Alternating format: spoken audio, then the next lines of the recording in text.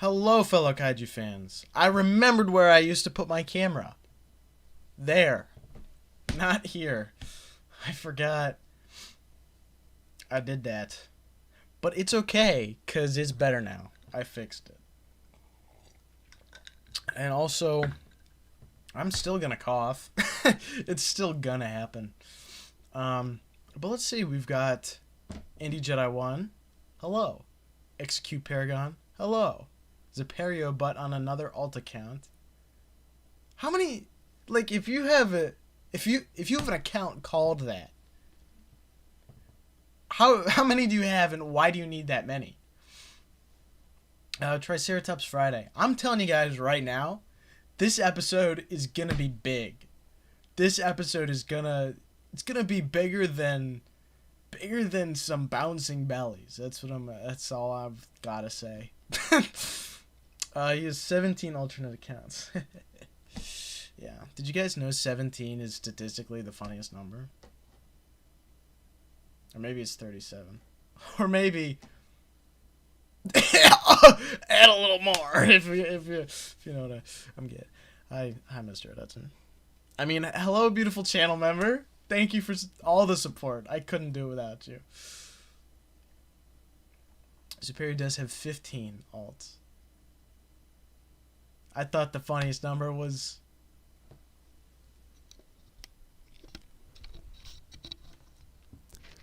6, 7. It's up to you. In case my main gets white bearded, whatever that means.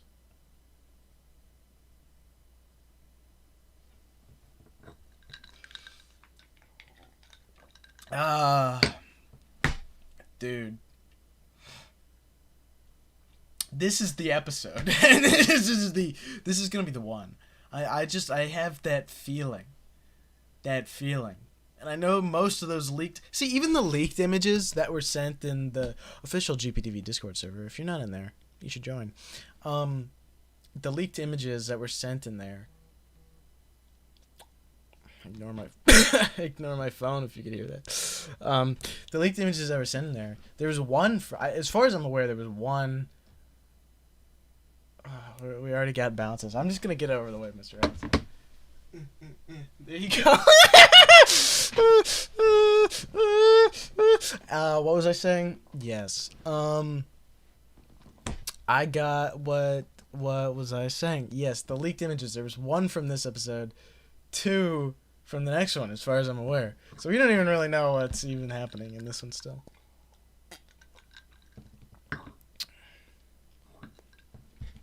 But yes, there you go. For those who don't know, if you donate, I will shake tail. And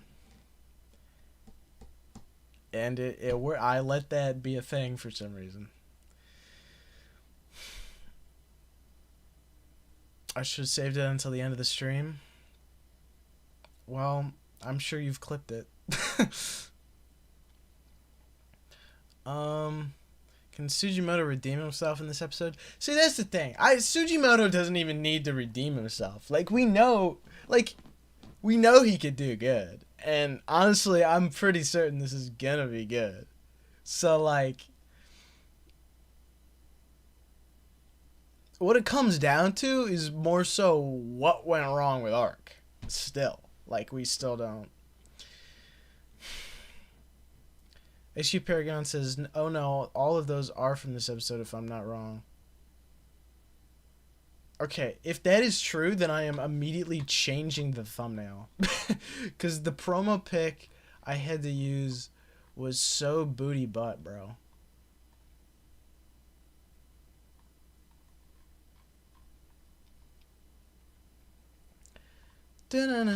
Also, if those are from this episode will go crazy. Literally, I have an alternate thumbnail already made and ready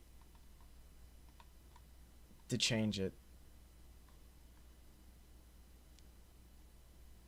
'Cause yeah. Zaperio is arguing with himself like a schizo. Ho ho! Ultraman Productions TV! Oh, mama, make it a triple. Tsuchimoto just wasn't ready for a main director role. He was probably shocked by all the workload and demand that comes with the job.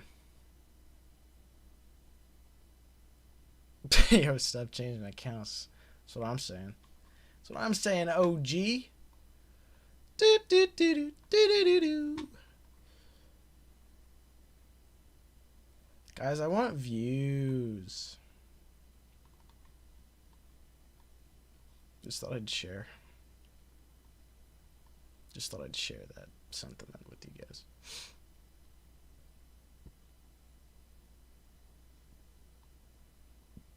Dun, dun, dun, dun, dun, dun, dun. Deciding which leaked image I should use for the alternate thumbnail, assuming they're for this episode.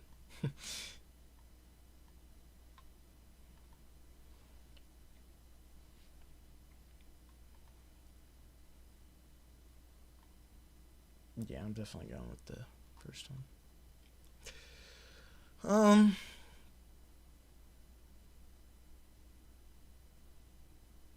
Me when I have 67 accounts? Oh, oh, oh, oh, oh.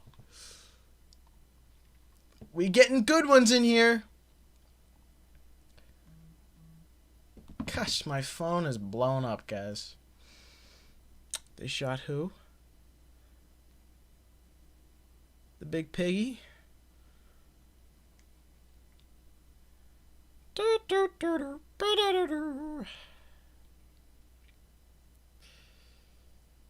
I don't know what's happening.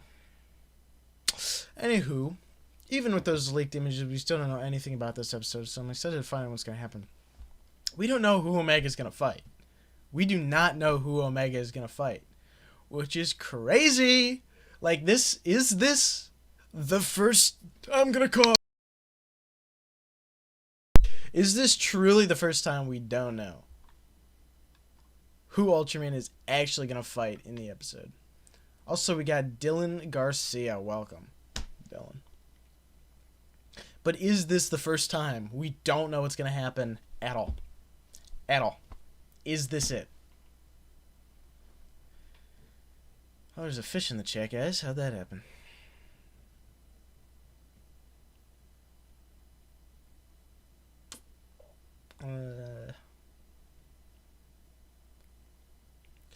Though in one... Sorry, I'm just distracted by all the alts in my chat. Though in one of those leaked images, Reikinus was deflecting something that exploded. My guess is missiles, therefore he could be fighting the future NDF. That is probably what's going to happen, but...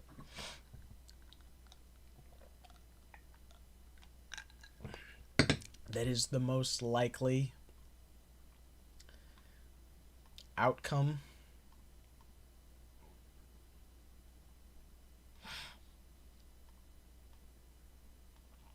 I love all them little fishies.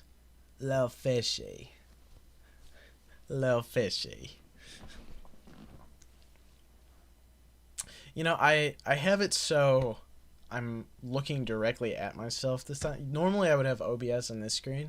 I have it on this screen right now so I can look at it and the chat.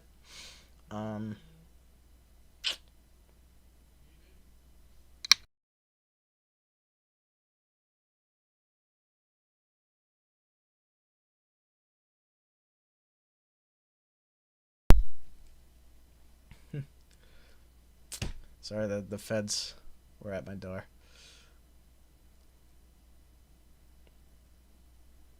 I hope we do get the Omega movie trailer today after the episode. Yeah. Was it you who was talking about that in my server? Because I think it's interesting. That, don't we normally get, like, something? Don't we normally get something, like, before the actual drop of the trailer? Like, I don't remember it being silent. So I'm blasting through his water. I'm gonna fill up. Welcome, Izani. I'll be right back.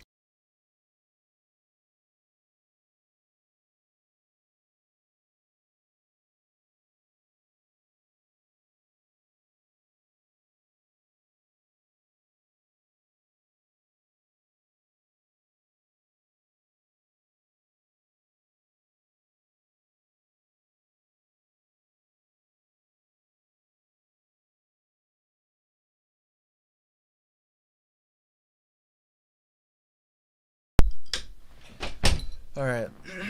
We don't even have any leaks or rumors regarding the movie. Yeah. See, that's. Is there gonna be a movie? Is this another Ultraman Z situation? What is with it with these ultras? The last letters of the alphabet. They're cursing us. Are we gonna wait for 2 weeks after episode 23 of Omega? Probably. Probs. Speaking of which, don't you guys let me end the stream without talking about those magazine scans. Don't you dare let me end it.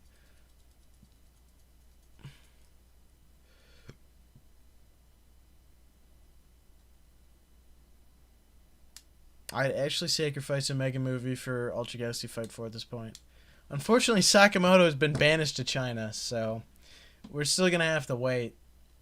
If anything, go rescue Sakamoto from China.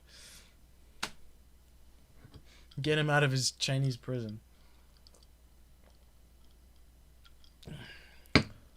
Koichi Sakamoto.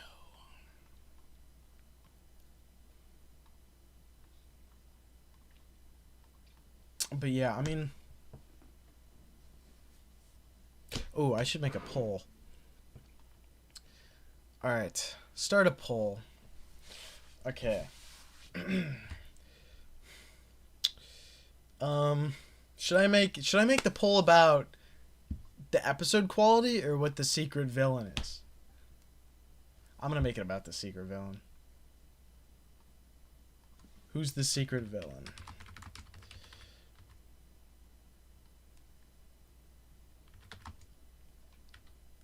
The question is, do I know how to spell secret? I do. Okay. Okay.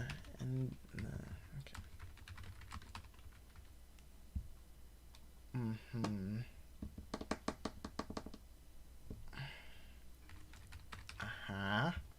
Aha.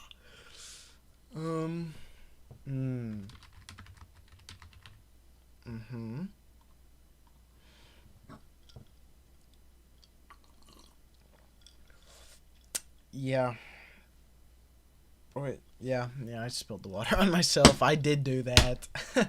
Oh, silly me. I said this in the Discord channel, but it'd be cool if they skipped the Omega movie and instead make a debut movie for the 60th anniversary Ultraman. Azani thinks that's a peak idea by his goat. Oh, I think that would be cool. But they're never gonna do that. They're not gonna do that. Alright, let's finish this poll.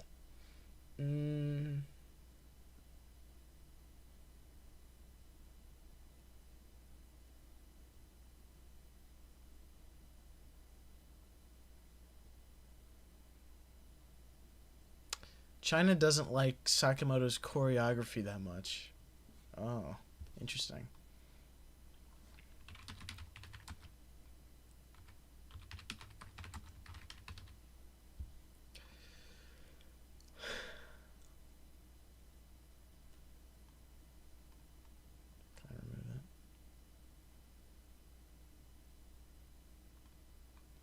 All right.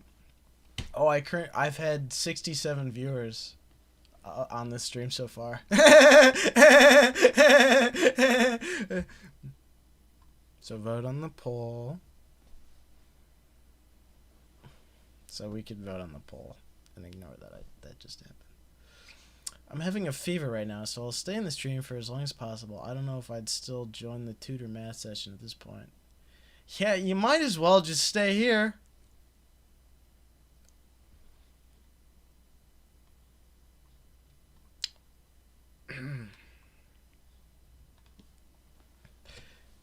I got nothing better to do. Wow, that makes me feel great, man.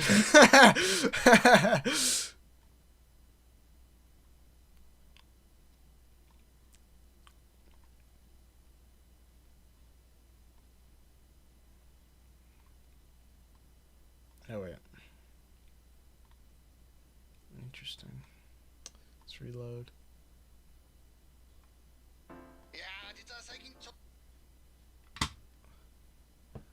Well, I did my girlfriend. Bro, who are you?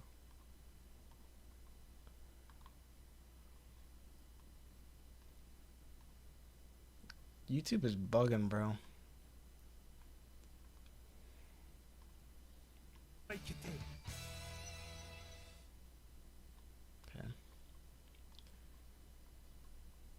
There we go. Dun, dun, dun, dun, dun, dun, dun.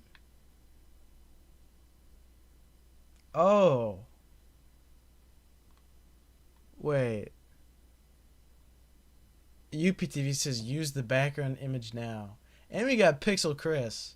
And we got Jake Hambrick. Beautiful channel member. Welcome to the chat. And he's on his saying hit the like button. Hit like. XQ Paragon says, I finished my last day of senior year of high school, so I really have nothing better to do. Like, just now? Like, now? Like, interesting. Alright. Yep. I'm using that background image for sure. Let's put this in.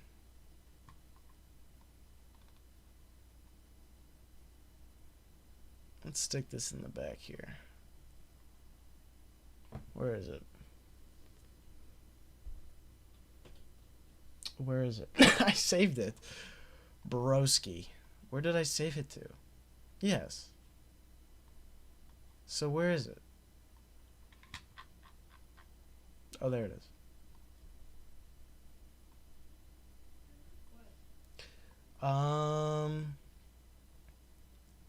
Yeah. Wait. There we go. There we go. Yeah. Actually, you know what? If you could, like, clean up the, like, composition here, I will use this. Alright, let's see here.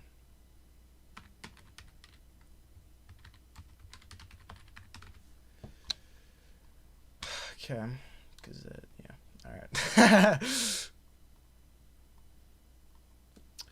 Alright. No, it was yesterday. So you just finished your last day of your last you just finished your last day of senior year of high school on November 27th.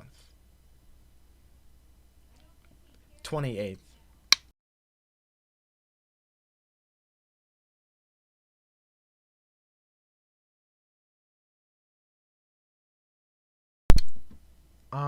The feds. God. Yeah, no, so 28th, yeah. Why? Am I just... Is this... Is the problem the fact that I'm American? We don't have summer break here in Malaysia, considering every day is a summer here. Okay. I kind of figured it would be something like this. So, yeah. Our school year is from January to late November. Interesting. Very interesting. Well, congratulations on finishing high school.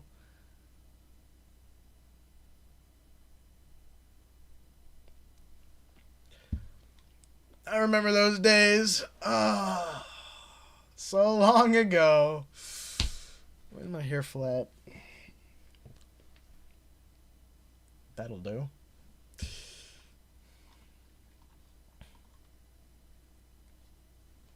You're going to college. Oh my gosh, it's Godzilla 1985. Hello. So you're going to college in April. That's... Well, yeah. Congrats. Are you excited? That's what I want to know. Are you looking forward to the venture?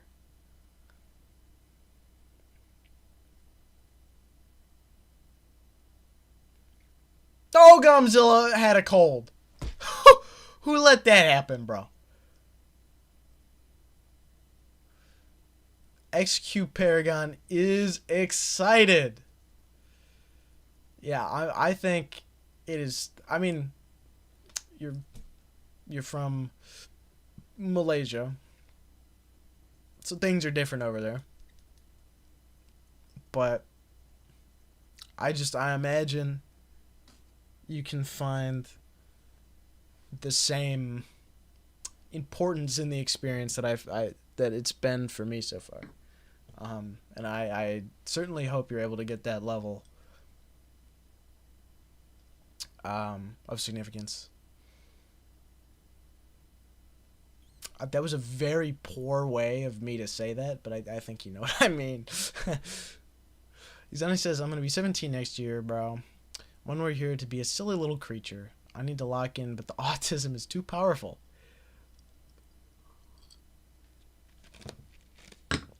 Well, I will say this. 17 was the best age of my life. So make the most of 17 before you want to be 17 again.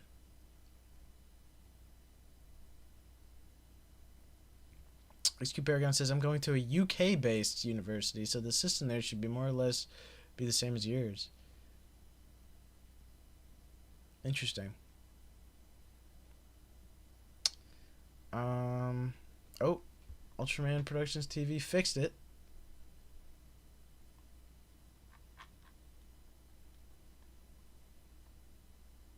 Are you gonna send it?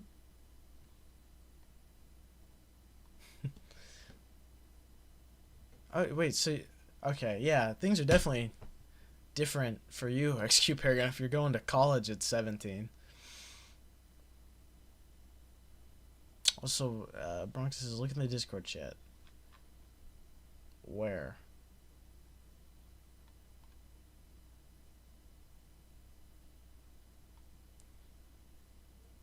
UPTV, I've got... So, the the issue here is the GPTV is behind the thing. Like, I would have... My suggestion was more so to move the text over to match where I have it.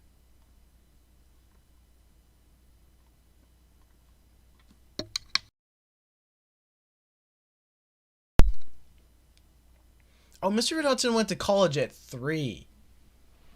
Get on his level, bro. Godzilla says, I don't know how to feel about only 6 episodes left. Godzilla says, I don't know how to feel about only 6 episodes left. Yeah, it is kind of crazy this show is already almost over, but hey. I think these last 6 episodes are going to be good. I'll get into why after the stream. Or after the episode. We got a young Sheldon over here. Kaiju and Toku chat.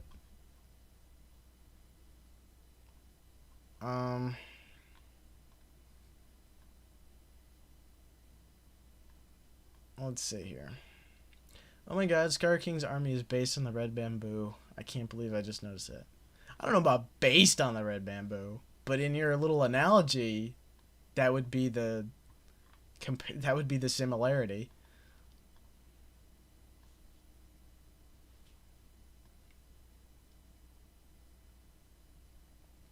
Wow, what a visual mess.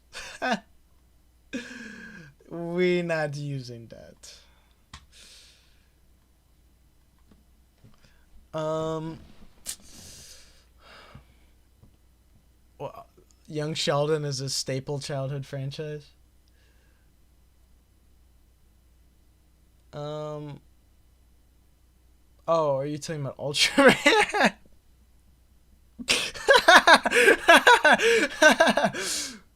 No, I think you're talking about young Sheldon. All of us Malaysians love Ultraman here. Those who don't aren't one of us. Interesting.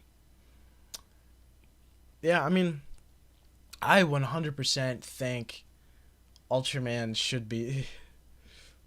young Sheldon should be bigger in America. But yeah, no, I think Ultraman, like, you know, I really started thinking about it recently. I think a lot of my morals and values and my, like, staunch, strong, firm grip on them is... Did I use staunch right? Now I'm, like, self-conscious. Yes. Yes, I used it perfectly. Fantastic. I am smart. My staunch grip on these values does come from growing up looking up to the heroes in Ultraman. Like, growing up, I wanted to be... Shut up! I wanted to be like Ultraman, you know? And you can only be like Ultraman if, you know, you're as good as you can possibly be. And I you know, obviously there are superhero properties here in America for kids.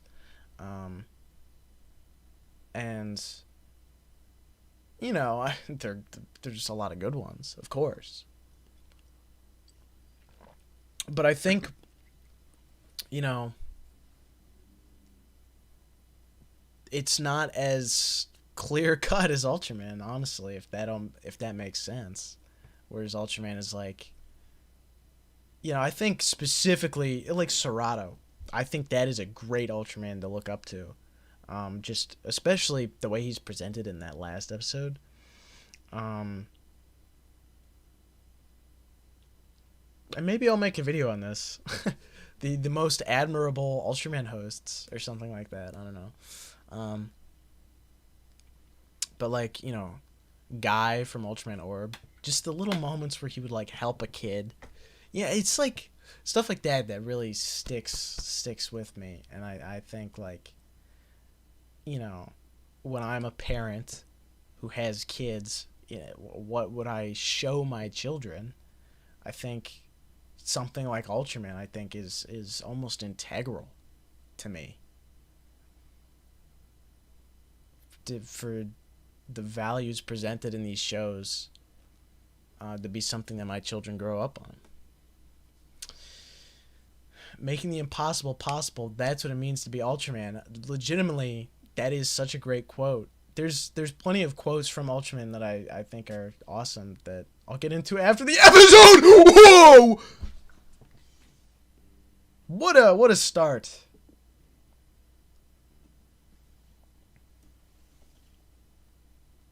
Are there gonna be subtitles? Yes.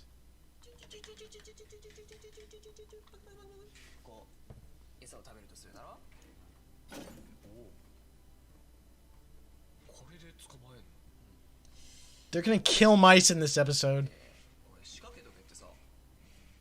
Oh yeah, when are we seeing the owner again? I missed that guy.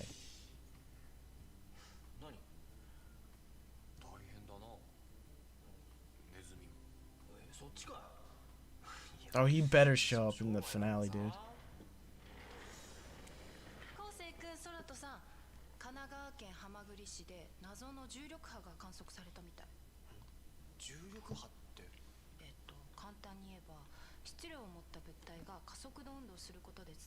Isn't he only like a guest star? Yes, but like he could show up again. Alright, let's see how quickly this episode uses up all of the trailer shots. Because I was adamant. Oh, hey, Mac. What's that ominous vibe of your message?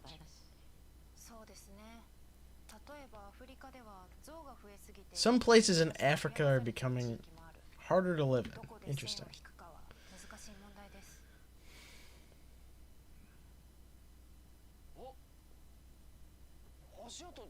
You know what I'm about to ask of you. I don't.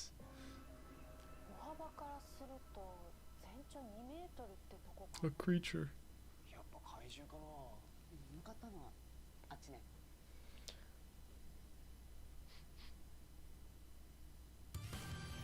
Okay, Ultraman fix now. Use. Okay, we'll send it.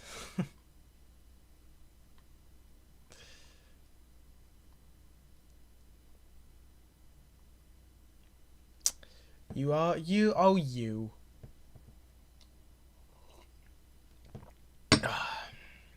Let's look at the poll. What's the poll sitting at right now? Only 10 votes? Come on, guys. Lock in and vote on the poll. What are we doing?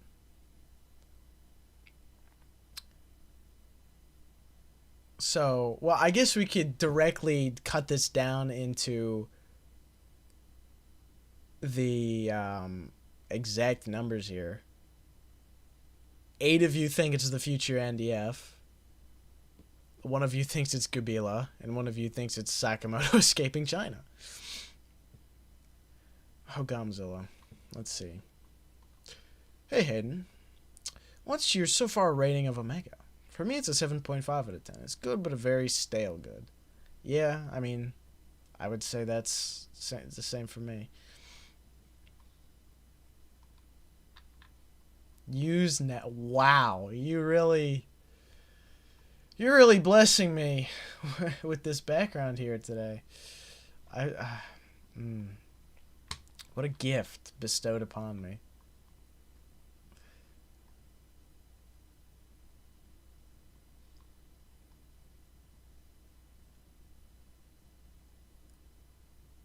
What a gift.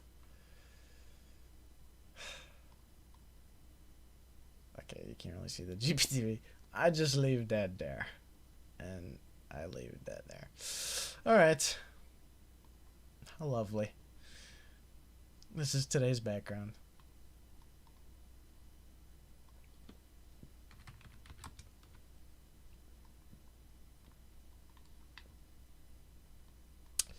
Alright. It's time for the twerkulator. Again. That was $1 worth of twerk. Fine, I'll give you more. No! I didn't like that.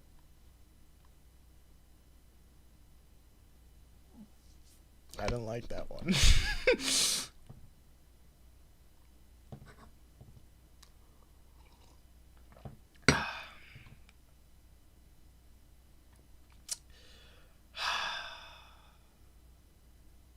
Hello, Godzilla Nod.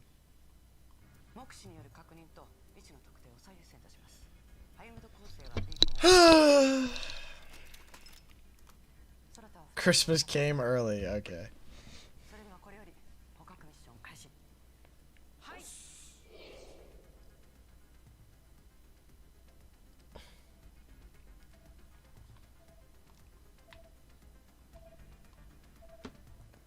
Godzilla loves PPTV.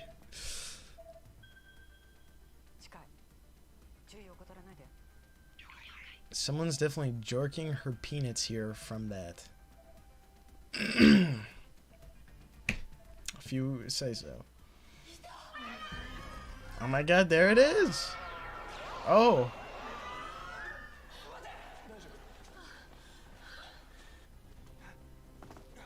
The sighs of regret are what really got me, yeah. Yeah.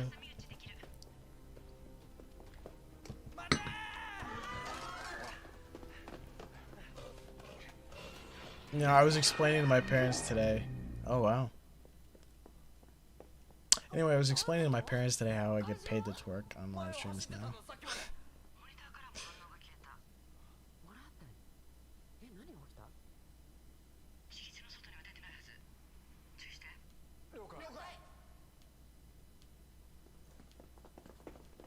Wait, you hate that I told my parents? Hey, front-loaded ad. What did I? Holy fat Gamora. What is this, dude? What is this? This is awesome. Well, it's not actually awesome, but what? Wait, no, this is awful. What is this?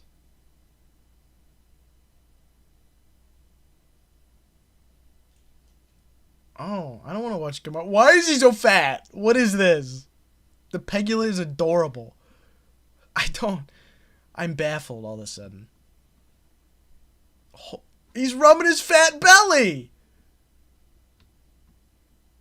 I'm so full.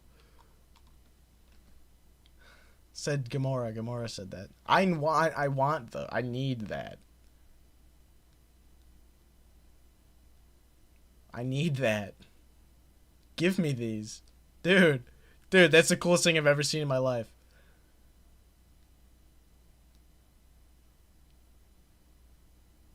I want all of this.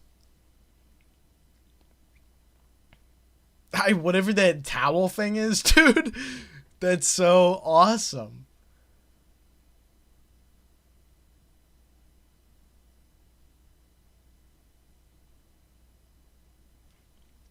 But again, I called it with the front-loaded ads.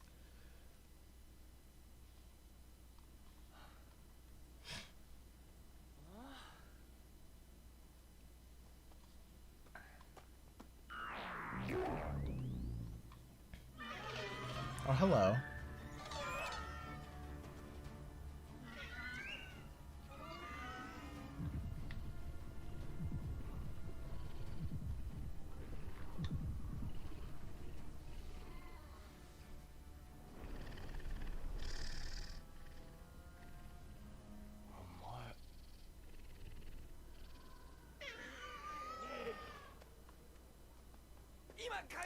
I'm scared. He's a little scaredy cat.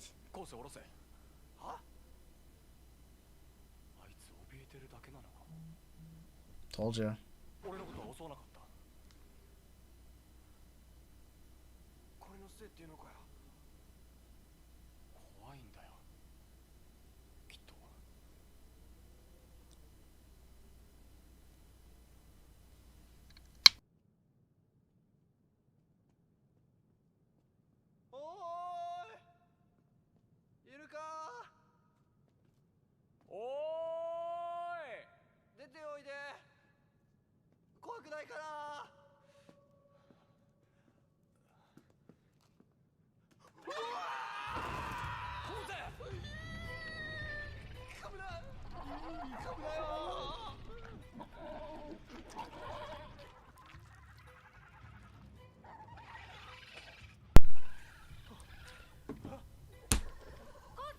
That was an interesting angle there.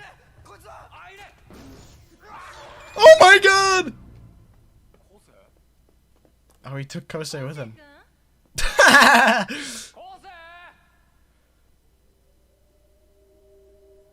Oh, wow. That's something. That's a lot of explosions. They're just like shots of war?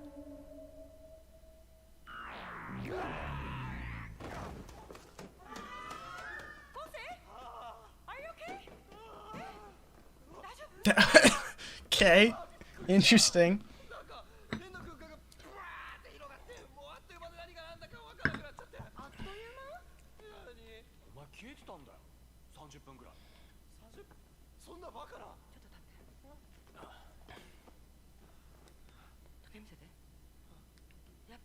Oh my gosh.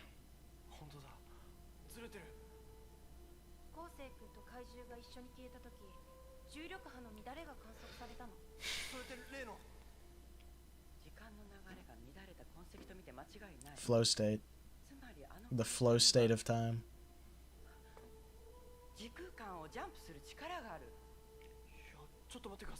I love when the VFX is so bad it's laughable. Tokusatsu's charm.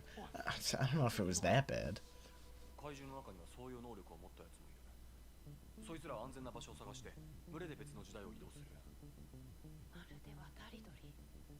It migrates through time. Interesting.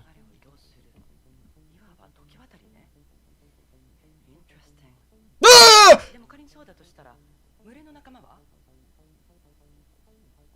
あ、変な空間に迷い込んだ時に似たような鳴き声が聞こえたような気がした。まるで仲間を探してるかのような。渡り鳥でもあるんだよ。病気や怪我が理由で群れからはぐれちゃうことが。 You're deaf now? Oopsie! あいつの角が時空をジャンプするための機関なのかな。そこが何 I have one of those. 受けていて、一匹だけこの時代に迷い込む。 Minus the time part. ありえる話だね。だったら返してやらなきゃ。一人ぼっちはかわいそうだよ。ああ、俺も賛成。私たちの手であの怪獣を保護しましょう。いつまでも怪獣じゃ具合が悪いでしょ。時間はクロノス、最後はリノケロス。合わせてクロノケロスっていうなど。 Chronokeros. それでは現時点よりクロノケロス保護ミッションに切り替えます。 Let's rock! はい。 Yep. Go rock.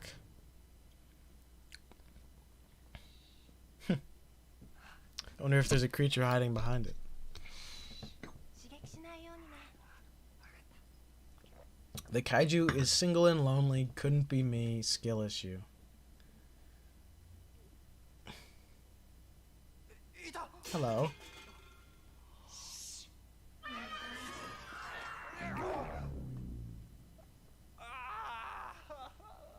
Bro. 現れた。 You know,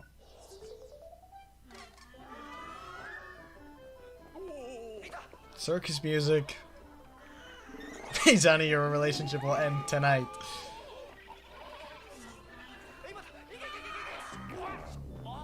He said Shuach. Wait, what? Is this my, like, 今度はこっち。 one of my videos from early 2022 with the いたいたいたいたいたいたいた。うおー。 cuckoo clock though? I think we're just about to use up all of our preview images. Our preview shots. Kissy. Holy circus music.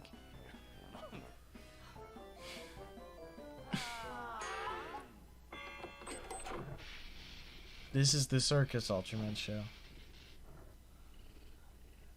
頼むからおとなしくしててくれよ。これ以上刺激しない方がいい。そんなこと言われてもさ。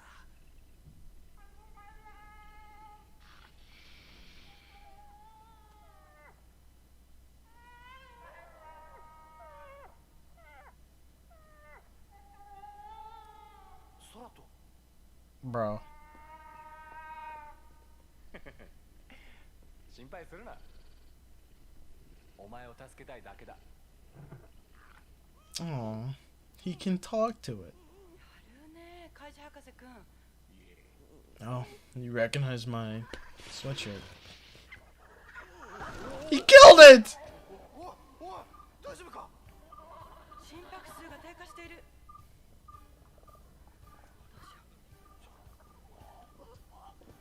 Alright.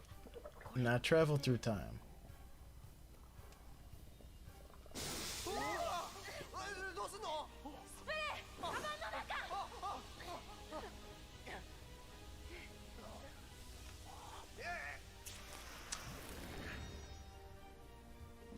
Interesting. 原因はこれだったのか。不完全な時空間ジャンプを繰り返したせいでバイタルがどんどん落ちてる。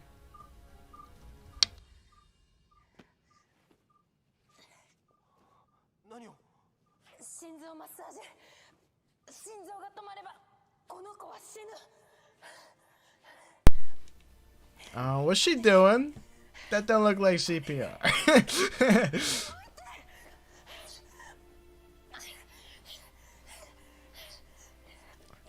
Me when I die. もう十分。これ以上はもう。まだ望みはあります。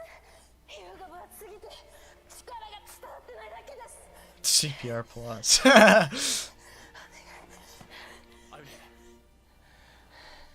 やり方教えてくれ。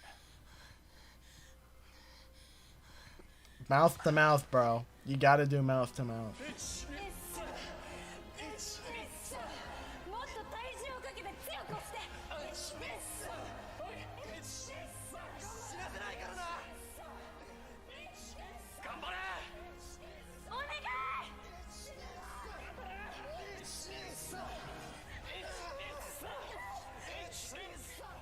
戻ってこい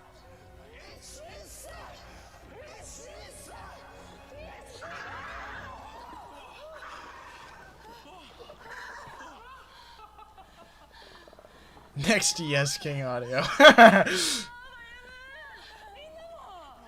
he's taking up the mantle. And there's our last set of ads, which gives us, like, is that a normal chunk of episode? There's 12 minutes left? Yes, R.I.P. Yes King. At this point, Wendy's parents aren't... Oh, you're talking about your little self-fan fiction. At this point, Wendy's parents aren't consenting to our relationship. Might have to break up soon, guys. The Barossa girl is still mine. Okay, buddy.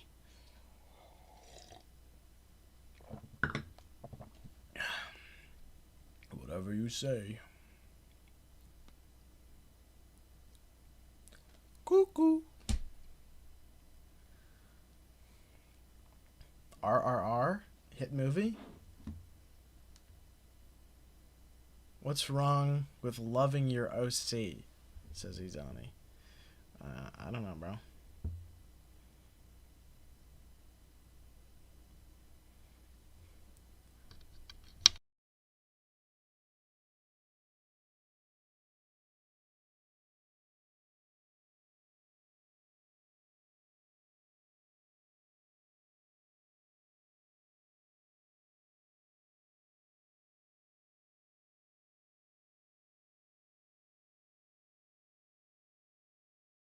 And here we go. 大丈夫か慌てなくていいからな The whole time for the rest of the episode to happen now. 会場に開発された特殊兵器神経伝達を阻害する仕掛けが施されている It's definitely the future NDF. 今の地球上にこんな技術はまだ存在しないじゃあ未来から来たってことですかその可能性は高い未来で良くないことが起きてるってことだろ Oh, this episode better lock in. No more circus acts, bro. おおどうしたどうしたどうした一緒に来てほしいのかよし分かった空とさんちょっと未来をこの目で見てくるこいつ一人だと心配だしさ Good luck Fart around more. 無事に戻ってきてね This is... They're just going to the future. This is happening. This is real. You wouldn't think they'd actually do it. It'd be nice if they actually tried to make it look like they were floating.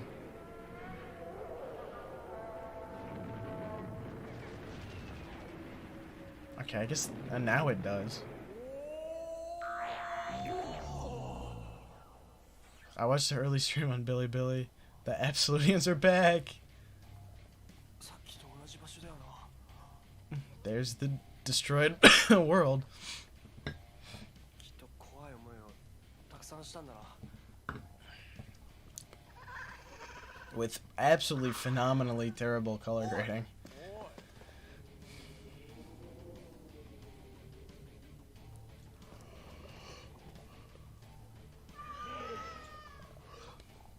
ひょっとしてあれがお前の親そうか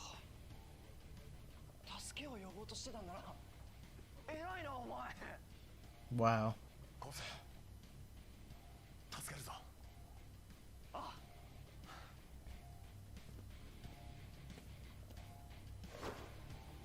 Wow. So the destroyed world is the same mountain set they've used since the start of the show. Well, let's see how this set looks. Yeah, it is.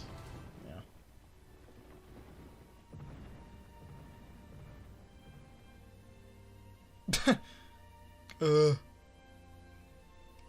You and I die.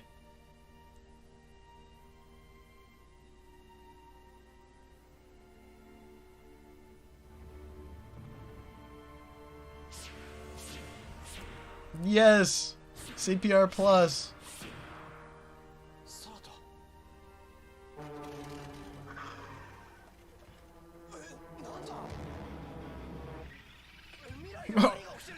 What is that?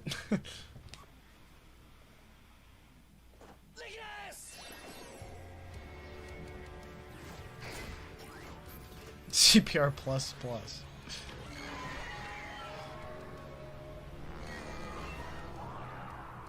Okay, so that's what Rakiness was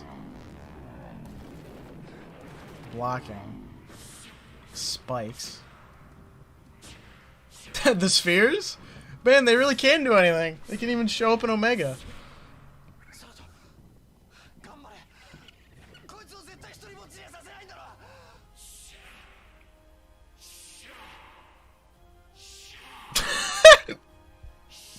Ho! This is the epic content I watch Ultraman for, bro. CPR.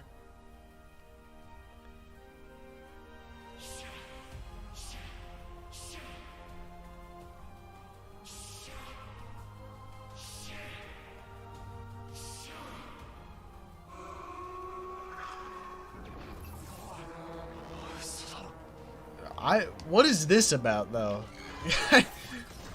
That's not normal.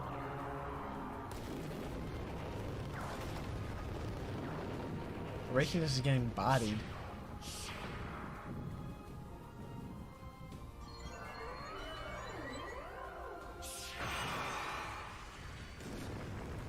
Interesting.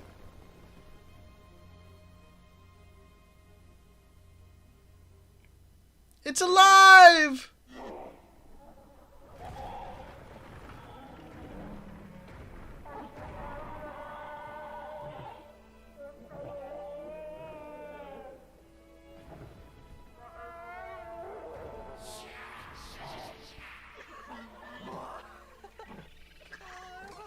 Ultraman, oh my freaka.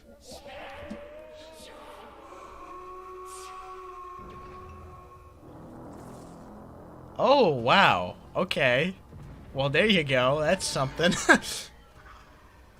Sujimoto directed this episode. What is this? What is going on? Oh yes, show us this whole transformation. Show us the world's longest transformation. They do cut it down. Oh, and we get a theme song drop. Oh, wow, okay. Alright, here we go. Now it's locking in. Now we're locking in. Oh, yes. Wow, okay. Random lock-in.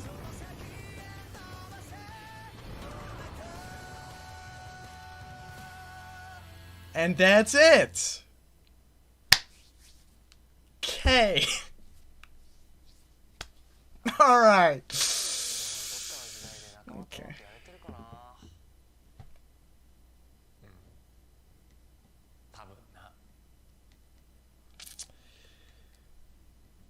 What is this show?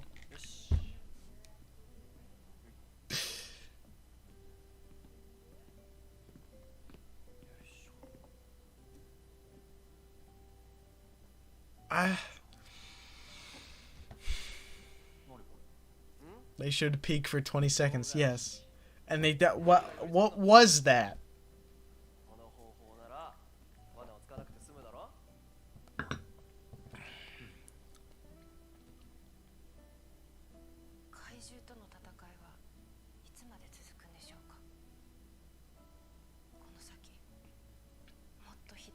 Was that supposed to be humanity? Because Omega just killed those. He just, without hesitation, destroyed that. 彼らの見てきた光景がただ一つの未来とは限らない。未来は変えられる。私はそう信じ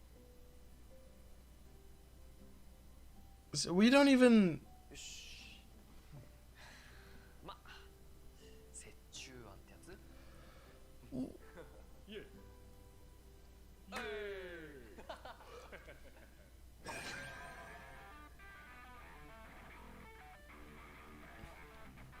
What was this? Genuinely.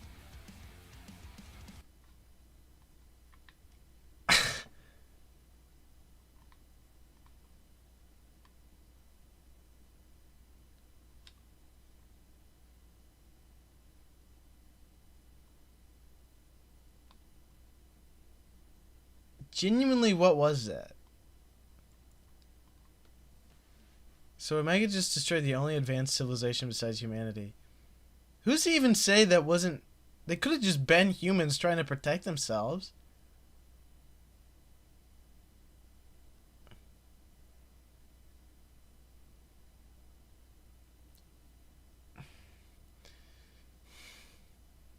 What was that?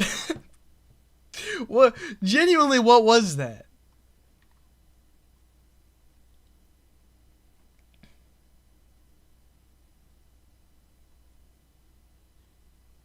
I mean, actually insane shots for that last sequence. 今日もリスナーさんから川柳届いてます。ラジオネーム地道に頑張るマンさん。会いたくない取引先の嫌なやつ。あーいますよね。反りの合わない人って。ということで次回のウルトラマンオメガはライオンジ荒ぶる。私はマサさんとは仲いいですよ。あ、本当ですよ。本当。なんで寝をしたの？ I mean, the next episode looks fun. I'm just...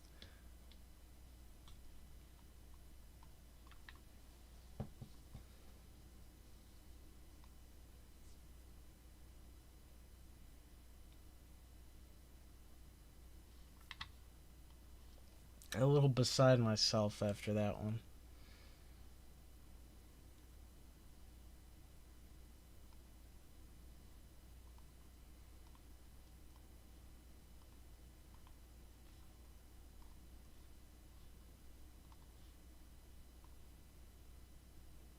I'd like to go back to that sequence here. So, what is that? We're just supposed to accept that shows up.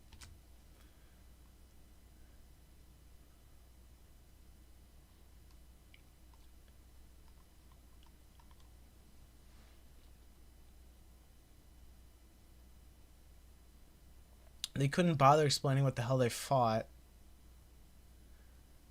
I'll get to the Gabora episode in a bit, because that does look good. But...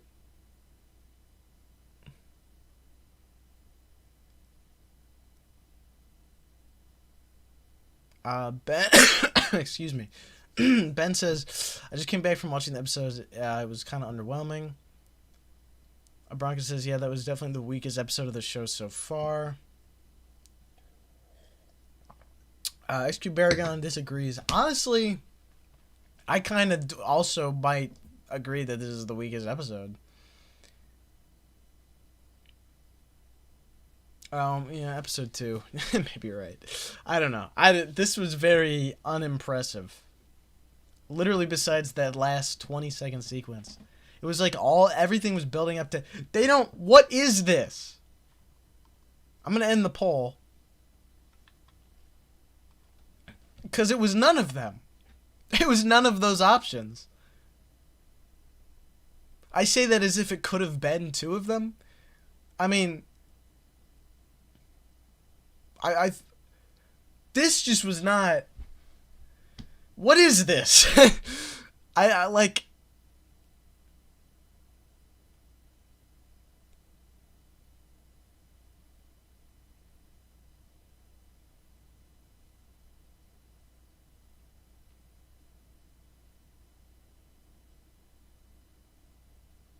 They had to pick up coins from the street to fund this episode's concept idea. Can we enhance this design? Yeah, give me 1 second, actually. Hold on.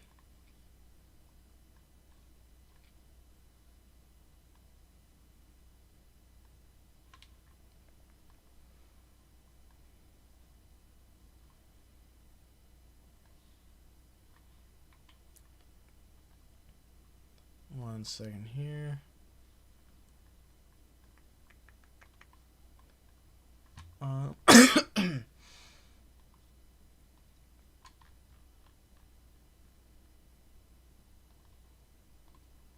There you go. There's a big up-close view of this thing.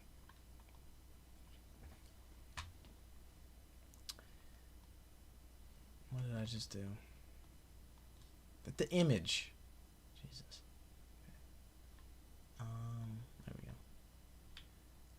Yeah.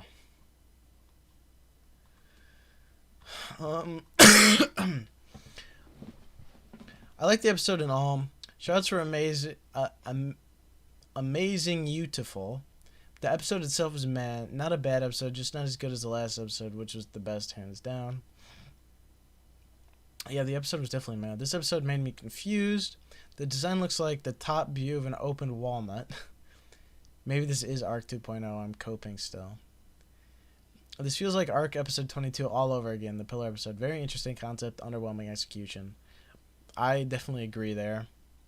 This does... Because I remember being excited for that episode and just being completely let down.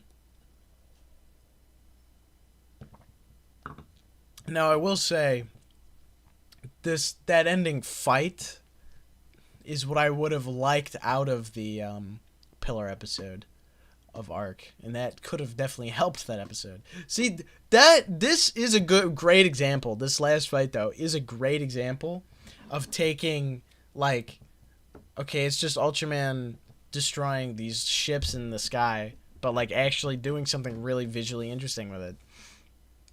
Like, I remember complaining about Ultraman Arc fighting that pillar, and they're like, "Well, how is it supposed to be interesting? You just gotta, it's like he's just firing his beam at the pillar. Like, what more could you expect?"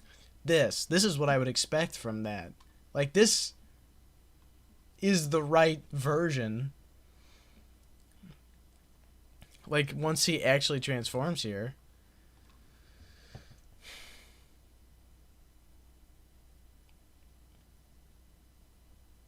Like, this is awesome. This is sick. This is what I would expect.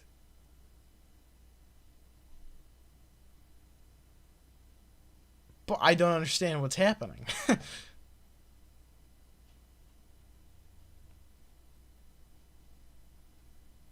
Like, what would have made that way cooler is knowing what is going on.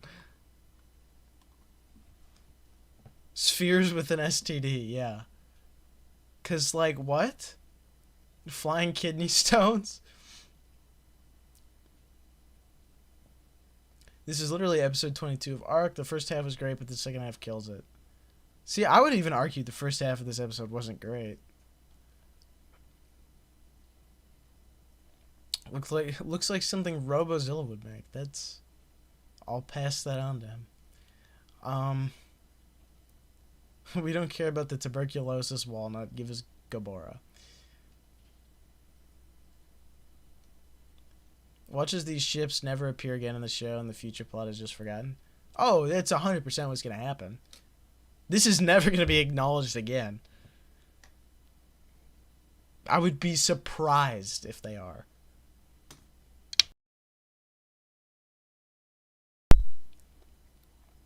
This is...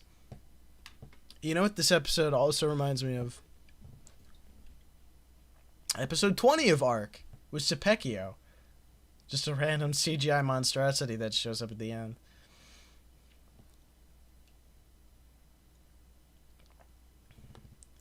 Those could have been just humans fighting for Earth, and Omega straight up killed them. But that's exactly what I'm saying, though. We don't know what these are.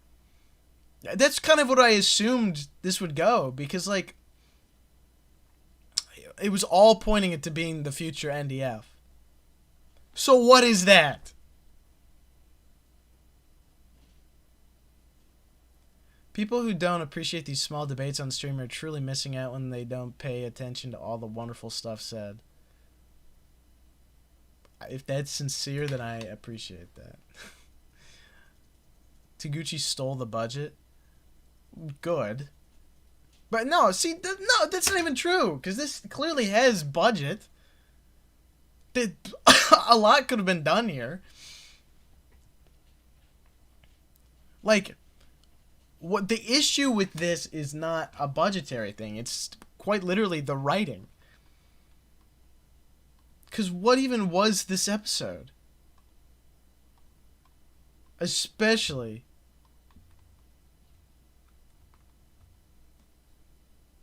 This directly sets up the NDF.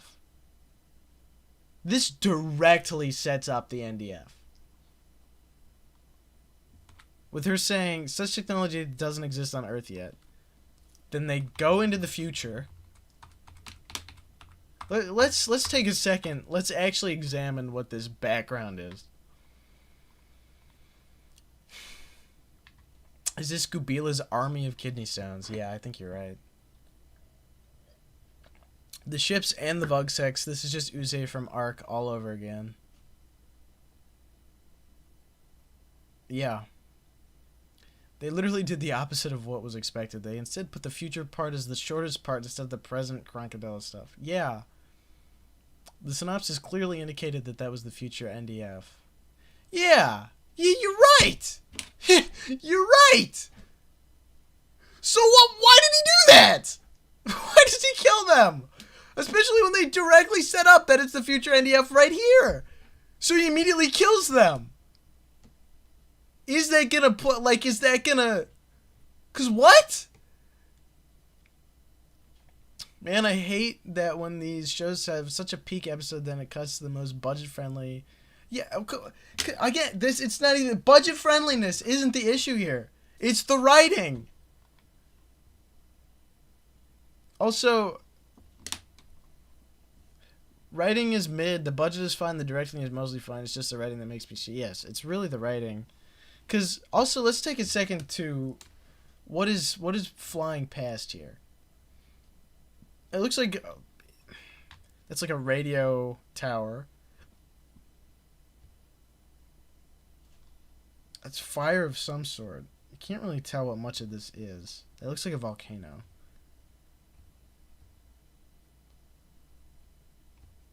Or buildings of some sort. Like, that looks like Tokyo Tower, maybe? These are definitely radio towers. Are those statues?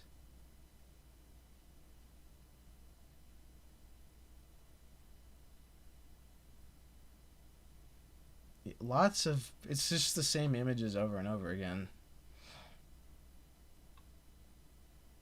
There's nature.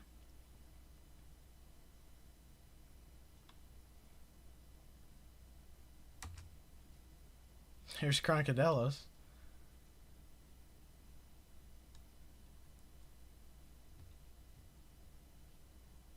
He's in... Did they just, like, stick him in different images throughout time? Those are rockets.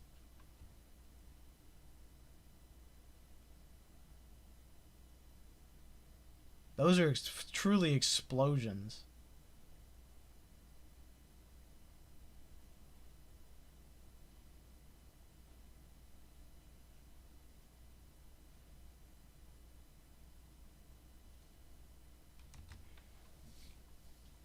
How baffling.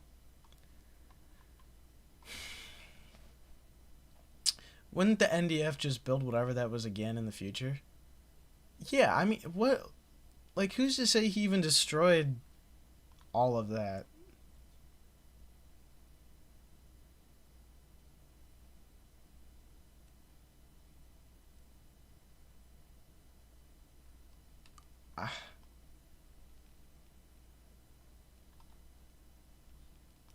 How baffling.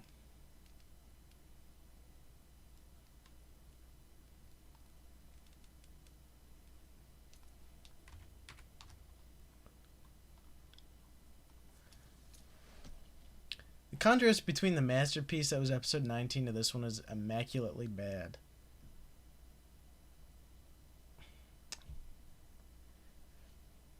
This episode was just focused on the kaiju and not acknowledge the ships. Yeah. I'm just so flabbergasted. What if the background is the future events shot in a rough version compared to the final shot? Wait, what are you saying?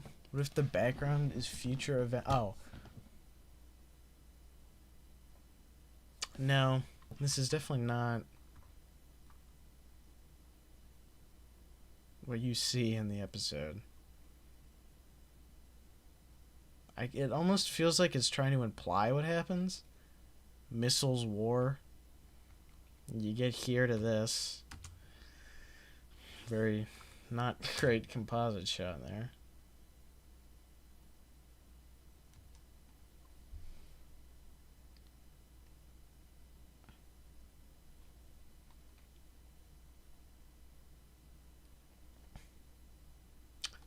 Or it could be whatever that ship is, destroyed buildings. See, what I can't get around here is the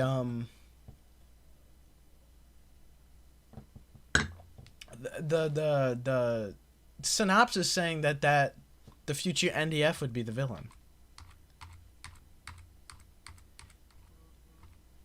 Because it like distinctly says that.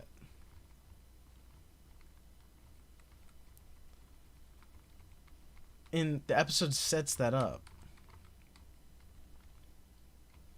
And this just shows up without being addressed.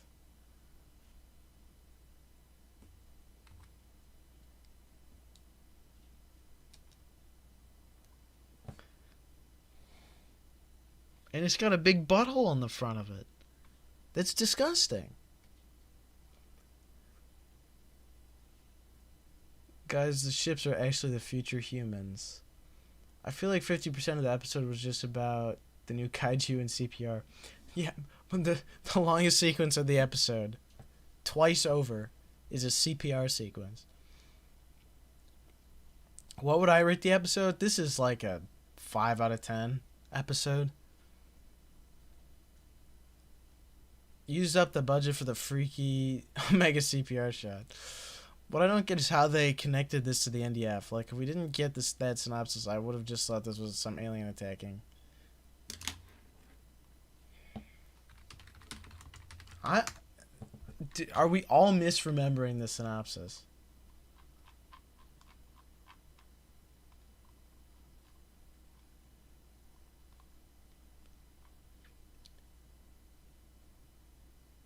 When the kaiju take Toronto and consider the future, they see what developing for the purposes of annihilating kaiju has made humanity become.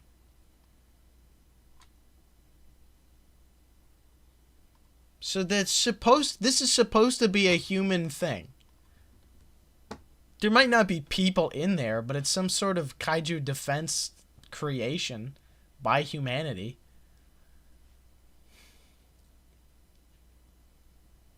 Guys, let's CPR a Triceratops twice and make it a whole episode. These don't even look like human-made ships. Yeah, no. It looks organic. Like, that's a butthole. Again, why would they go to the future to destroy the future NDF if they might possibly build it again in present time? Also, why would they go to into the future to destroy the future NDF? They don't know what these were built for. Just because they stop one kaiju means they're evil. I mean, if we're to go with the show's idea that at some point there is going to be an awakening, we don't know what that is. Say it's an awakening of like disastrous kaiju. Of course humanity is going to respond to wanting to stop the kaiju. Not to mention Omega has spared no kaiju up until this point. He has killed all of them. Except maybe the one mole. He's killed all of them. So who's to say? Who's to make him some like, what ground does he have to stand on here that, oh, humanity trying to protect themselves, they hurt this one kaiju, suddenly I need to destroy their entire defense system for threats?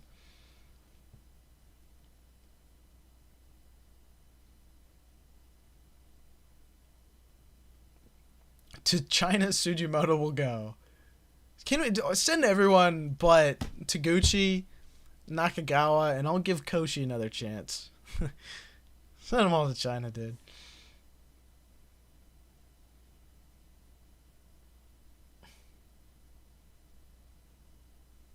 Maybe reverse engineered spaceship from alien stuff, kind of like Earth Garen. That's possible. Here, let me I'm gonna make this the image on screen. 1 second.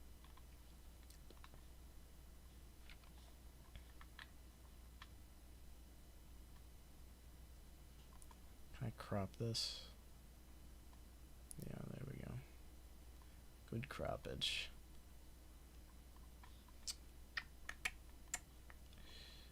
Okay. Let's see here. And it's about to be on screen right meow.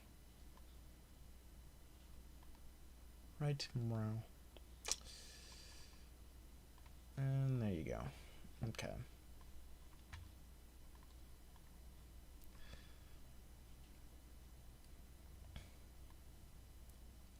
Yeah, I really couldn't.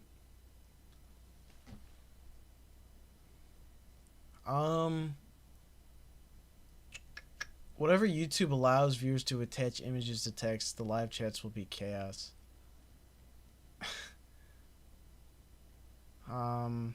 Dude, they should do that and then make it a YouTube membership thing.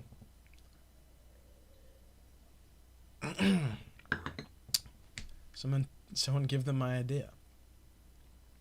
It's probably humanity creating kaiju defense in the future, and I'm guessing turning on the NDF and possibly being its own species created artificially by the NDF. See, that's just entirely possible. That's like a reasonable explanation. The problem is the episode does not explain it.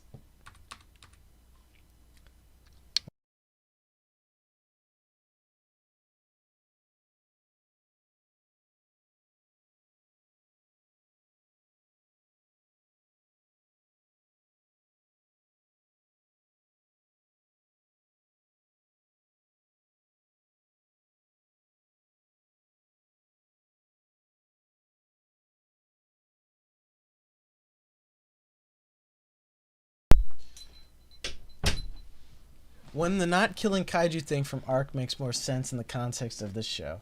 Yeah, that is also true. That is also true. I mean, not killing kaiju, like that's a trope that would make sense. Which, one, I don't like it. I prefer watching kaiju die. Or watching something die. Because at least this episode has a good balance of like, okay, they spare the kaiju, but then this happens. Like, that's what I'd be fine with. I want to see something. When I watch Ultraman, I want to see something die. I want to see something die when I watch an Ultraman show. But, like,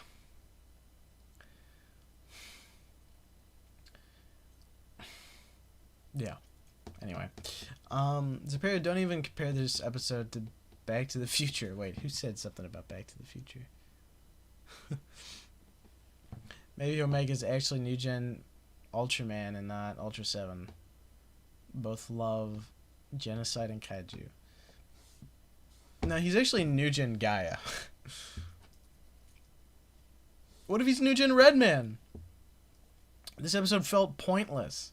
It really did. It's an episode that should not have felt pointless. 100% should not have felt pointless. Yeah, there's no windows or anything, so it's a living creature at this point. Yeah. I mean, this it has to be organic. I mean, I got it on screen. I don't need to put it. Like, that has to be organic. It has to be organic. It's a real vile looking thing. Like, Sujimoto, your Suji minion and Taki minion should now commence the reproducing. What? Imagine showing up to this stream. Actually, I imagine most people have no idea what shot you're talking about. This looks like something from the bottom of the ocean. Defense system gone rogue. See, these are all great theories. But the show needs to explain it. The show needs to explain it. Sujimoto, please don't fumble the Gobora episode. You better not. Nothing is explained in the... Well, I don't think he will. But Ben says, nothing is explained in the episode. If you just watch this episode blind without knowing what the synopsis was, it makes it seem like it's just an alien attack on Earth.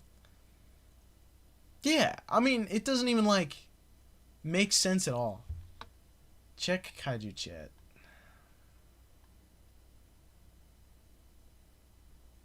Why? Golden Monster Garden. Whatever. Okay. Yeah, like, it doesn't make... It's just bad. I'm done. Did something happen before Arc that affected Sujimoto? Because he was hella consistent before that. Yeah, I don't know, man. What happened? My theory is reverse engineered alien stuff made into a defense system for Earth Gone Rogue. I think I already read that. Did I? Either way, great theory.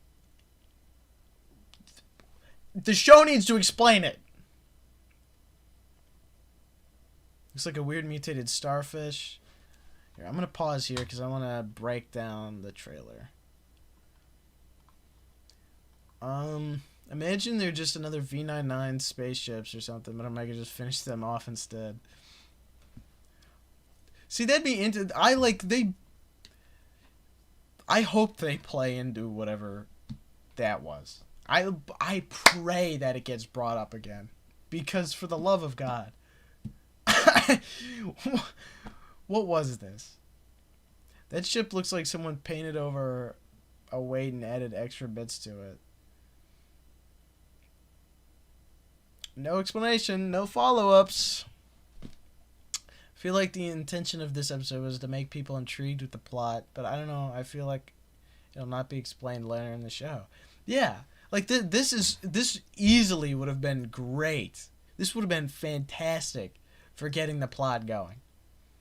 Taking us into the future? What was this? Can we get to Gabora? Yes, I'll show the trailer. I hope Sujimoto does a good job with the next one. He's good with tribute episodes. I agree. Okay. So we get this guy. Isn't he higher up in the NDF or something? He looks like a goofball.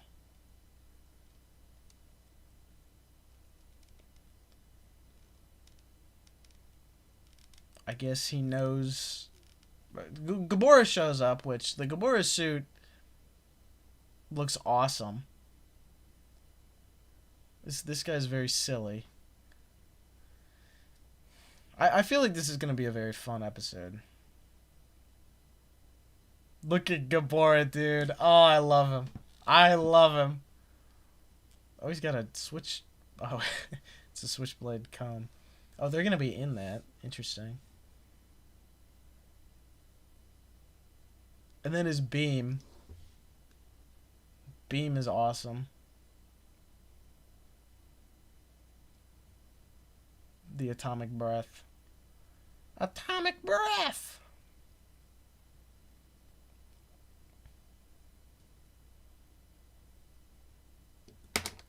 Oh, my pencil. Yeah, and then it ends with him being a goofball. Wow. It's probably going to be a fun episode. Definitely better than whatever this was, bro. Not gonna lie, this felt like a first draft and no one really fixed it. Yeah. I 100% agree. This feels very first drafty. The plot was an easy 10 out of 10. How the hell did Tsuchimoto fumble? Yeah, something happened. This is arc energy, bro. This is an arc episode. Do the colors relate to something? Because the color schemes has to be specific to something. It's just, unless it's just for the model. You mean on this spaceship? I mean, that's another thing. These are like the colors, they look like Crocodilus's colors. That's the biggest relation I'm getting here. Is that it's the same colors as this beast.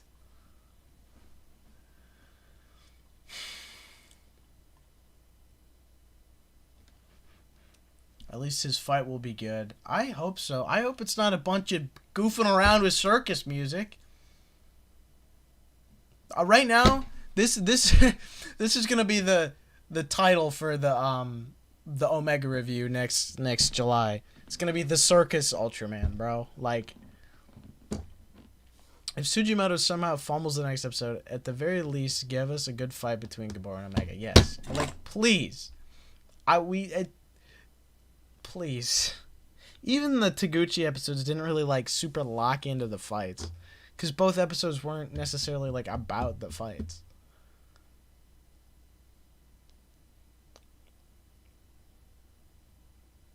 I legit have no idea what this guy's character will be. Cue circus music. Okay, Izani's just dropping a bomb on us. Off topic. I feel like I did weird stuff and was sleepwalking because for some reason I think I got banned from the Discord server. I'm not mad or anything. I forgot to take my meds. I understand. I'm a chill guy. Well, I didn't do it. Yeah,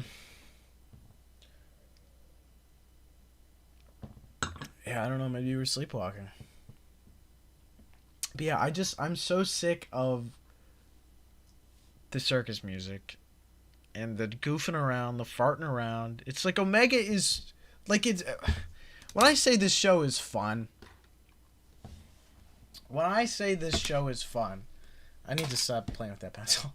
When I say, this is my new fidget toy. When I say this show is fun, alright? Like, it's got the characters. I enjoy these characters. I enjoy when they're on screen. The monsters are cool. Omega is cool. The fights are uninteresting. The music is circus music. And the human story is more often than not them just farting around. So it's like the show has all the cards on the table for a good show. Omega could have been one of the greatest modern Ultraman shows. But it feels like most of the people involved just have no idea how to make it work. It's like with Arc also had a lot of great things on the table, but it had worse things generally. Like worse characters. A worse Ultraman. But it still had it, and some of the monsters were decent.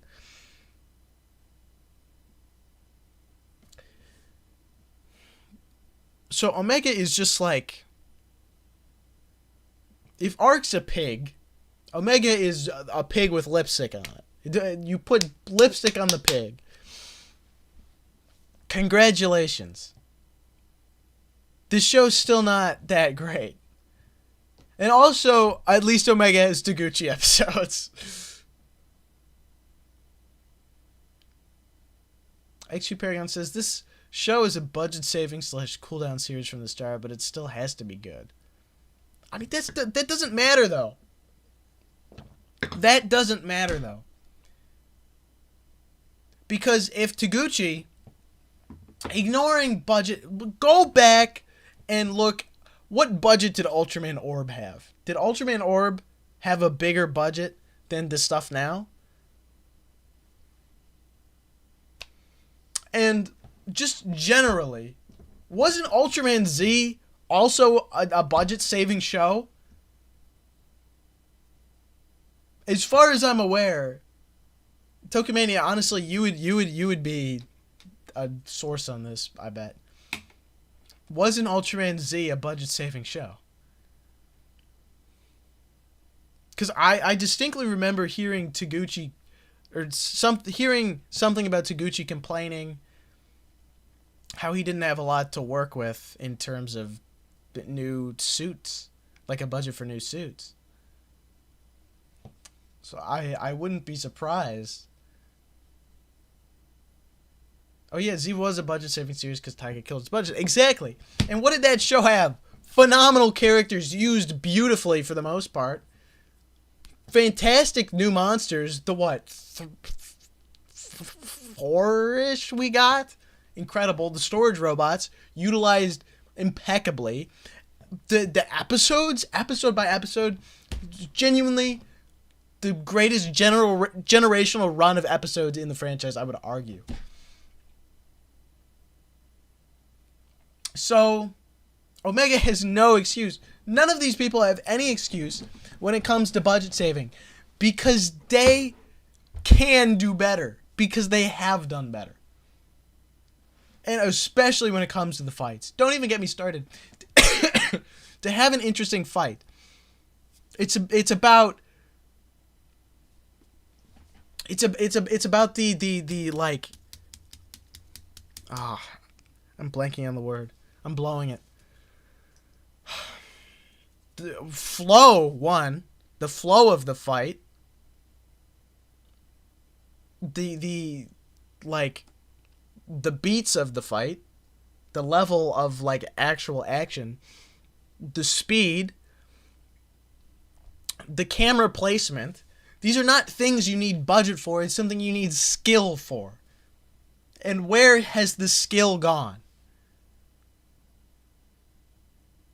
Because what makes a good fight is that it's a fast... Well, here. Great fights in Ultraman are often high octane, very fast. A lot of different unique things happen. Lots of different unique camera angles happen. Where is that in Omega? Because, okay, I'm not surprised Takase's episodes don't have that, because it's Takase. He has consistently been bad at that. But Koshi and Ichino aren't providing on this. Haven't provided on this. And you know what? Even Takase should have been able to provide on it. Because if it is something that is possible, why is he not able to do it? It's not his style. But then he gives us that human fight that has these things. Unique choreography. It's fast. It's well shot. Good camera work. Unique moments. Like that wide Ferris wheel shot when you see him fly up. I mean, that's how you do it. That's how you make something interesting. But where is that?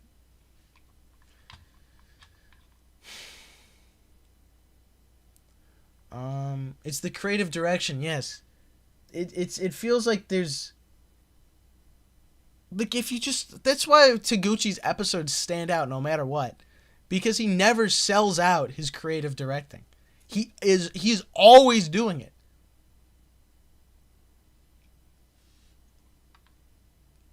Tokumania said, Taguchi said he had to be really restrictive with the budget since Taiga had a lot of new suits and Supro was saving for the anniversary Twiga. Yeah.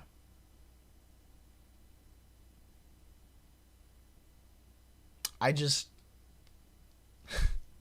can't... There are no excuses. There are no excuses. Ginga has more hype fights than Omega.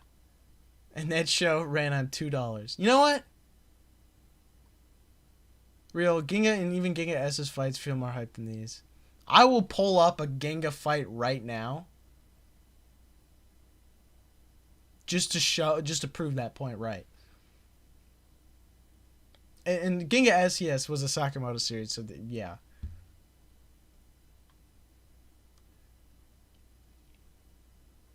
But even if I have to, the Dark Lugiel fighting Taro, talk about hype moments in Aura, bro. So Ultraman arc can give us first King of Mons. Again, yes, exactly.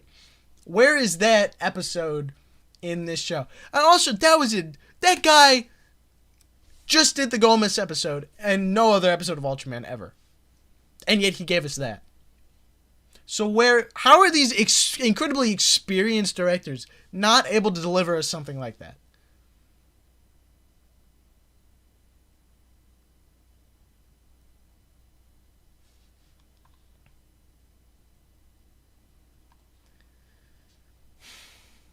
Maybe we'll have something similar in Omega. The cope is crazy. Honestly, I think at this point we won't. I think at this point that and see, that's the thing. That is like a virtually perfect Ultraman fight. When I go into an Ultraman episode and the fight starts, that is what I expect. No cutaways, flow state.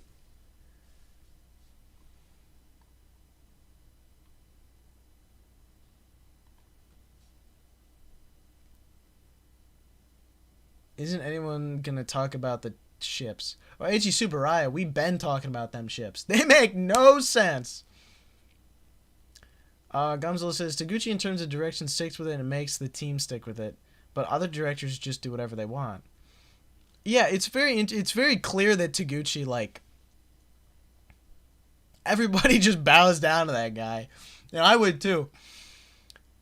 Like, if I was on a set and he was directing me, I would get on the ground and kiss the floor around his feet, dude. Mr. Red Hudson says, if you were to do this episode, how would you direct it? Writing process, exposition, etc. Alright. I can tell you right now, I would 100%, I would take it completely seriously. I wouldn't make it goofy. A lot of this early stuff would probably be pretty similar. I would make it a lot quicker, I think.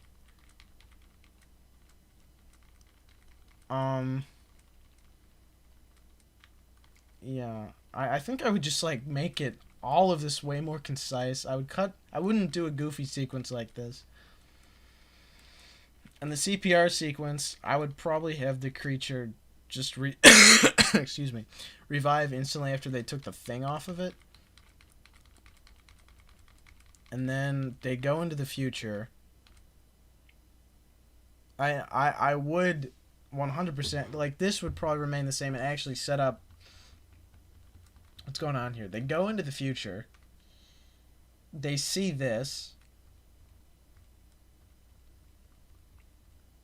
And then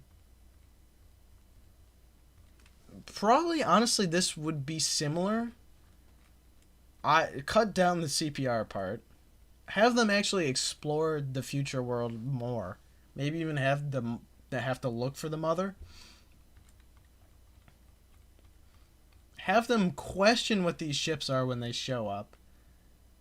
Have them, like, actually make a decision of, like, well, I guess we have to stop these even though we don't know what they are. And then have this ending sequence actually, instead of talking about, well, that isn't our only future, have them, like, trying to figure out what that was. If I was given, like, that would significantly improve this episode. It wouldn't make it perfect, but that would significantly improve it. I give this episode a solid 9.5 out of 10. Please do explain to me exactly how. I mean, it's perfectly fine that you like this episode as much as you do. I'm just curious what your reasoning is. Izani says, Ginga ran on instincts with no budget and somehow it worked. Looking Kaijin Toku chat. Yeah, okay, here. Let's pull up a Ginga fight. Ginga S. Of course it's a Taguchi fight, but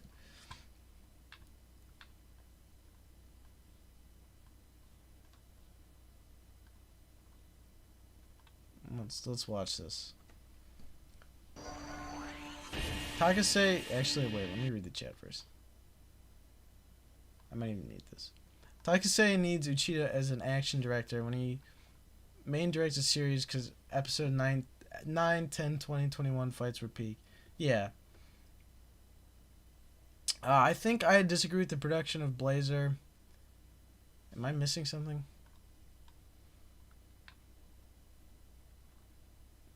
It felt more intentional though, like since it was back to basic series, I think they tried to recreate the consistent tone. I don't know what you're talking about. Robin Bowers, hello. 9.5 has to be rage bait. Hey, the return of Gabor and Ultraman Omega episode 21. Yeah. I feel like this episode would be more enjoyable without knowing the synopsis. It definitely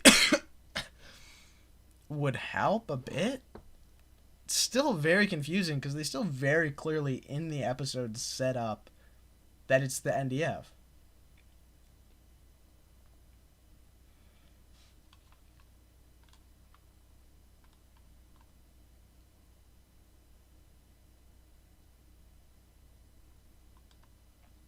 This was just such a strange episode.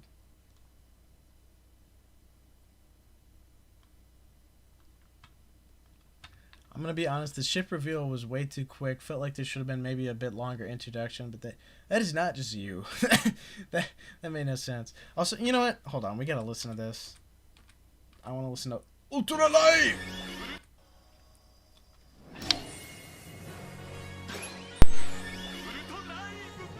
Ultra Live!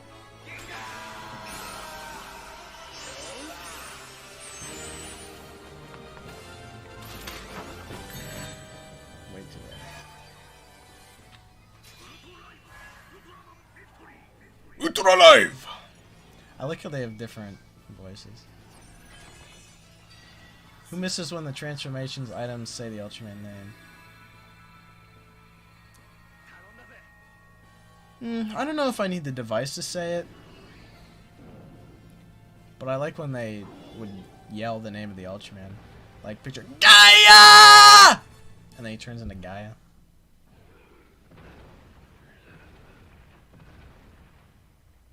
Victory does... I do like Victory's transformation. Ah, yes.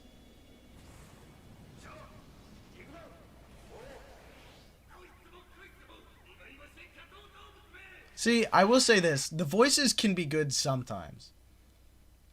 Because... Like, picture Decker. No. Like, I think they got to a point... Because Decker was the last voice. I think they just got to a point where they're like... They just can't... They try to do something so different every time that they just get to the point where it's like... Decker! Flash type! He's like moaning the... Like, come on. If they bring back a voice for the toy... Because it's an English voice. Make it Sean Nichols. Please! I was like... Convinced, I think, at a certain point... that they were going to get him to be a voice actor for the transformation device. And then they just didn't. Very sad. I miss Shawn Nichols. I miss Ultraman Connection, bro. What is up with that? Bring him back. Bring that back.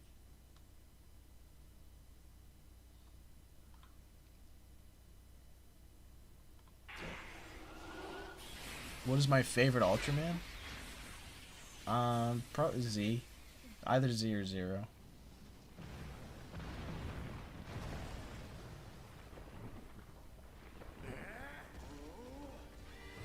Orb does have a great voice. I think my favorite transformation item voice is the Jeed voice.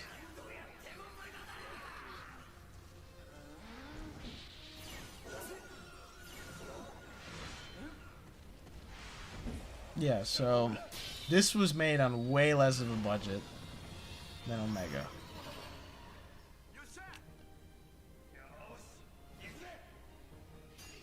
You really see that here. God, that is terrible. I do love that voice. Well, that's Taro's voice. Okay.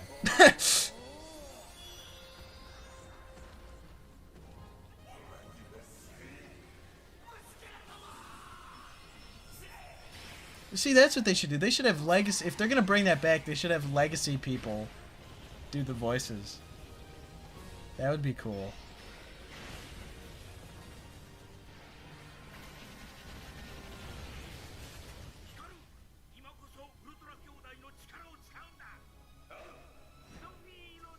The Blazer Brace voice lines were the best. Ah, yes. Wait, that was actually... Hold on. That was kind of locked in. He lifts it up to hit the...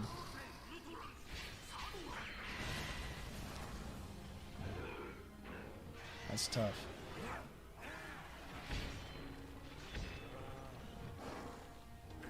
Victory might be the ugliest Ultraman. Victory is disgusting.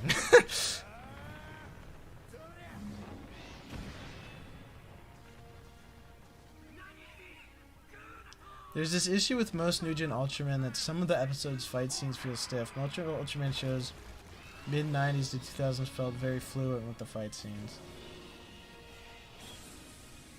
Yeah, it's like...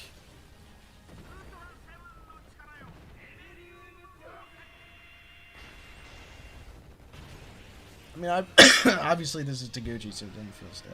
But yeah, I think you're right. A lot of... Like, if you were to watch Ataka say, oh, this moment's so cool. Ah, yes.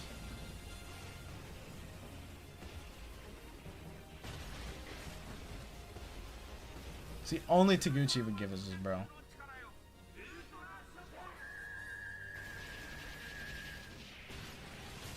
But if you were to go to, like, a Takase episode, it is very stiff. Like, I think you're right. The old man voice, Taro, is so charming. I love his voice in this. When he... Because Ginga and Ginga S have the advantage of his voice being in it. Especially Ginga, dude. Like, I really wish a significantly better Ultraman show had Taro in it. Because Taro is also one of my favorite Ultraman. Taro's awesome. And it's genuinely... While his appearance in Ginga's finale is, like, incredible, I think, it does feel a little wasted in a way.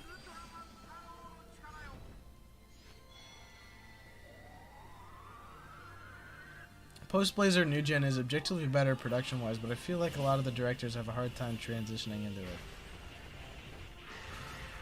It's like, yeah, it's like they have they have so much more resources and budget and all of that, but they don't utilize it very well. Like, I like to bring up in I brought up in the ARC review how there's many moments in that show where they just like casually drop phenomenal effects. I could pull up... I'm gonna pull up a moment here of, like, when the Onyx appears. Looks phenomenal. Why is that kind of detailed shot not being utilized more? Also, this moment's great. I don't know how loud the music is for you guys.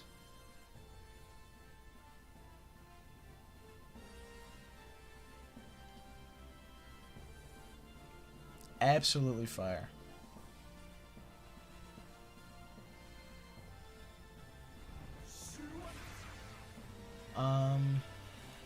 Hello, inspiration for fan films, send clip and DMs. Or tell me the name, I could search it up. Oh wait, what was I talking about?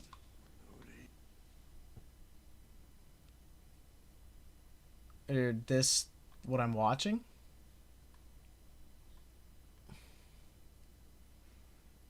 Taro says one of the best beams in the series. Oh yeah. Mebius's lighting during sunset and night fights always looked dreamlike to me. Dude, hold on. I will stand on the fact that... Please tell me it's in high quality on YouTube. This is terrible quality. Excuse me.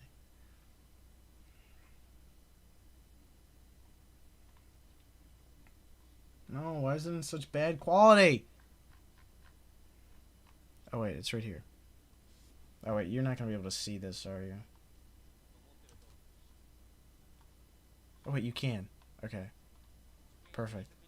Episode 2 of Mebius has the best looking fight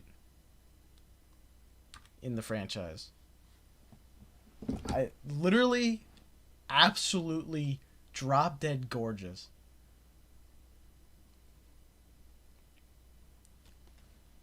The directors are given way more creative freedom than pre-Blazer New Gen. Sorry, I need to get more water. I'll be right back.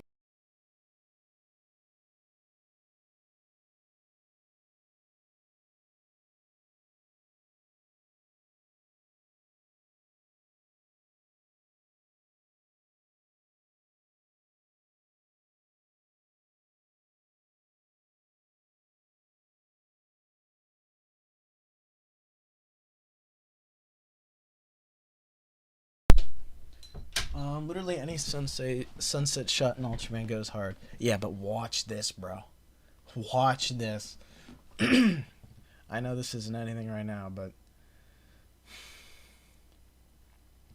Taiga episode 10 sunset shot goes hard. Yeah. I have my Taro figure in a jar. That's awesome. The fight with Gudon was so pretty. Yes, dude. Oh my god.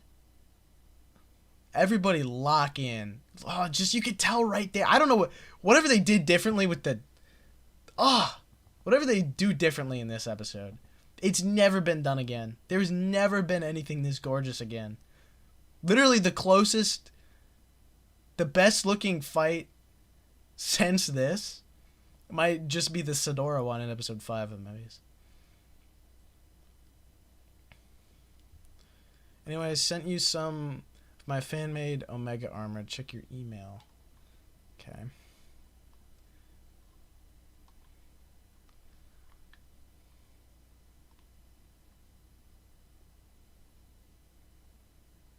You made that?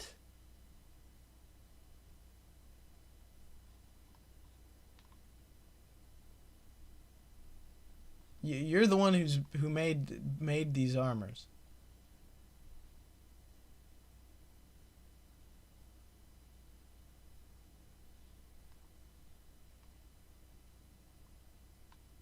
Where's your Instagram? Hold on, guys. Because these look amazing.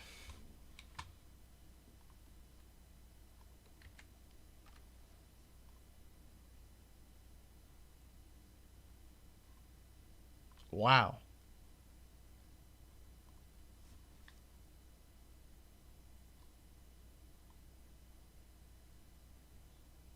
So you're the one who made that. Wow, man. That's pretty... Those are pretty incredible.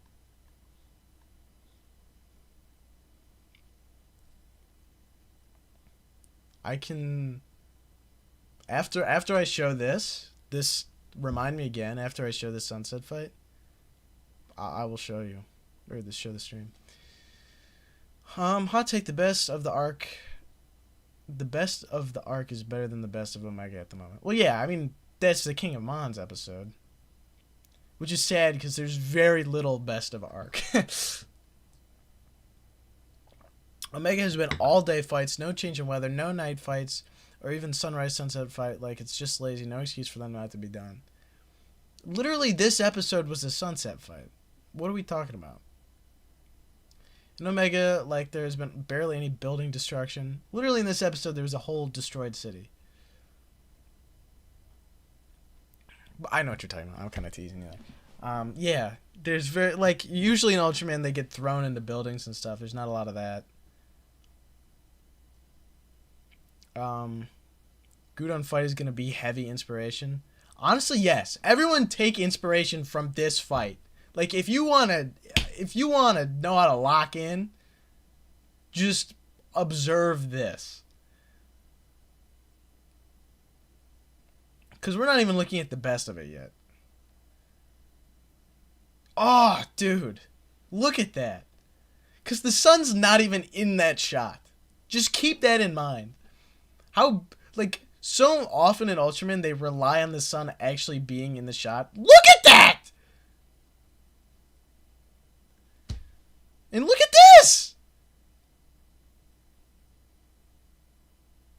And then, oh, and it's such a big open set, too.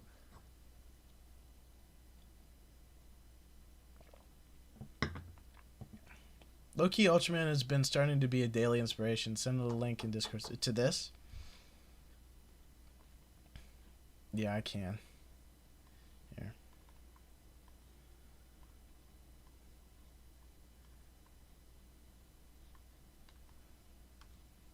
Imagine not having a billion shots focused on the sun. Yeah. Imagine that. Oh, and then when the sun does come into frame and you see the city in the distance there, I know it's kind of small on, I have it small on screen, but right here, you can see the city in front of the sun. Dude, that's how you do it. The implied distance is immaculate. Because here's what they do. This is totally what they do differently in this fight compared to most, is the fog.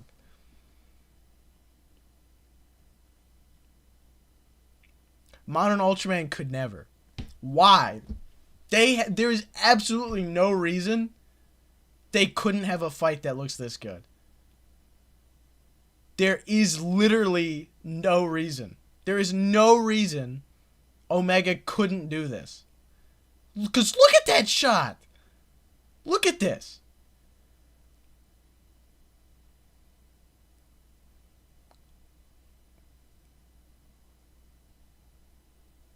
Because the sun is clearly rising more and more throughout this fight.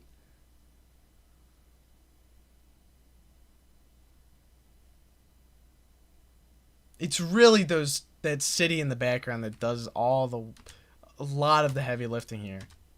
Because let's see if I can... Yes. Look at that whole city in the background. So much implied distance. And it looks incredible. All you guys doing... who still do practical stuff, this is the kind of thing you want to look at. Get a light for the sun. Get a fog machine. Fog up the set so the light is blocked. And have on against your sky... black buildings like this, and have your sky transition from like an orange to like a dark purple. Boom, you're gonna have a phenomenal set. As long as you have like a big open space of dirt with like things on it, you can easily recreate this. I feel like this also plays into some fan films with not relying on the sun in every shot. Ahem, a certain fan film.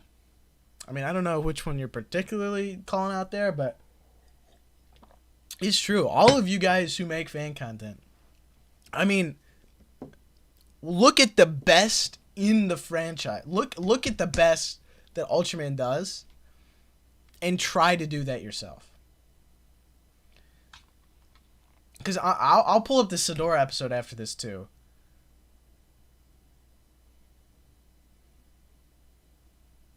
Because the best shot hasn't even hit yet. You need a fog machine? Invest in a fog machine. It will change everything. Invest in a fog machine. Throw in slow-mo shots. Get as gimmicky as possible with it. Because the best thing you can do in a fight, and this is what is missing in a lot of Ultraman, the best thing you can do in a fight is to have a bunch of different gimmicky things. This is why Taguchi's episodes work so well. Think about last episode. There was one shot in the entire episode that was this insane fisheye. Think like that. Think, how can I throw in a random shot that is shot completely differently than everything else? That's going to make everything flow so much better. Because look at this shot, dude. Look at this. Because you got the city behind him. You've got you've got crazy background, especially with the sun in just the corner. The whole city, this massive open space. The implied distance is perfect, and then you also got the foreground and it's so good. It's so good.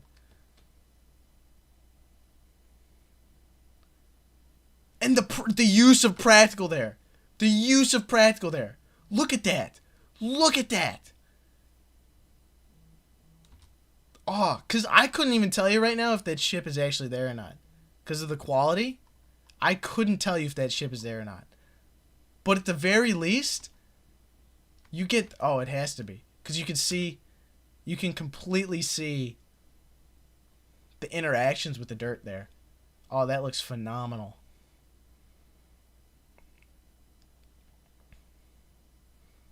Oh, also just the lighting there with the glowing eyes, bro. Okay. One moment.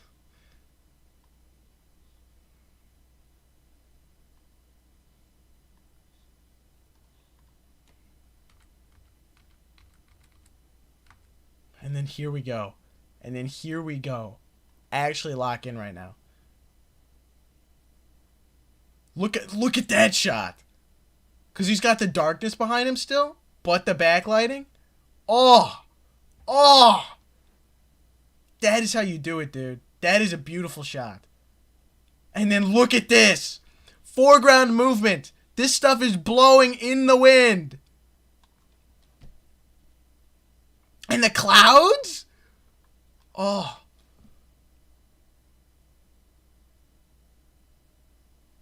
Does not get better than this. And wait for it. Boom! The scope of the set there.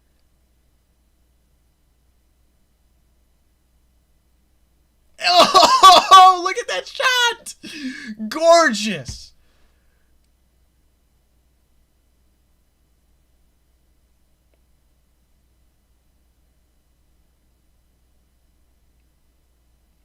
And then Gudon blows up.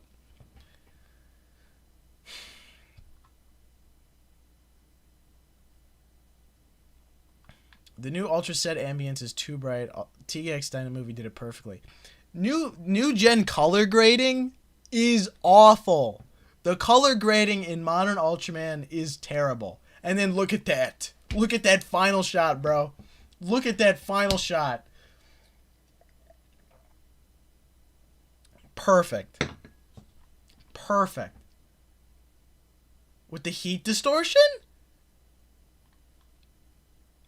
So good. Okay. I'm gonna go to episode 5. Because I think that's Sedora. Yeah. Is it the opening sequence that he's in?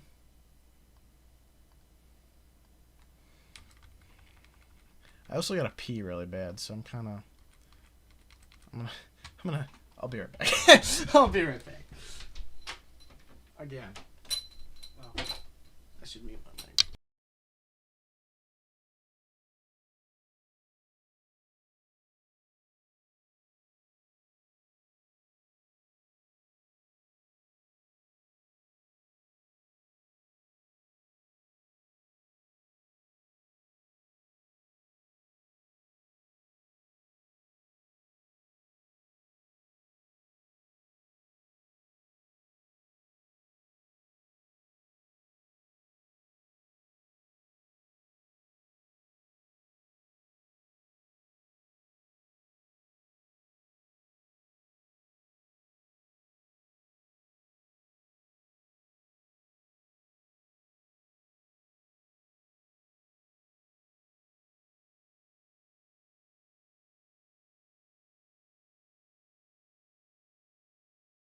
Oh, who even washes their hands anyway?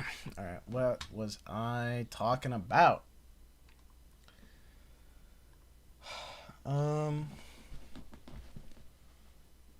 It's so good. What is this called or which show? That was Ultraman Mebius. Yeah, I sent it in my server.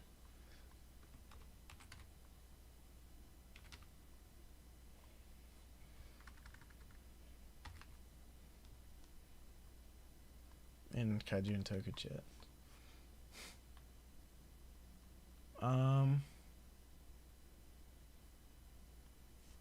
I'm wondering if I really did say something crazy in my sleep for getting banned. Nah, I didn't do it. Alright, let me find when Sidora shows up at night. Oh, here we go. Alright. I'm telling you, this is the power of the fog machine.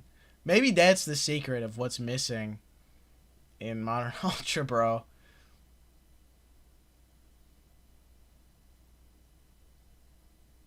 It's just every show now visually looks similar, while the older shows up to Mebius each look different from each other.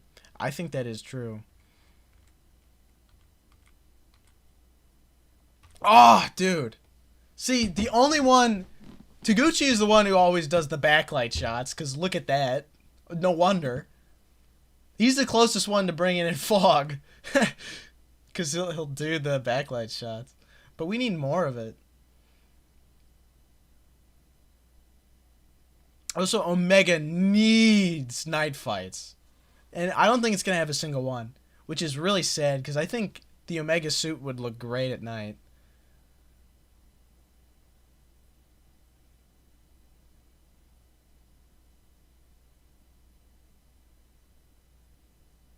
In return for getting a Barossa wife, we lost something much greater, and it's good choreography and decent script. Yeah, it's just like Arc and Omega, they're just missing the sauce.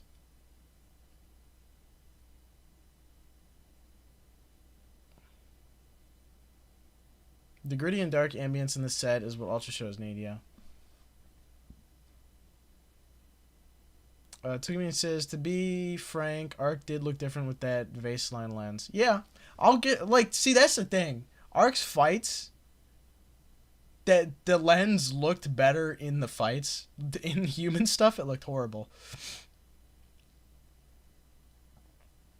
Arc actually did kind of lock in when it comes to that visual sense in the fights. Because I will give episode 9 credit. Like, that did look pretty incredible. Oh, dude, just look at that. But it's not consistent enough. Because, like, where is that in Omega?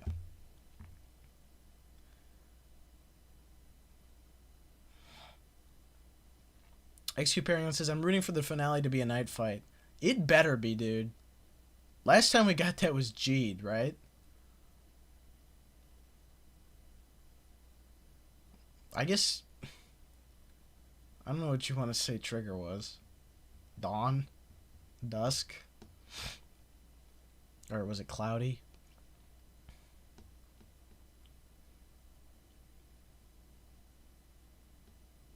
Daikaiju Legends did do good smoke shots in Zone Fighter, even though it was all VFX. Well, that's because it's Daikaiju freaking Legends, bro. Locked into the max. Literally impossible to, like... it's I would argue it's, like, impossible to match that level of quality unless you're, like, insane. Which, that shot is beautiful, dude. With the lights...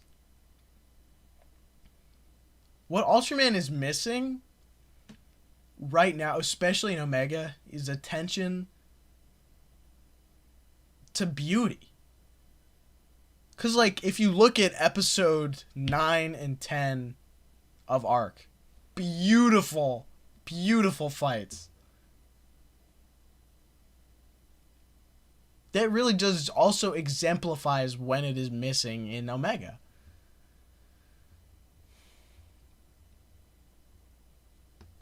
Also, hold on. I need to fact check. I don't think Trigger's final battle was at night. I distinctly remember you being able to see the sun peeking through.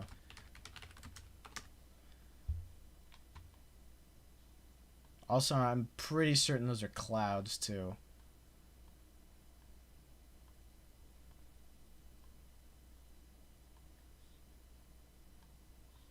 Yeah, that's not night. That's clouds. It's 100% clouds. Yeah, and you can see orange at the bottom. Which, I mean, that's a great looking sky. All things considered, like, this fight does, besides the water being, like, an inch deep, it's a pretty decent looking fight, but that's kind of what you'd expect. I adore that shot. Not to say something positive about this horrible finale, but, like, baseline, it's not night. They at least did try something with the, oops. With this sky there.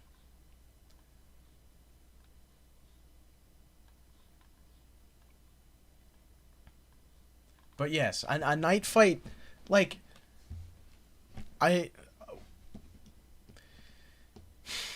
what Omega is going to be focused on is not the visuals. And it never will be. Takase is not going to be Takase is not going to look at the finale of his show and think, man, I need to make something beautiful. He's just not going to do that.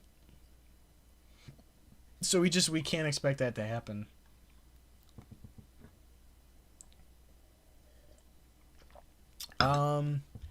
Sidora's Fog brings up something else about Mebius the New Gen shows rarely do anymore. They managed to add more unique features to the old kaiju that really work. Yeah, I hope Gabora... I hope we really do get something unique with Gabora. Because even now that the fog is gone, look at this city set. Just like the mountains in the back with the lights on it. Locked in. Jeet in episode 1 did actually look good, in my opinion, in the night fight, just not Mebius level. That was a beautiful fight. I mean, this is not to say there have not been fantastic Ultraman fights since something like this. I mean, look at a lot of Z's episodes. Episode 7's fight looks gorgeous.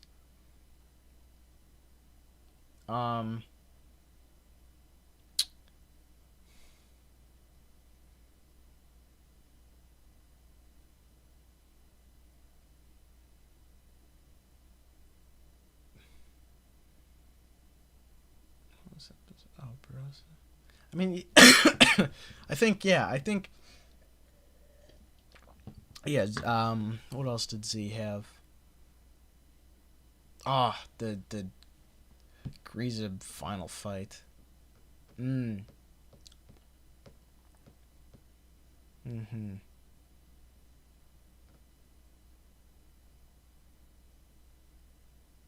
Oh, dude, the first fight against Destrudos, that set looked amazing. Yeah, but there have been amazing sets since. I mean, again, I bring up the couple episodes of Arc.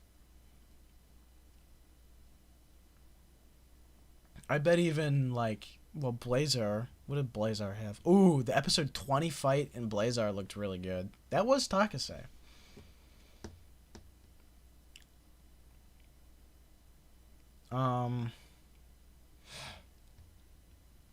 Again, it's just like, really, I would say the only super locked in... There's very rare super locked in gorgeous fights in Ultraman anymore. I remember going back and forth with someone on Twitter who said Trigger is way better than Tiga and that its ending was executed better. Don't even talk to someone like that. If you want another good Mebius fight, episode 29. Dude! Bring Twin Tail back, bro. Look at this. Yes!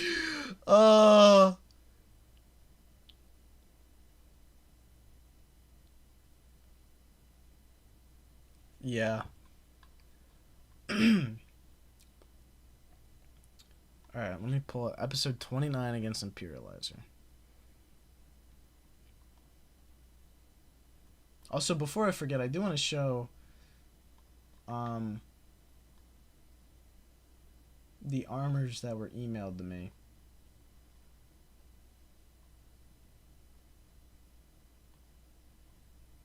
see.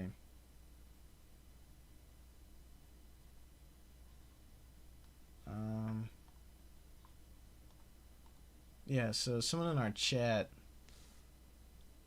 sent me, they made these, which these look incredible. This is incredible artwork. And I especially like this one, considering that's like designed off Ouroboros. These are great. So if you want to shout out your Instagram in the chat if you're still here. This is good stuff. Well, I know here. I'll put it in the chat because you put it in your email.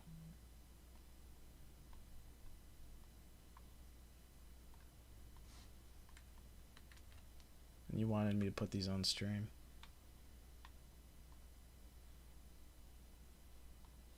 But yeah, very cool. All right, back to Ultraman Mebius. Twickermania said to check out this fight. Is it just...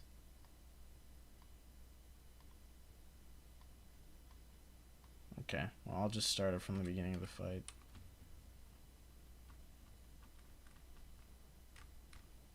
I want to see show up. Okay. Right here. I want to see a Bronchus Twin Tails. What? Blazer had an amazing... Oh, yes, the Deltandol episode. Yes, that was a very beautiful fight. I can't really see what they could do to make Gabora unique, though. Kaiju like Sidora and Twin Tail really worked because they don't have much going for them to begin with before Mebius. That's true. Blazer episode 7 and 8. Oh, dude, the Eye of the Storm shots? Incredible. Nijikachi vs. Blazer. Okay, yes. Everyone's bringing those up for sure.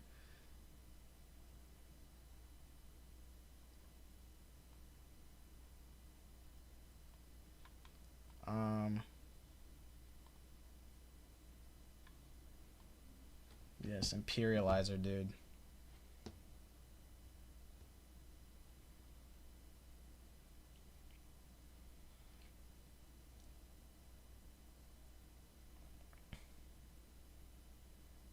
I want to watch Mebius again. Mebius is good.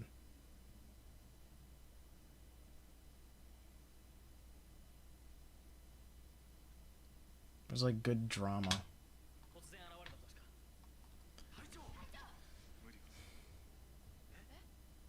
Ultraman Tiga vs... Why did I say it like that? Ultraman Tiga versus... I don't know how to say that name actually. Skiwana Oni is one of my favorite fights in TG era because of the choreography. Which episode is that? Because I can pull that up too. Oh, that's a great shot. That's a great shot. Wow, that city actually looks big and lived in. Wow. Hey, I will say this. Okay, 635 people have come out to this stream tonight. That's a lot of people.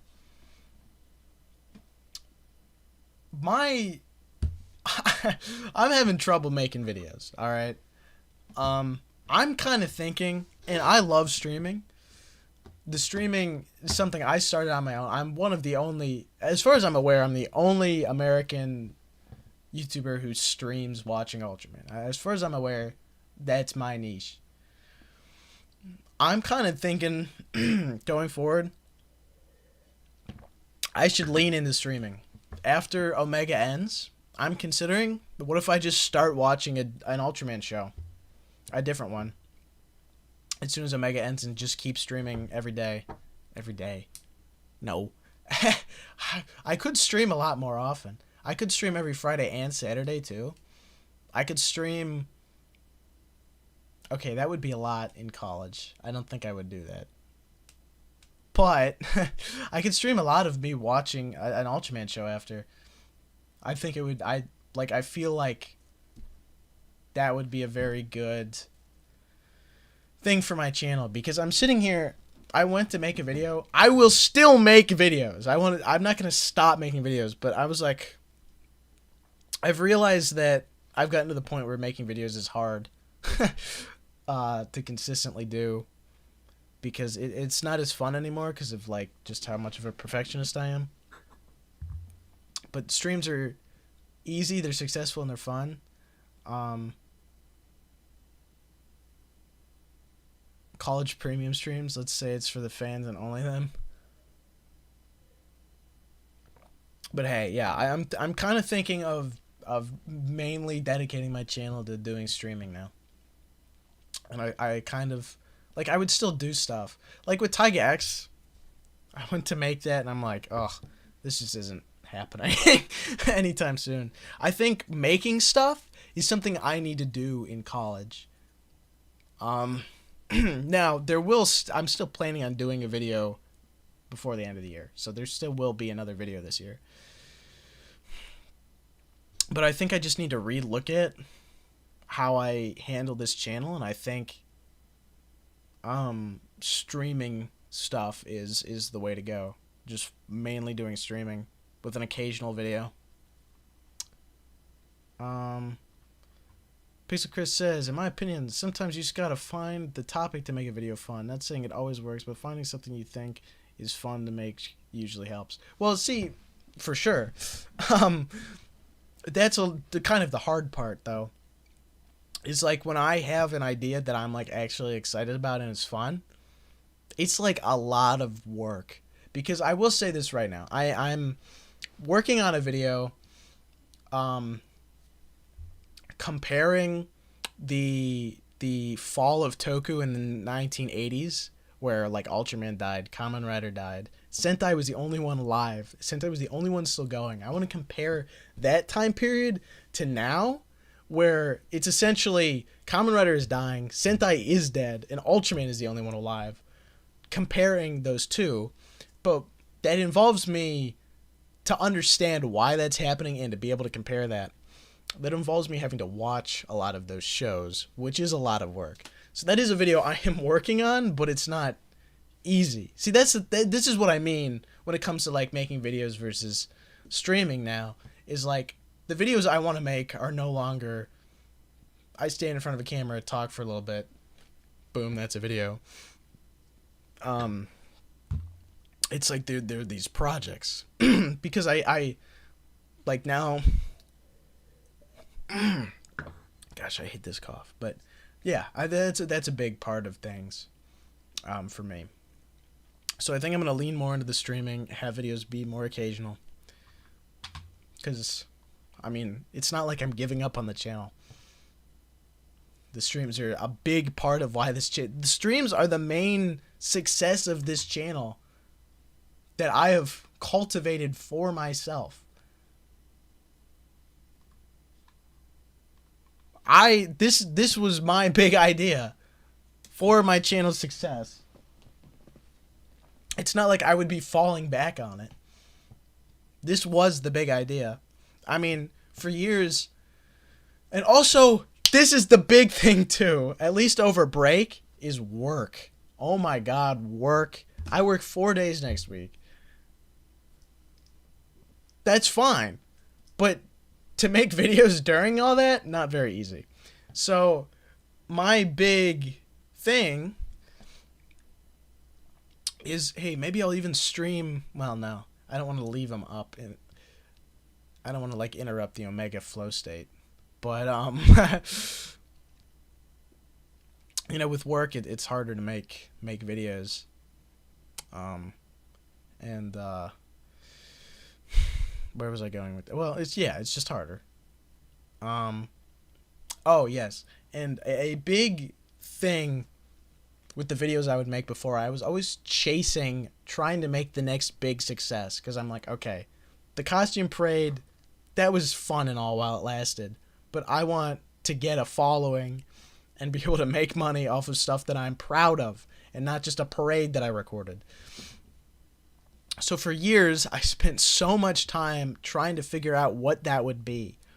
And I spent a lot of work and effort on videos that, while I'm proud of them, they didn't get that traction. But what did get that traction for this channel, what I was able to build, outside of the costume parade, an actual name for myself, are these streams. So I think, like, I fully need to lean into this. I think that's a great thing I can do. And of course, I'm still going to make videos. That is still going to happen. Alright, let's see what the chat's saying. GPTV clip farming, yelling 500% increase. GPTV next, Kaisenat. Okay. Like, I haven't uploaded, Pixel Chris says, like, I haven't uploaded in so long. I kind of want to talk about my favorite movies I've seen this year for a solo video. And you should do that. I mean, the problem with the difference between your channel and mine, you can talk about anything. Essentially. Like, you can talk about anything. I am kind of boxed into strictly talking about Ultraman and Godzilla. More so Ultraman, too. Like, I feel way more comfortable uploading a video about Ultraman than Godzilla. Because Ultraman... the Godzilla community is weird in what audiences watch. And the Ultra community is... well, there's 677 people who've showed up to the stream. Like, since I started this rant, over 30 people have shown, or over 40 people have shown up.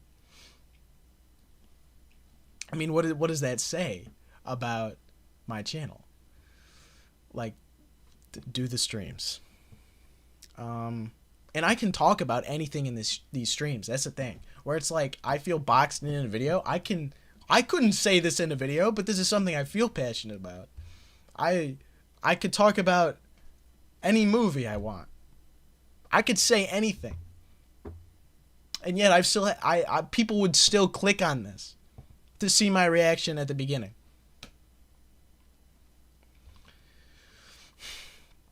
XQ Paragon says, Nexus also had phenomenal fight scenes at night. Most of its fight scenes were during nighttime. And hey, maybe I'll stream Nexus after Omega.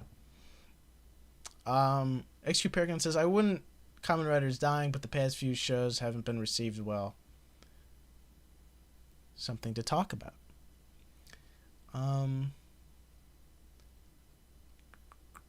XQ Paragon says, the Metafield scenes were good too. Mr. Redetson says, I feel like when it comes to making videos, in my view, I'm always like scared in a way. Not scared, but like self-conscious about what others would think around me socially and whatnot. Then make it cool as hell. Izani says, Kamen Rider Zest isn't that bad. I haven't watched it. Yeah. Again, maybe I'll even pull it up on this stream, because I keep talking about how I watched one of the episodes, and I'm like, what is this? No, you know what? I'm pulling it up right now. Hold on. I'm pulling this up right now. Because I can't keep living in this world where I have seen this, and no one else I know has. Because I'll never forget. And keep in mind, and I'm going to mute this just in case. Keep in mind, I was in an airport watching TS. Look at this, okay? Just witness what is on screen.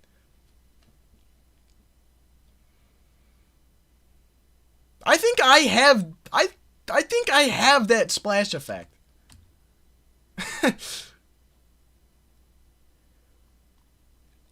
Yes. The airplane.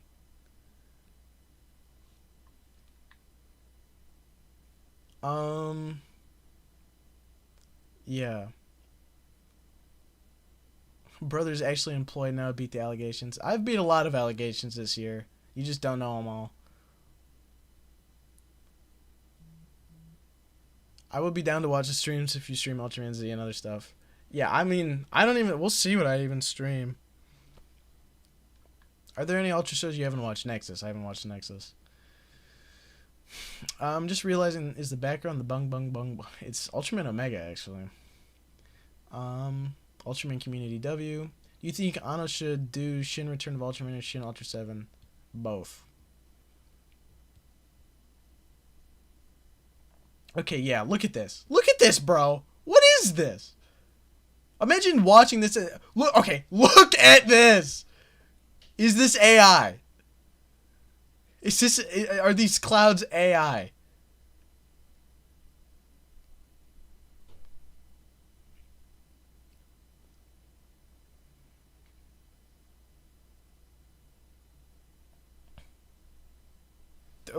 Because what is going on here?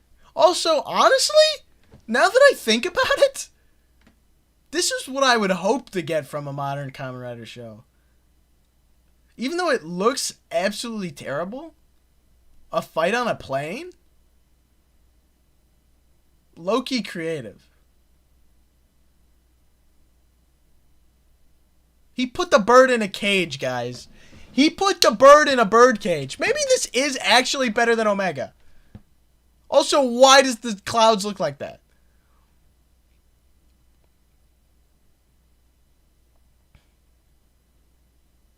He puts the bird in a bird cage, shoots it with a laser gun, and it disintegrates. What is Kamen Rider even about, bro? Loki kind of beautiful! Guys, I've been hating on Kamen Rider too much. Wow, that looks horrid.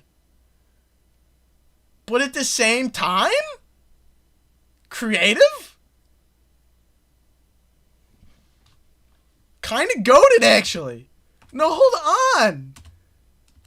I've been hating too much. Kamen Rider might be goated.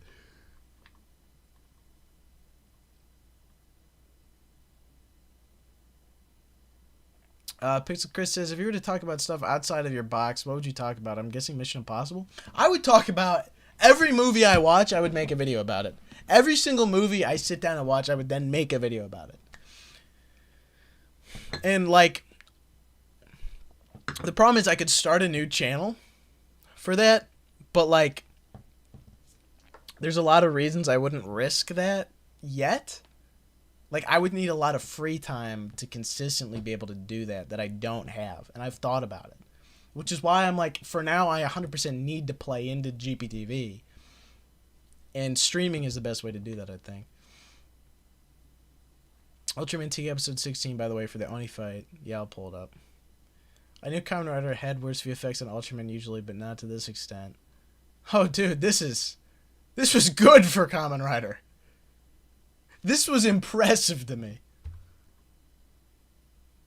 Abronx says, Tiga, Nexus, Max, Mebius, Ultra Galaxy, and the Zero movies and specials are what I would recommend watching. It would be cool to see you watch the pre-New Gen shows and movies.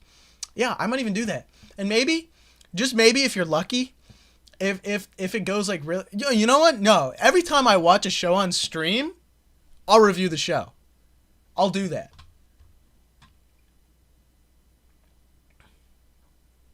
Pixel Chris says, this looks like a late 90s, early 2000s music video. This came out in October! Let's see. Ben says, man, Ultraman has the budget, but Kamen Rider has some better creative direction because they're human sized. Honestly, this had better creative direction than Ultraman. Get this director on Ultraman, bro! After watching all these new gen shows, it would be cool to go back and watch some of the old stuff, yeah. Actually, it's for anyone... My brother is brainwashed by the Ultra fandoms. Toei cooked. It's a dream world. Okay. So, the clouds look like that. Is that why the clouds look like that? Zunny says, finally realizing other shows can be peak too. Hey, I've liked Kamen Rider shows. The Amazon show on Prime and Black Sun. I've never seen a modern Kamen Rider show where I'm like, okay, this is good. I gotta watch Zest now, bro. Maybe we watch Zest on stream. Let's get zesty. Dream Agent reminds me of Hyper Agent Gridman. Dream Agent reminds me of the pig from Ark's finale, and that is awesome. Mr. Red Hudson says, stream Kaiju Oscar submission that is gold mine for clip farming. Whew. That would have to be a stream in itself. Yeah, and I'll be the actual judge instead of Kaijuzilla. I'll pick the real best one. Did I break my desk? I broke my desk live. How did I do that?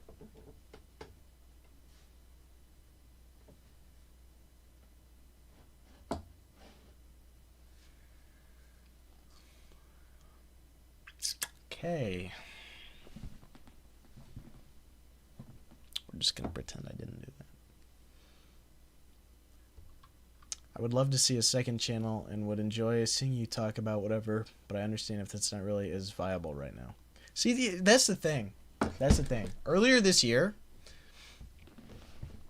that's an idea I wish I had back in like 2024. Because that would have been completely feasible for a long time.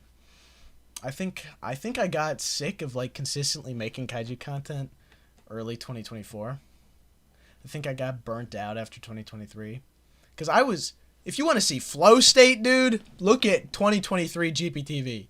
That is flow state. But after that, I got burnt out. And you can just tell, I think. And like, I wish I had started another channel to do that kind of thing.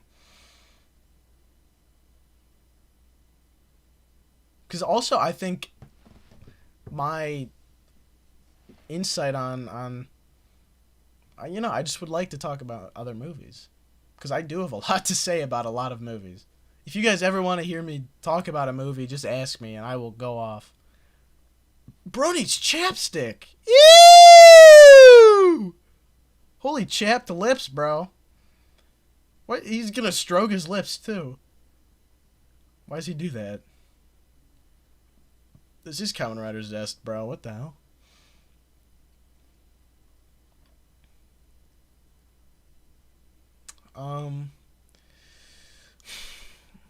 Azani says, it's hard to find fellow tokusatsu enjoyers. It's hard to find fellow tokusatsu enjoyers online nowadays. Being here feels like I'm surrounded by families.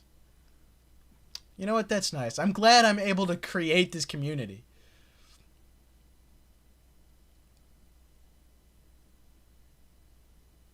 This is actually kind of tough. Wait. Wait.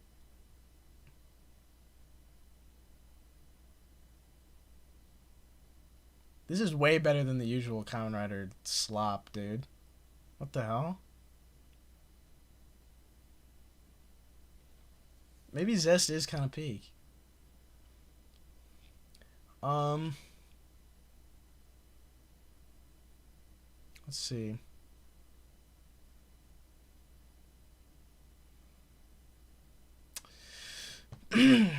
Godzilla says, Kamen Rider is more imagination in its shows than arc. Yeah. XQ Paragon says, I don't hate Kamen Rider, but sometimes its fandom and Sentai 2 can be a bit much. Bronco says, maybe it's just going to be one of my main inspirations for the backgrounds for Worlds Collide All at War, so when it comes out, prepare for a visual feast. When's it coming out? Azani says, it's the Fujio Animations... What? It's the Fujio fandoms in Kamen Rider that ruins the experience for me, like My Hero Academia. I don't know what that is. It's a Fujio fandom.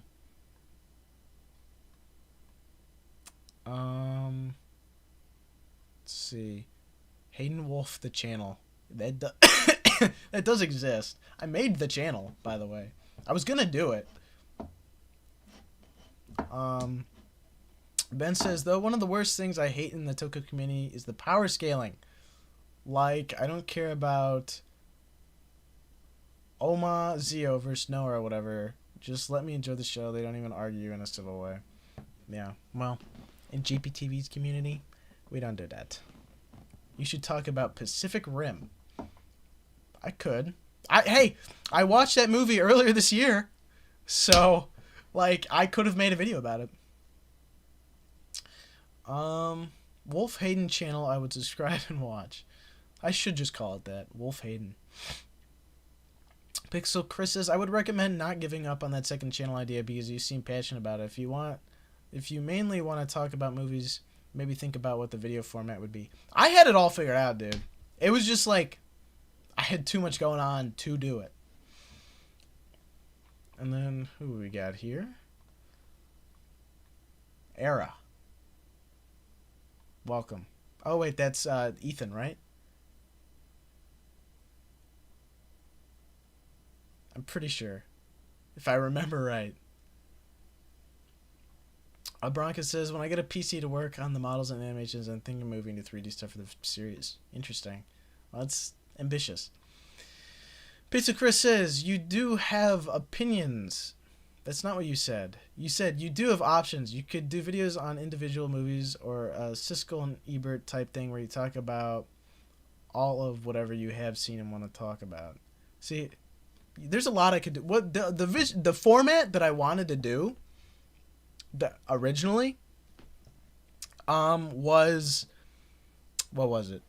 I wanted to take kind of, if you've seen Filmento, how he'll take something.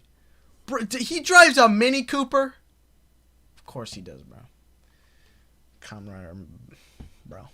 Anyway, I wanted to take an aspect of a movie and talk about that aspect and make a lesson out of that, because I really like the thought of that, because that's how you learn. That's how you become a better filmmaker.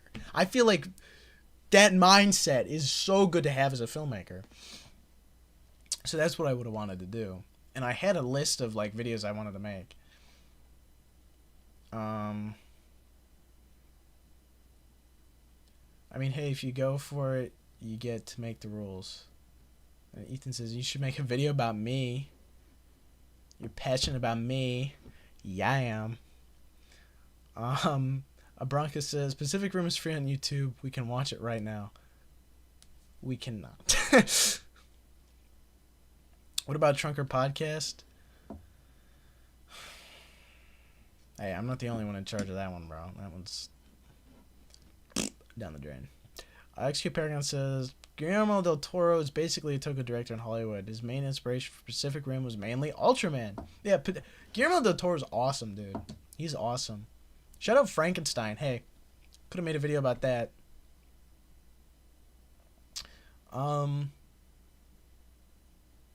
Ethan, it is not your birthday. It is not his birthday. No one fall for that.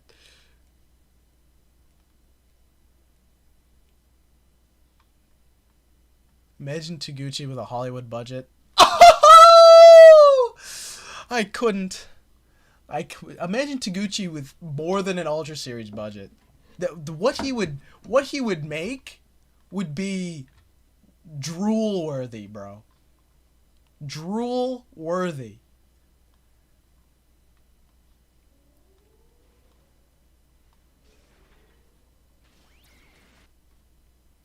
Back to Mebius. Taguchi Glaze Hour. Every hour sorry, every hour is Taguchi Glaze Hour. Also 767 views, guys.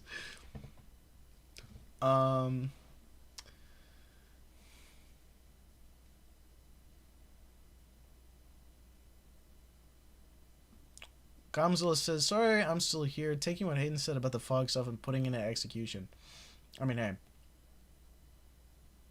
Just lock in, everyone.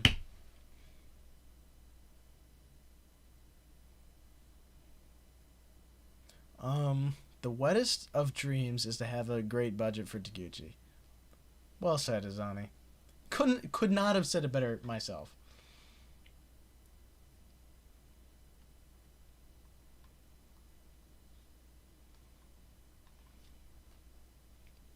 Taguchi makes the next Shin Ultraman-like movie. Honestly,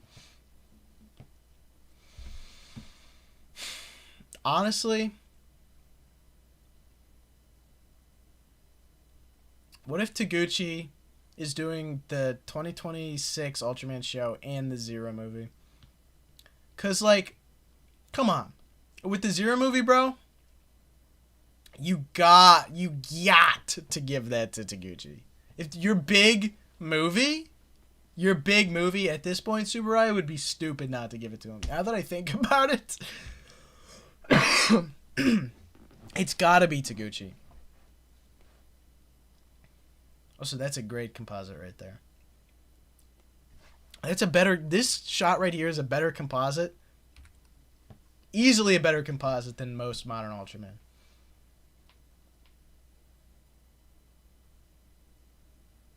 That's locked. Taguchi makes the next... Oh, I already read that. Blech.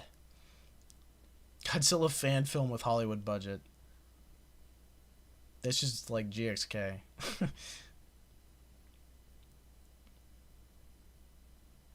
Zero movie is for Sakamoto and only Sakamoto. But he's stuck in China! XQ Paragon says, imagine an Ultraman series with this director list. Taguchi, Anno, Higuchi, Nakagawa, and Guillermo del Toro. That would be an insane show. That would be an insane show. And I would argue I wouldn't even make Taguchi the helm of that. Not because I don't think Taguchi is my favorite director of all time, but I would be more curious to see what like those others would do. Like I would like to see. I would maybe put Del Toro or Higuchi. Well, honestly, not Taguchi or Nakagawa. I would want to see what the other three would do in charge of a show.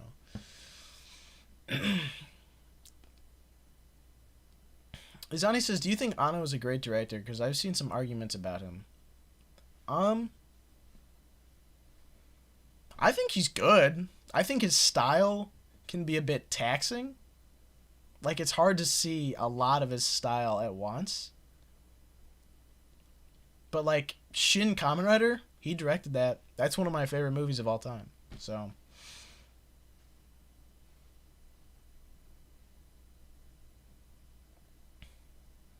Pixel Chris says, do you have a Mount Rushmore of Ultraman directors? My problem there is I really only know a lot about the modern ones. I mean, the best modern Ultraman directors, it's hard to say now. Taguchi's easily the best one. Nakagawa is really good. But it's like, at this point, some of the GOATs are becoming washed. Like, Sujimoto, I would have instantly said was on there. But after Arc, no.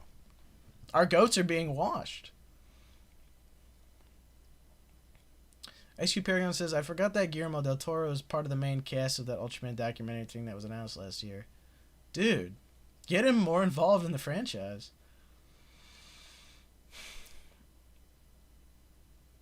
The minion figure just turned its head. Run, start running. Wouldn't that be crazy if that actually happened, though? Because, holy... Dude, look at that. Look at that. That's a good prop. Oh. And you don't dwell on it? Damn, that was good.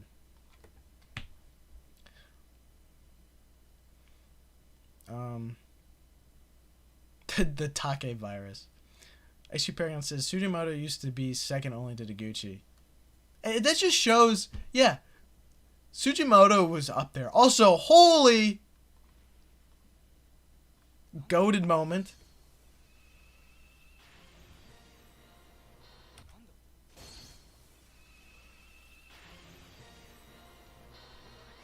Hello. Hello, beautiful.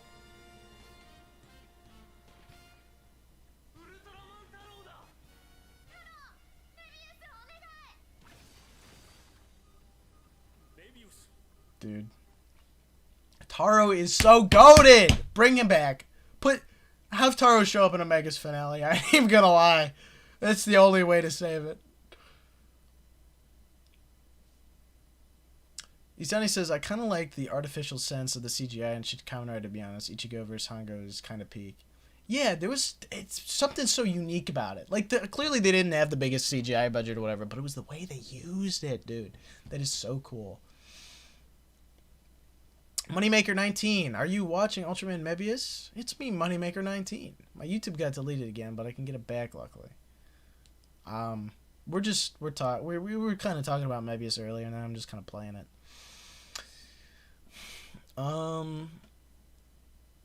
Mark says, watch Del Toro make an Ultraman X Pacific Rim crossover. That would be something. Tokamani says they don't dwell on it with 3 angles and additional slow-mo shot because they had class back then. True.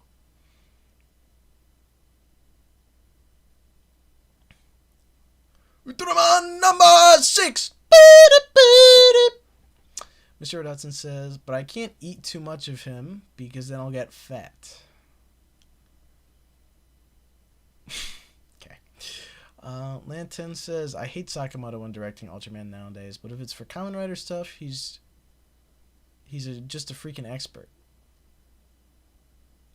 I haven't really seen his Kamen Rider stuff. I'd be curious to check it out. I still gotta watch. Taguchi supposedly did episodes of Gotchard. I've gotta look into that. Izani says, you're going to watch Nexus, right? It'll be a reaction live stream. I still gotta decide on that, but it's quite possible. XQ Paragon says, Ultraman directors has a heavier workload than Toei directors, and Sakamoto just isn't built for that. That would make sense. Yeah, seems like the fans are calling for Nexus live reactions. Moneymaker917 says, I'm gonna make an Ultraman Taro fan show. I've written 4 episodes so far. That's cool. I'm maybe gonna continue a Taiga fan series. I don't know. I'm gonna bring Taiga stuff to SCAD, and then we'll see if I can. Maybe Nathan will force me to do it at gunpoint. Then it'll happen. Tokamani says, is it just me or is the stream charging effect better in Mebius than New Gen? Let's look at it. The effect definitely could be, but the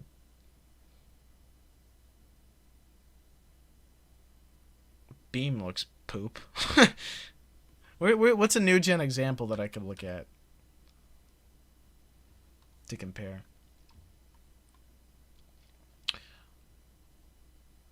Mr. Red Hudson says, Ultraman Mebius soundtrack looking scrumptious and sounding delicious. Sorry.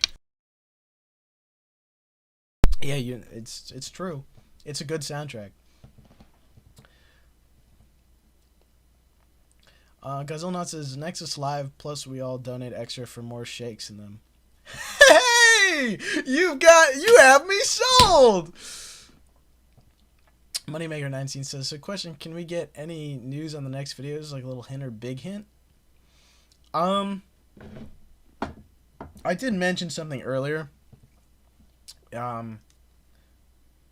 So you'd have to go back for that.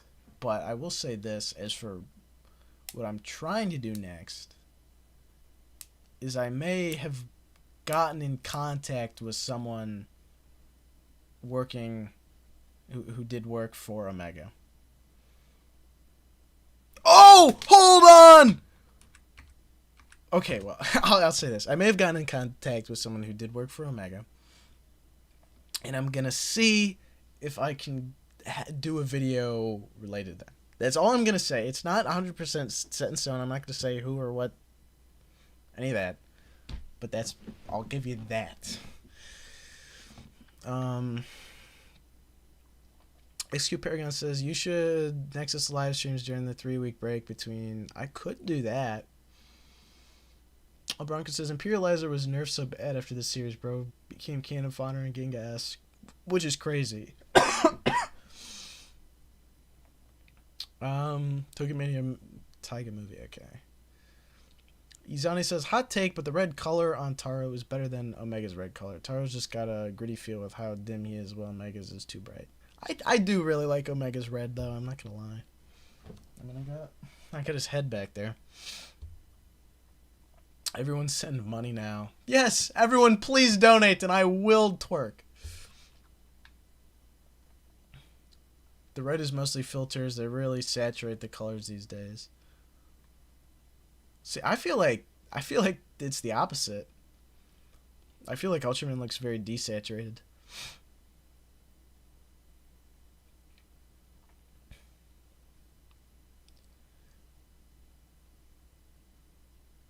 Alright, anyway, let's lock in.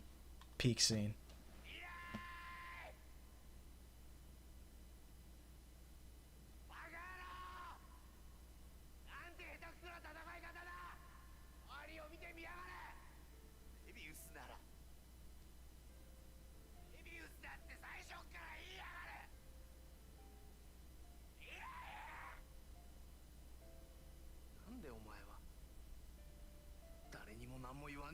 Sorry, anyway.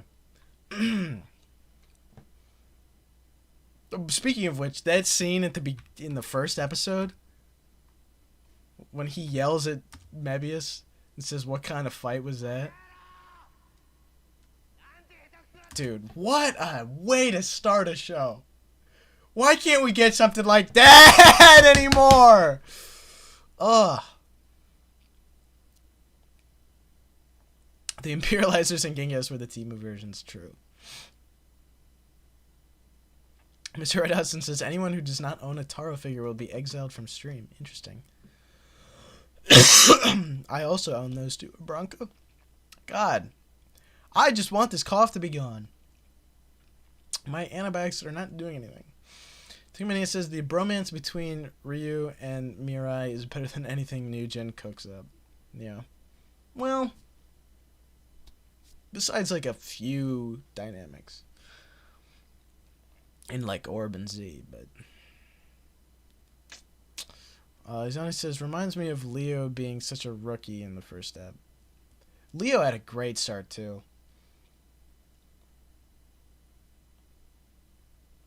Godzilla says, you and me both on the subject of coughs. Yeah, good. I'm gonna go fill up my water again. I'll BRB. So holy crap, 800 people tonight. Wow.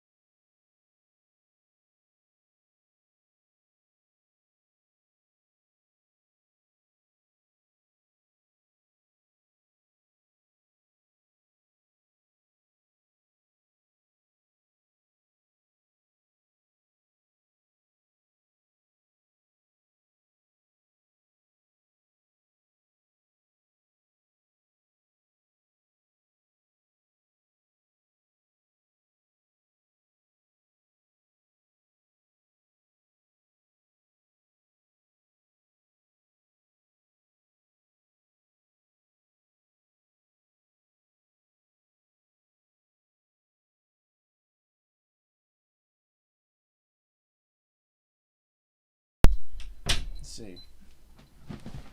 Tokamania says, and they made a tribute to Leo's first ep in Mebius 2. What was it? I don't remember. Izani says, bro's bladder is going to overwork. Like, how many glasses has it been? A lot, yeah. I mean, you're not wrong. Bronco says, the Ultraman 80 episode of this series makes me tear up at times. This show is so good. It really is. Moneymaker19 says, oh boy. What is all the Ultraman shows you've fully seen or halfway seen or currently watching? I've seen Ultraman Z. Okay, I'll tell you. I've seen Ultra Q all the way through. I've seen the original show all the way through. I've seen Ultra 7 all the way through. I've seen Return of Ultraman all the way through. I've seen half of Ace and the end of Ace, because Ace sucks. I didn't want to watch more. I've seen all of Taro. I've seen like the first 20 episodes of Leo. I haven't seen the Ultraman. I've seen like the first 12 episodes of 80. I've seen some episodes of Ultraman Great. I've seen all of Powered. I've seen the first 20 episodes of Tiga 3 times and couldn't get past it. I've seen all of Dyna. I've seen all of Gaia. I haven't seen any of Cosmos. I haven't seen any of Neos. I haven't seen any of Nexus. Besides like a few random episodes here and there, you know, for both. I've seen some of Max, but not all of Max. I've seen all of Mebius. I have not seen Ultra 7X. I have not seen the Ultra Galaxy Mega Monster Battle shows. I have not seen Ginga all the way through. I have not seen Ginga S all the way through. I've seen most of X. I've seen all of Orb, all of G, all of RB, all of Taiga, all of Z, all of Trigger, all of Decker, all of Blazar, and all of Arc. There you go. Mr. Red Hudson says, I can't find Taro's track in Mebius. I'm going to go Feral. I'll send it in my server. Let me turn off display capture. I'll send it right now for you in music stuff.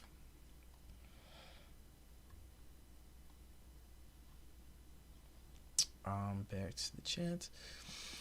I think the greatest part about Mebius is the fact that it's set in the original universe. That part is cool. That, yes, I love how it continues that story. And then N Nove says, "Hi, what is your favorite Ultraman show?" Easily goes to Z. Ultraman Z. Moneymaker19 says, "So you've basically seen almost all of them." Yeah. I mean, and I've seen, I think, all of the movies, I want to say.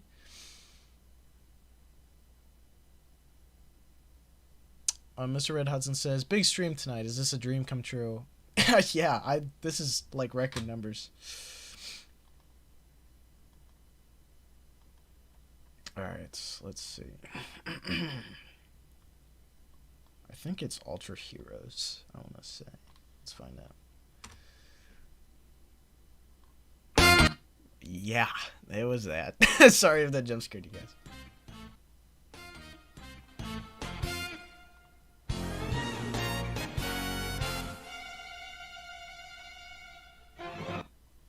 Yeah. Oh, am I blurry? No. Focus up.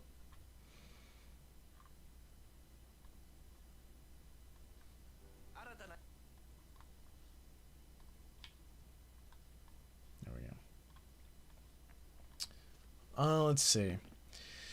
All the original Ultra Brothers coming back was also fantastic. It's just a massive love letter to the franchise. So true. Moneymaker19 Gaming says, "Yeah, I like that part. Sadly, I only went to episode 18. I think I haven't watched in a while." Oh my god! Hepatitis Productions! Welcome! Alright, Godzilla says he cooked. Let's find out.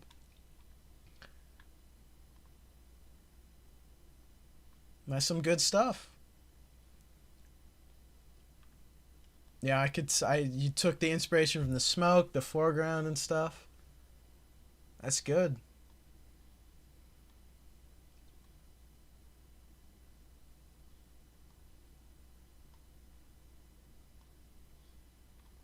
Let's see.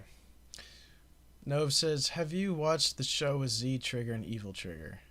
Oh, my least favorite Ultraman thing ever. Yeah, I've seen that. Bronco says, "Taro theme jump scare." Yeah. Azani says, "It's been like 3 hours. What time?" Excuse me. What time is it for you, bro? It's 10 p.m. Yeah, it's 10 p.m. So, not that bad. And hey, this stream still has momentum. See, this is the thing. I just sat down and hit stream, and this is where we're at. 845 people. When I first mentioned that, keep in mind, about like mainly streaming, it was 635. And we're at 850 right now. I mean, it just... streaming is clearly the way to go for me.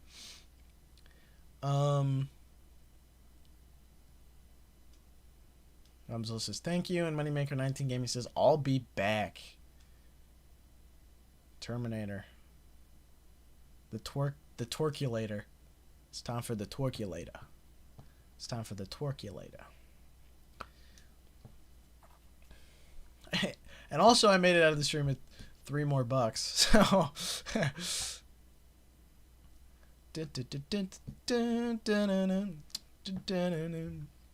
maybe it's also a fire theme song, bro.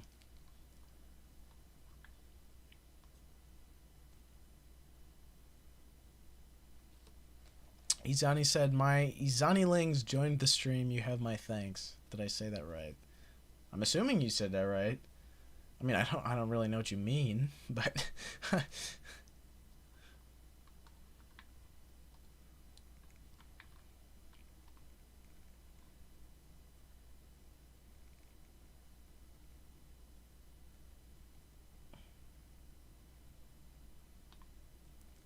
Godzilla gave me $2 and says, "Could you put my art on the stream?" Of course I can put your art on the stream. I should have to begin with, to be honest with you. Let's put Godzilla's art on stream. And I'll do it better than I put that other guy's on. I kind of feel bad. Alright, let's see. Bam, there's Godzilla's artwork. And there you could see the inspiration from the Sidora and Gudon fights right there.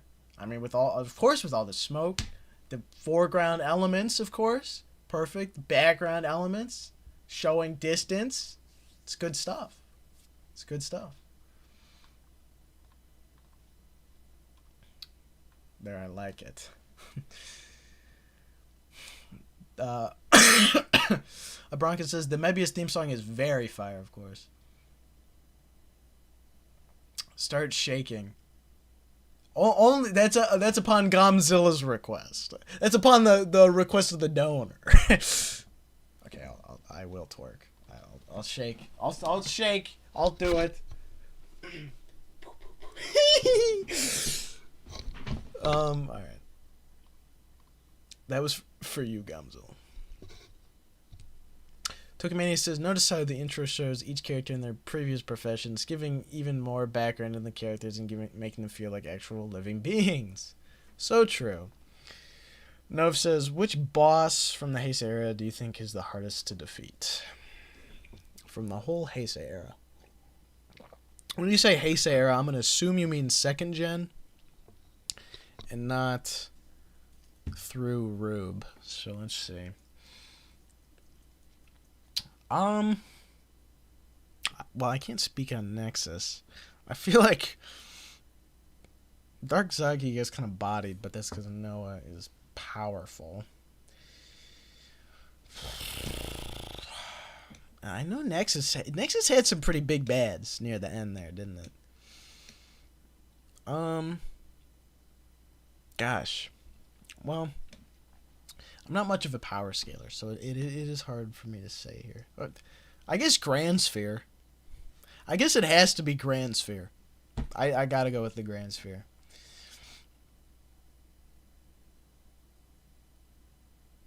Alien Emperor, that's true. It could be him for sure.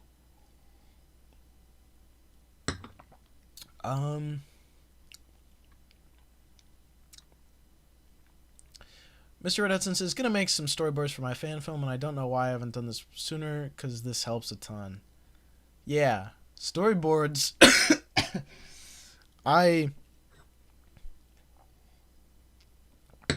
Storyboards do help. For sure. Usually I don't. Godzilla tweaking over the torquing, but it's time for the torculator.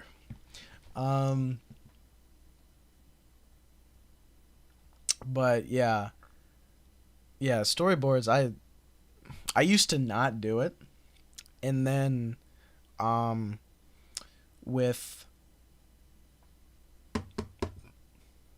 college, for just the college short films I did, it helped so much, and now I'm forever gonna storyboard everything for the rest of the time. Bronco says, could you also put the Godzilla rough sketch I made on screen? Here. Yeah, I'll put it on screen.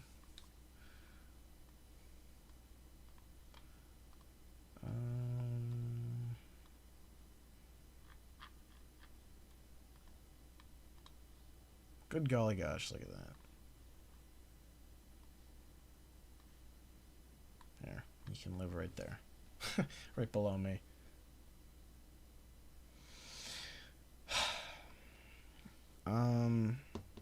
It's the one from my Godzilla series. Your Godzilla series, so not Worlds Collide? That's wild. Interesting.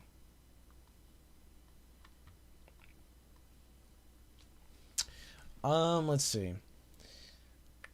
Izani says, Blazer's OST is so unique for me. It gives me a feeling of ritual with how Blazer offers prayers, etc. Blazer's soundtrack is impeccable, dude. I love that soundtrack so much. XQ Perion says, Nexus had some powerful monsters and some of those weren't even finale ones. Yeah, because that's what I was thinking about. He says, you know Nexus has a prequel movie, right? The Next? Yeah, I've seen it. No, says, I would say it's Chaos Header. That's from Cosmos, right? That is from Cosmos. I don't know what that thing is like, so I can't speak on that. All I know is the Chaos Ultraman have sick designs.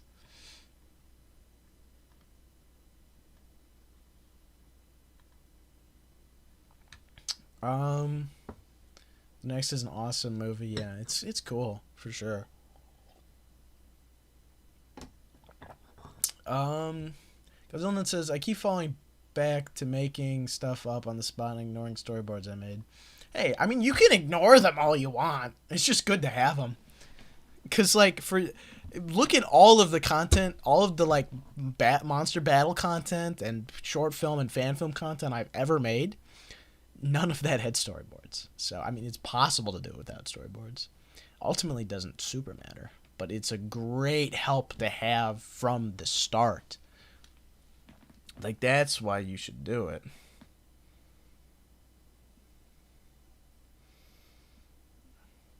Who is blowing up my phone? It's my college group chat. Take me back. Take me back to college. Sorry. Bronca documentation 2025. GPTV, what's your current score for Ultraman Omega? 7.57. 7 out of 10. Isn't that what I said I would give it in my reaction video? How interesting. It's almost like I know Takase like the back of my hand. Also, I was going to talk about the magazine scans. I completely forgot about that. I forgot.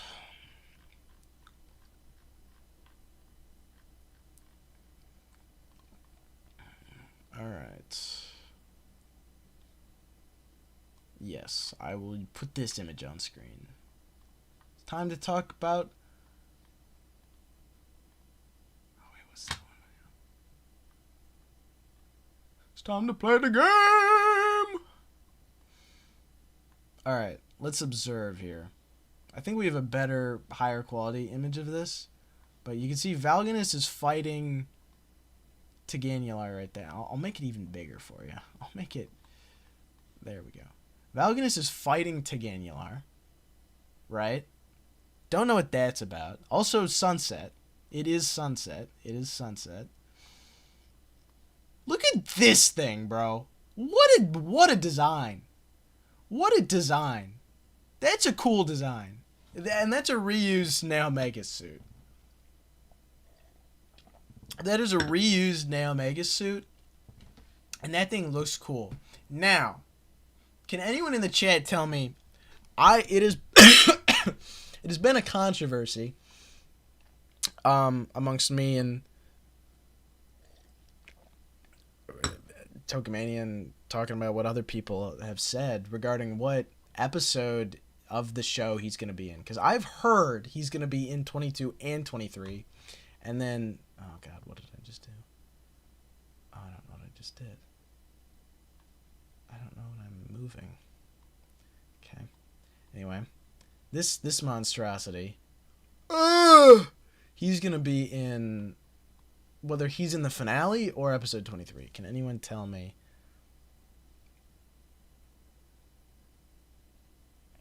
What he is going to be in? Because... Here, wait. I gotta make this image smaller now. I wish there was a faster way to... I have not updated OBS in years, to be fair. But I wish there was a faster way to make this image smaller.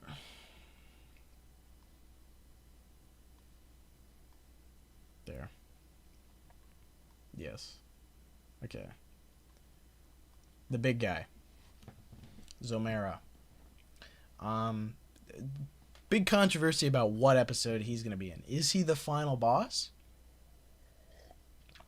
Or is he in episode 23? Is he the episode 23 monster? Garyuga, the Spinal Kaiju, is supposedly a two-parter and is supposed to rival the Valganus armor as its chest beam rivals the halberd beam according to the magazine scans. I see. Interesting. So, I guess, yeah, he would be a two-parter then. So this thing, Elder Chimera 2, is the final boss. Which is weird. That is weird, and I kind of don't like that at all. I am not gonna lie. The Spinal Kaiju design is awesome. I love it. I love it. Zomera is confusing, because how did he get Zovarus' stuff? Where did he get the Gamora horn? What is going on here? What is going on here? What is up with this guy? Because Zovarus was annihilated. Gamora, I'm pretty sure, was too. So how did he eat them? How is Elder Chimera back? Why does he need a different name? And why doesn't he look different enough? Like, yeah. So, and also, how on earth does he relate to the Awakening, which the finale is still building up to? And how on earth, and is he going to be the true final boss, or is there going to be another secret one?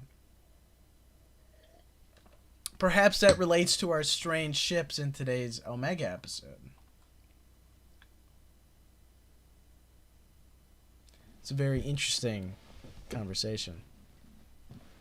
XQ Paragon says, I don't think it's the final boss. I know a sweet thing is going to happen. He also says Damaga's tail. Yeah. So, like, what's up with this thing? How did he get these pieces? Was he just like, were the Chimera cells in the ground just absorbing them and then they reformed into this? That's kind of a lame for the final boss of the show. How does it... Also, how on earth does it relate to the Awakening? And... yeah, it's weird. XQ Paragon says, we also have Adel the Evil Genie. Is that really what he is? The only alien on the trademark is yet to appear. Well...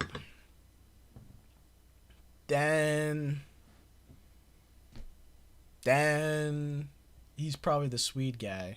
Maybe he was leading those alien spaceships in episode 20. Freaky Tongue is back. Izani says, the Dream Pig from Arc Situation all over again. At least we can count on this thing doing... Bro. At least we can count on this thing doing something cool.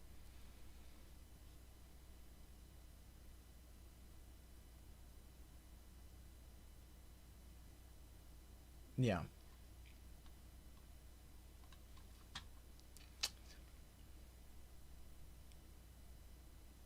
Gumzilla says, by the way, did the lost memory plot conclude, or does he still have amnesia? He still has amnesia, because we don't know what the evil Serato is. I'm guessing the evil Serato totally has to represent the fact that he used to be a genocidal maniac. Yeah. We have not touched on his memory since Valganus Armor. It was teased in episode 17. That's about it. The title of episode 23, Space Observation Team, is what Space Agrita means, by the way. Okay, yeah. So he's totally part of some space garrison. 100%. So we were right about that. So we were right about that.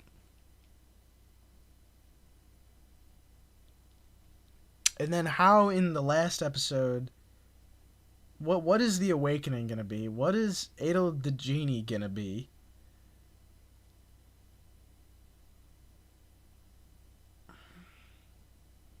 It's intriguing at the very least. I don't think the episodes are going to be incredibly good, though. And Ejetta says, what's the current rating on Omega? It's a 7 out of 10. Moneymaker 19 says, so he'll be fully himself in 2 episodes. Interesting. Yeah. Gene, not Genie. Oh, my bad. I did misread that.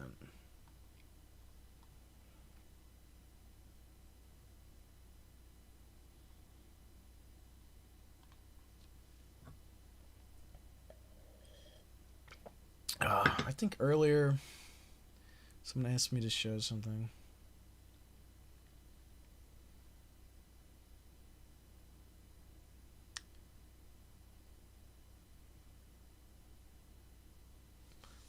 Gumzilla said earlier, I missed this. Sorry, Gum.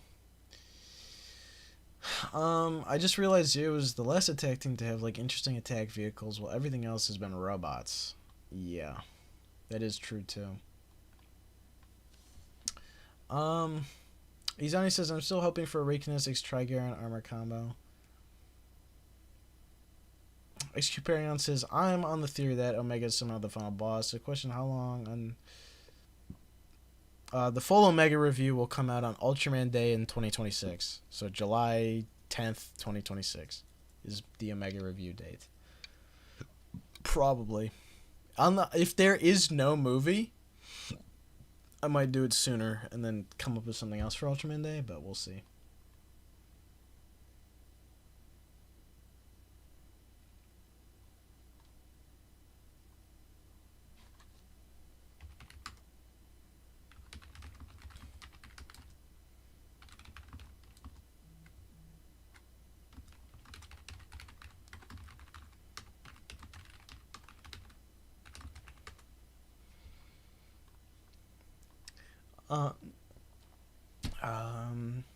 Parent says, and that Kosei would have to be the one who defeats him.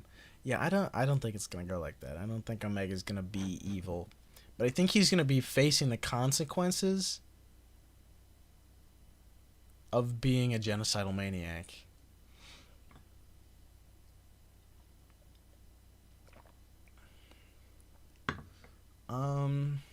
Yeah.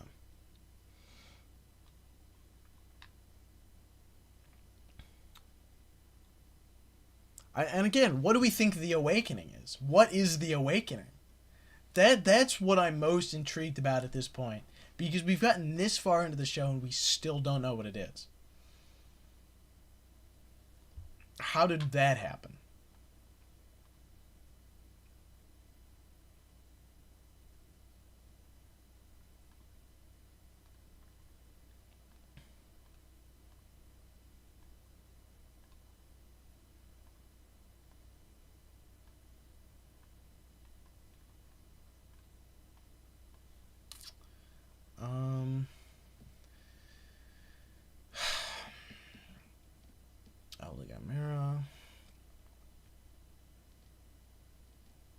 Izani says, the moment he regains his memory, his evil side comes out. I'm cooking, but I ran out of gas.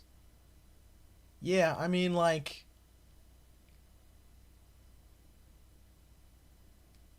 I don't know.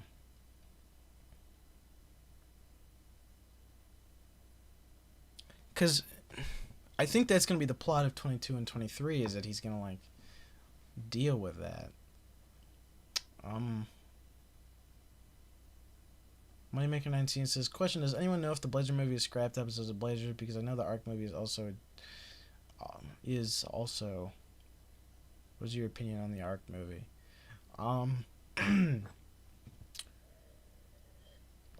No, the Blazer movie is not scrapped episodes. That was made to be a movie.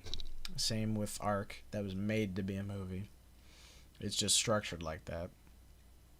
My opinion on the movie is that it's fine. It's a fine movie. I think it would have worked better as actual episodes in the show than as a movie. And the Blazer crossover would have worked better as a movie. But I think it's an okay movie. I would watch my Arc review for a better answer to that. XQ Paragon says, Omega would actually be the perfect series to do a prequel movie. The reason why we don't have a prequel movie for New Gen is because Bandai can't market the forms in the movie, but Omega already had them. Yeah, that is true. They could do that. Izani says, Awakening. Omega regains memory and his true self comes out evil, and Omega is split into two, and the finale is two Ultras fighting. God, please no. Please no. The awakening is something happening on Earth. XQ Paragon says episode 22 is also going to focus on an old man who was the first person to help Sarada when he fell from the sky, and he apparently has knowledge of Sarada's past. Interesting. Maybe that's Adel the Gene. We don't need another Trigger Dark situation or a Gil Arc situation.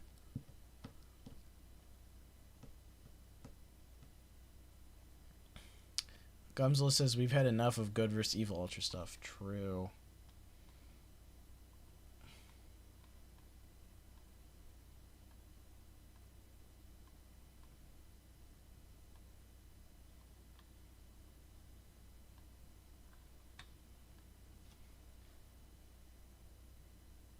XQ Paragon says, what if the old man was the previous Ultra that looked after Earth before Serato? I mean, that wouldn't really make sense considering Serato had been watching Earth for like a really long time. Moneymaker19 says, maybe the awakening is something that already happened, but it was hidden in plain sight and we see it in the next few episodes maybe. I perhaps. Perhaps.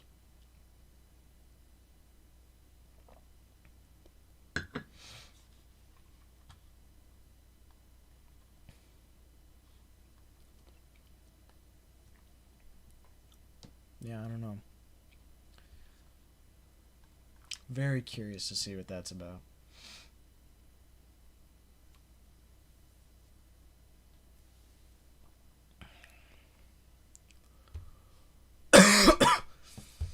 Alright, I'm going to take this off the screen now. Let's play this again.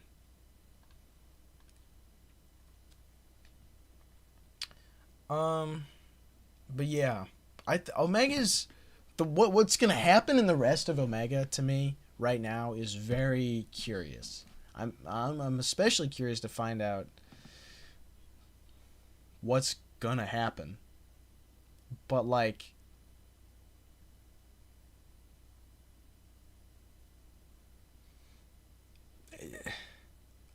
I don't trust Takase to really make something super interesting. I just don't. So like,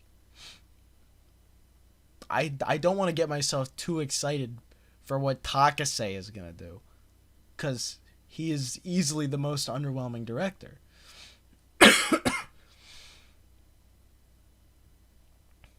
Mr. Red Hudson says, RRR, one of my favorite movies. And then he says, been a little quiet, locked in on the storyboard right now, sorry. That's okay. HQ Paragon says, there's also this theory that Serato's an android whose consciousness has been passed down through history because one of the leaked images shows Serato in a line of Ultras that look like him. I don't think they would make Omega an android. I feel like that's an odd thing to do with an Ultraman. Godzilla says, my expectations are low on this finale. And it's hard not to have them high, because Omega is presenting such good ideas.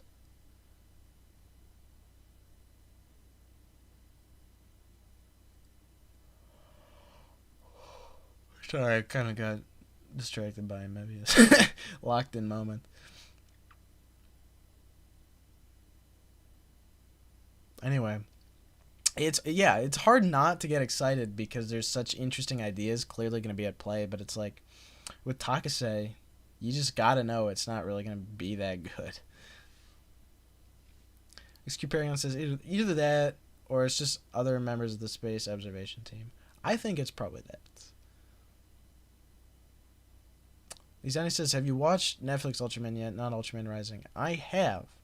And I think, you know the image of the guy like digging through the dirt and then he gets to the gold or the diamond mine? That's what it felt like watching the first 2 seasons to get to the third. I think the third season is very good. Godzilla says, imagine if we get Glitter Omega and a beam battle. Bro. KMS. XQ Paragon says, Omega is Takase's most interesting series, but I really need to keep expectations low. Yeah, honestly, I think I hit the nail on the head from the trailer reaction alone when I said it's gonna be a 7 out of 10. Because right now it's sitting at a 7 out of 10.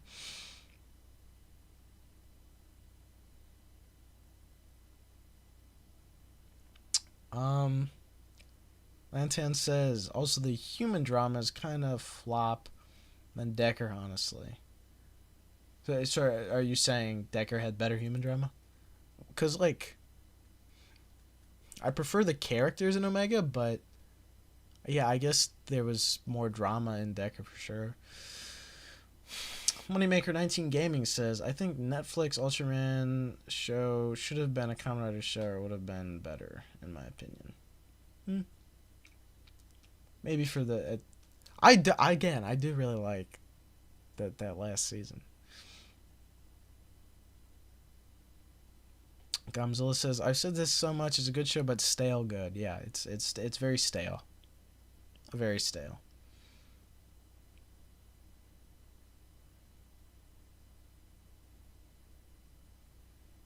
And it's getting exhausting at this point.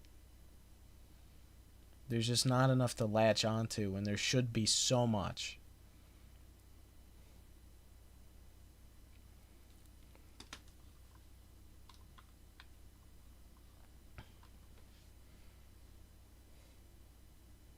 Mebius, on the other hand, we're looking at when it ramps up big time right here.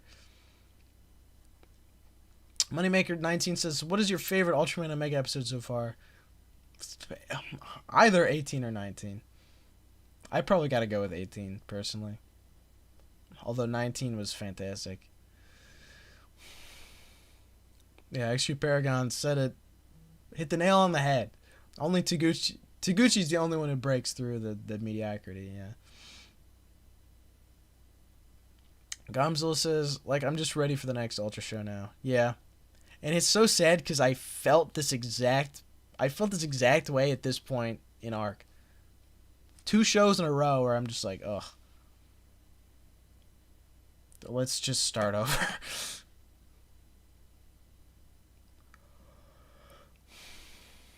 Mr. Ed Hudson says, storyboard posted in art. Let's take a look.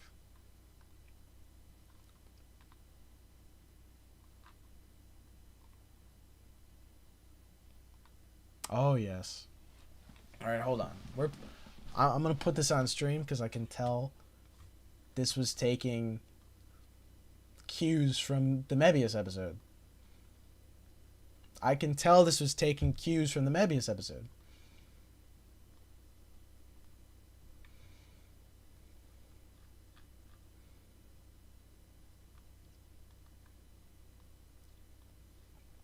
Look at this. Look at this baby. With the light on the left. I get the light on the left. And then it's just to the darkness on the right. And you get that lighting on it. Yes, that's good lighting, dude. That is good lighting. That's what you want to... That's good. That's what you want to see. That's how you take good inspiration. See, this is what I was preaching in the Kaiju photography video. And because that 100%, I recommend all creatives in the chat right now, watch my Kaiju photography video. If you've already seen it, watch it again. Because what I talk about there, taking inspiration from things you watch for your shots, is integral. It is integral. Like, that is how you start. That is how you build your creative style. That is how you get better. Because the closer you get to making something that looks, if you look at an official, like, finalized thing that you look up to, and you take inspiration from that and you learn from that and you start to make your own stuff, soon you will be able to reach that level. Especially if you get good enough to the point where you're creating something that looks like it. Like, this is a storyboard. This isn't a final shot. And you could already see that inspiration breaking through, and you can learn from it. Because if you keep doing it, like, that's what it is. Because the Kaiju photography video, that takes more, that applies to more than just photography. That goes into actual filmmaking as well. That was, like, the whole goal of that video.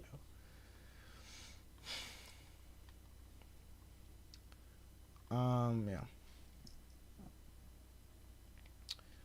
XQ Paragon, going back to what we were talking about before. I was expecting Sujimoto to do the same today, but he fumbled. Bronco says, have you ever watched any indie shows? Give me an example. I'll tell you if I have. XQ Paragon says, if Taguchi directs the 60th anniversary, I won't have to worry about anything. No, you won't, dude. None of us would. Please. Moneymaker19 says, they need Taguchi as a main director for an Ultraman show again. It's been 2 years. Yeah. Already desperate for him again.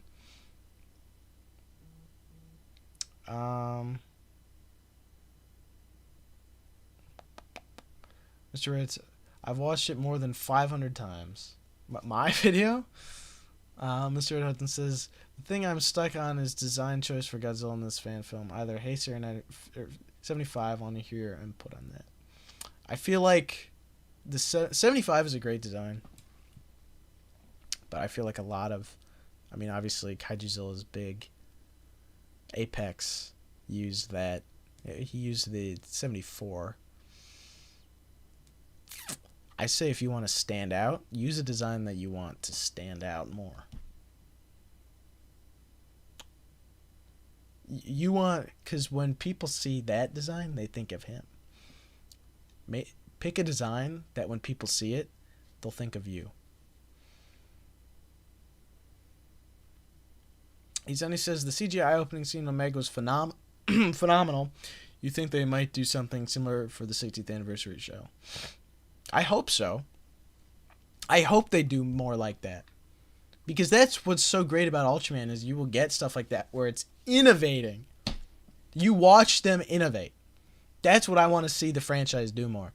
That's what's missing from the rest of the show. How do you open a show with such an incredibly innovative scene like that and then just leave us hanging there with nothing like that after? How do you do that?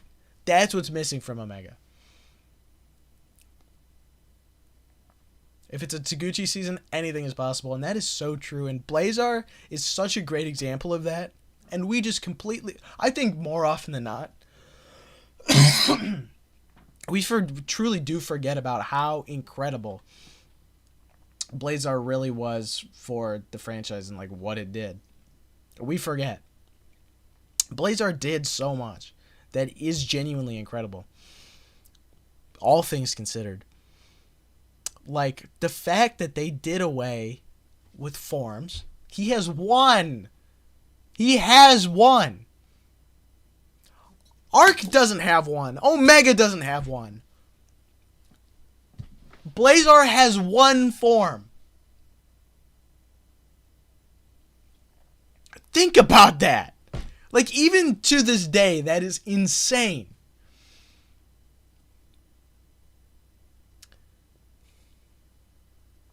And, like, that show sold super well. And Ultra Series, they had been 3 or 4 new monsters, like, max, usually. Blazar had, what, 12 new monsters? Maybe more?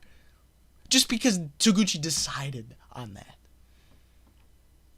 And look at Blazar himself. Not toy-friendly at all. And yet they made that. Say what you will about the actual quality of the show, because I know it's not everyone's favorite show. But what Taguchi did, the changes he made, just like that, just because the thunder of his voice declared it, cannot be understated. Because so clearly, Sujimoto and Takase don't have their power or that vision for their shows.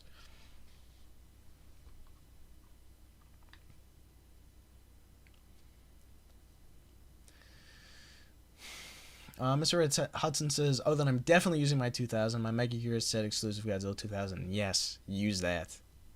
Beautiful figure. Zani says, they gave us 5-star steak and fed us breadcrumbs ever since. That's kind of what it feels like. HQ Paragon says, I'm 85% sure that most of the budget was spent on the CGI fight scene. That would make sense, actually. That would make sense. But then don't open your show with it. You know, well, I guess I don't know. I don't know. It's just a weird. I don't know. It's just weird. Godzilla says Blazer did so much that we needed after Trigger and Decker. Yeah, I mean, really, that whole mood after Trigger and Decker is just genuinely something that cannot be understated. Of how really it did feel like true despair, and then light came down from the heavens, and that was Blazar. Like nothing can like, yeah.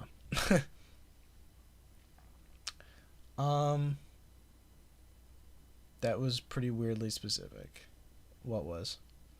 XQ Paragon says Blazer had less flashy toys than New Gem, but still sold more than all of them except Trigger. And even Trigger, what was Trigger selling? Tiga figures. Boom. That's what happens when you make a good show with an interesting character. Gumzilla says, if you think about it, the forms went more to earthy than with the mods. And that's genius! It's like Z with the new storage robots. Do that. Mr. Red Hudson says, a little off topic, but Godzilla 2000 and Godzilla vs. Megaguirus had a certain vibe that later movies didn't have easily. Both my favorite of the Millennium era. Really? Megaguirus is... Godzilla 2000 and Megaguirus are your favorite movies of the entire Millennium era. Easily. Interesting. It's been too long since I've seen the movies to really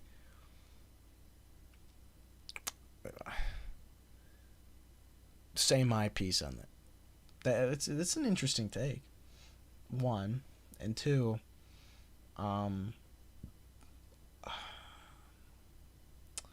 yeah, I can't really speak on why. Also, with that burp, we hit 1,000 views on this stream, which is a record.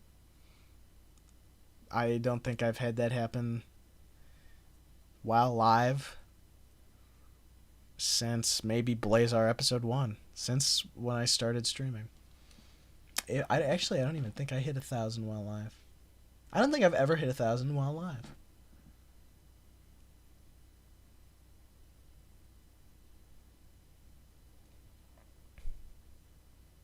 If I have hit 1,000 viewers while live before,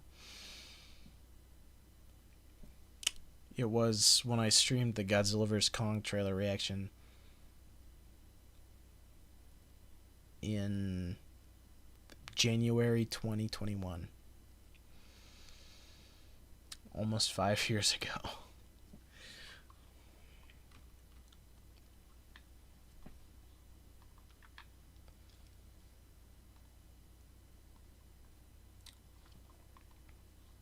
Also, I think I've been streaming for almost 4 hours.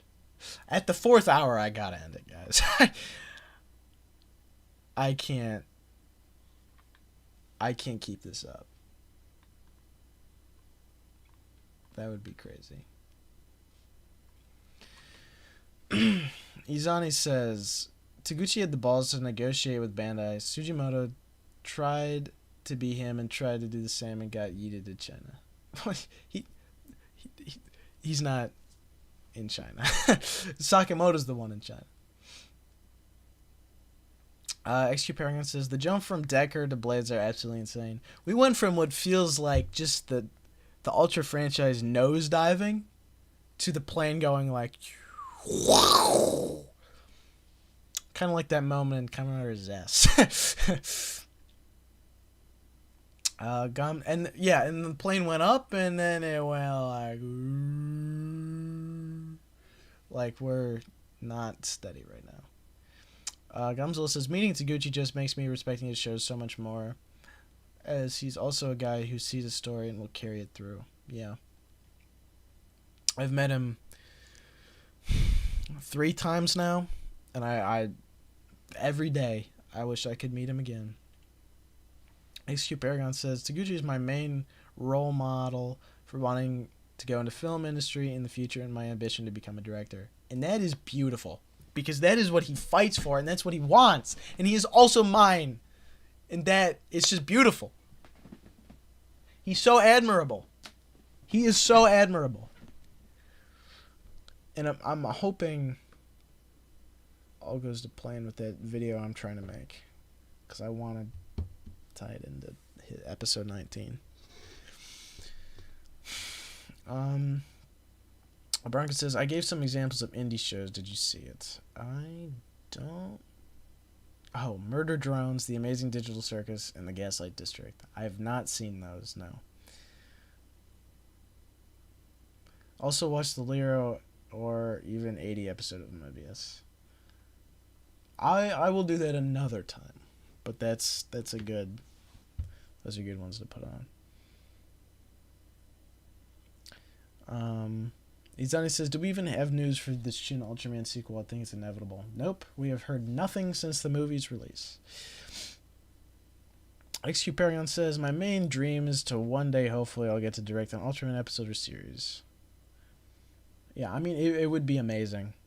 It would be amazing. Because, you know what? I talked about this at the very beginning of the stream. That I think Ultraman, like, if I were to have kids one day, God willing, I would, like, what would I show them? What would I show my kids? Because I, like, it really is something, I can get into this more heavier topic now that, I'm not waiting for the episode to start.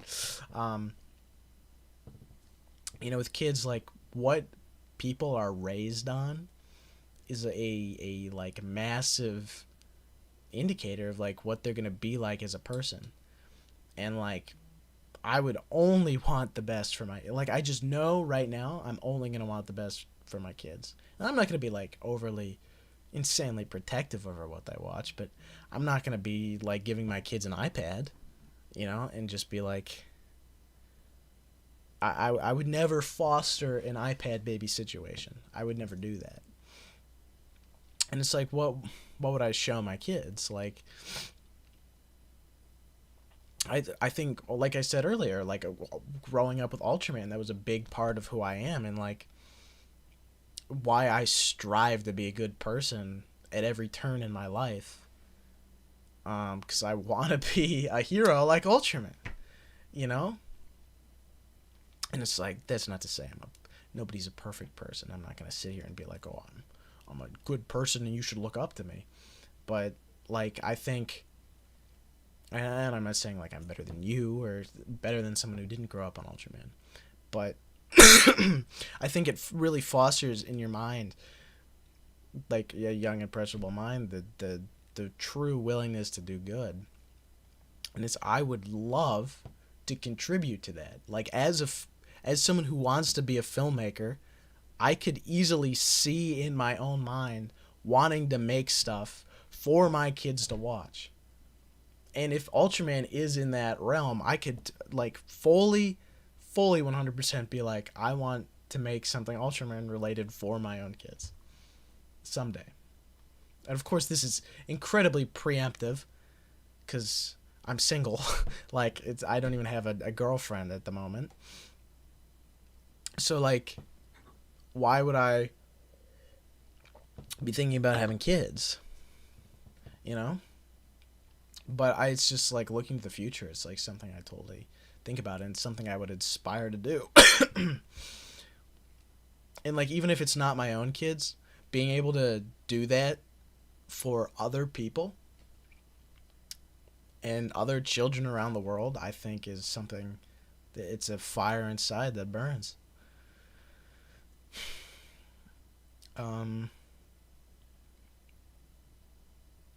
Gumzilla says they need to 100% make the sequel to Ultraman Rising.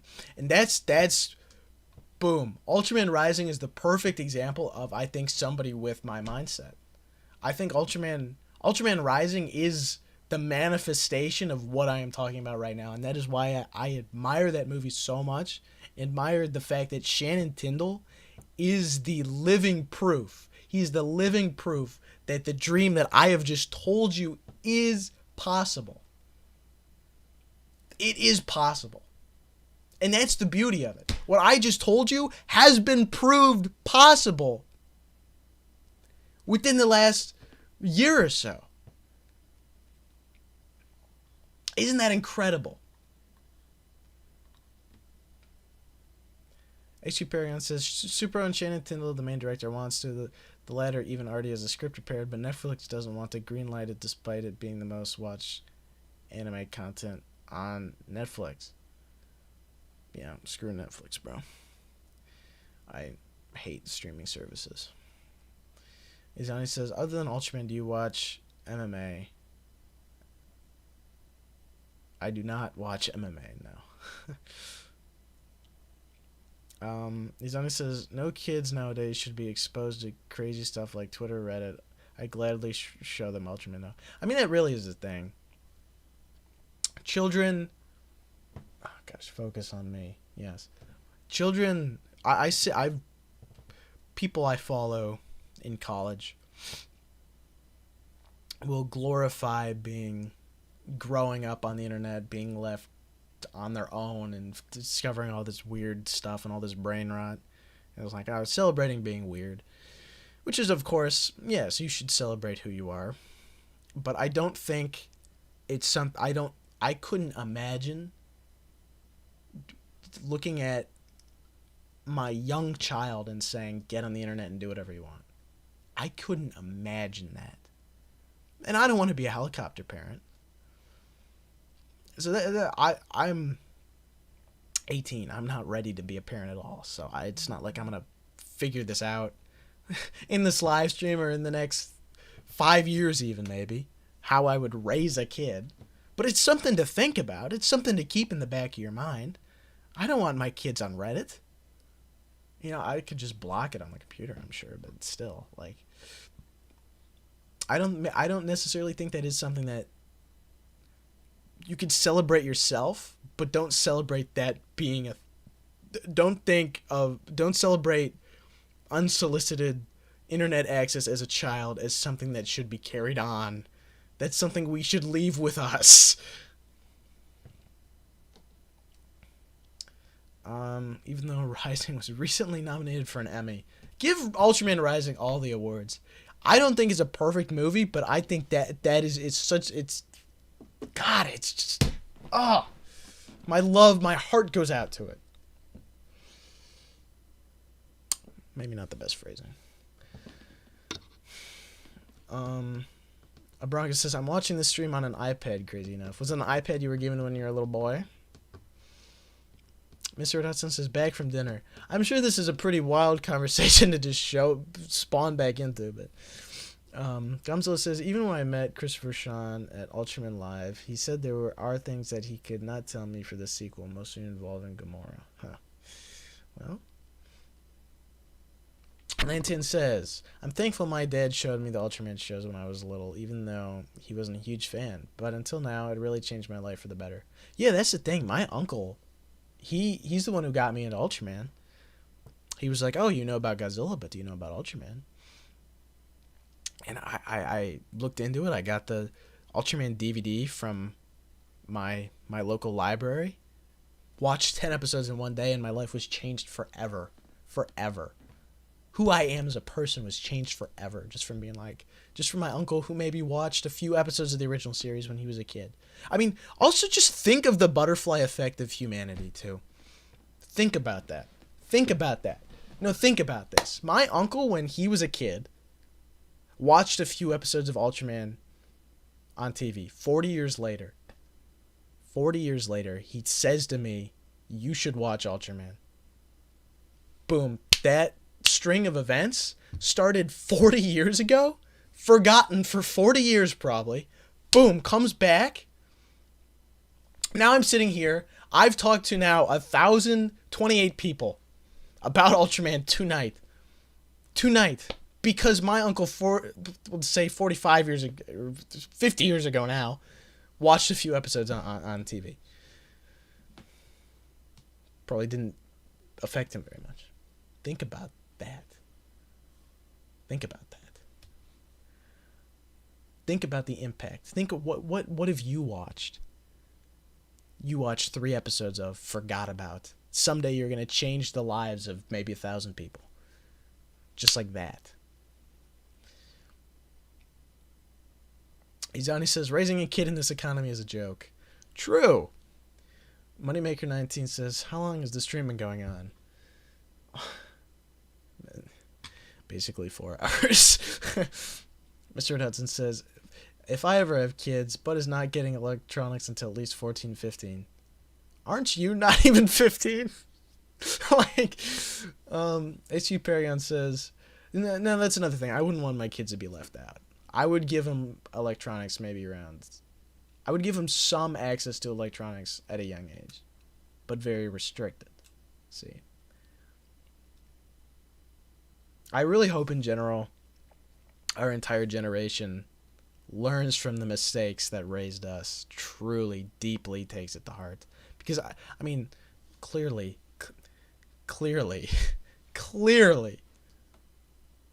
for other generations, that did not happen.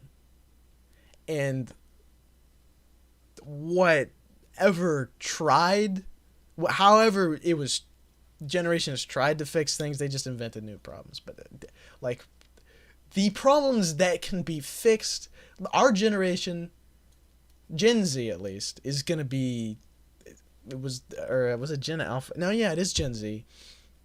Gen Alpha, like, regressed in IQ. Gen Z was the last increase in IQ. And it's like, it's up to us to save everything.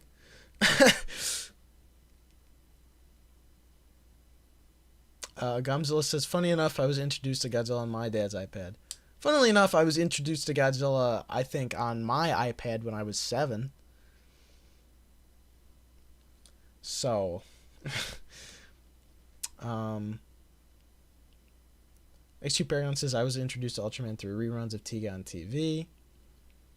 Moneymaker19 says, I just heard about the butterfly effect yesterday, and now I blew your mind. Bronco says, Goji73, I keep doing that. Bronco says, Goji73 is the reason I'm an Ultraman fan now. If it weren't for him introducing Ultra Monsters and Godzilla and his amazing friends, I'm not sure I would have gotten into the series. And that's beautiful. It's like, as a content creator, sometimes I really do have to consider how much I do affect my audience. I cannot take my audience for granted. I can't take my audience for granted for a second, because I know in some degree, I'm having an impact on you right now. And I've got to take that in. Which is why I'm often so very careful about what I say, especially in videos. I mean, if you look at the end of my most recent collection video, I felt that message burning inside me, because I know people who are impressionable are watching me. And it does matter. Mr. Red Hudson says, I was about 4 or 5 when I got into Godzilla, thanks to Godzilla 2014. Around that time, Toys R Us was the GOAT and had the 12-inch Final Wars Godzilla. That was my first Godzilla figure. Godzilla 1954, Bandai Creations, Jake Specific. I mean, I'm sure we got into Godzilla. Godzilla 2014 was also the reason I got into Godzilla. I think I've told this story before, but I'll tell it again. I got into Godzilla because I was doing a project on Japan in 1st grade. I didn't want to do it. The new Godzilla movie was coming out, and it made my dad think about Godzilla. And he was like, hey, Godzilla's from Japan. I should tell my son about Godzilla, because he likes dinosaurs. He'll be more interested in this project on Japan he's working on. So my dad tells me about Godzilla. He shows me a music video with the Blue Oyster Cult song, and from then on I was instantly hooked. There was no pulling me away from Godzilla. And my first ever Godzilla figure was the 12-inch Final Wars Godzilla. Mr. Red Hudson said, I had an iPad at like 6. Yeah, I had an iPad at like 6 or 7, you know. H.P. Paragon says, I would give my kids their own electronic when they go to high school. See, I will give them electronics. I think here's the thing though. And you can, it just depends on what you want to give your kids, of course. I think having a phone is an incredible resource for a lot of things, for Googling. If your kid is curious about a fact, Google YouTube. I think there's a lot of great information on YouTube. you just gotta block things. Don't let your kid have Instagram. Don't let your kid have like TikTok, Reddit, Discord. Shorts was introduced. I don't know. It's hard to say, but the biggest thing for me is like the camera, having a camera in your pocket. I mean, I'm not sure how much I would have gotten into photography if I didn't have a camera in my pocket when I was 11. You know.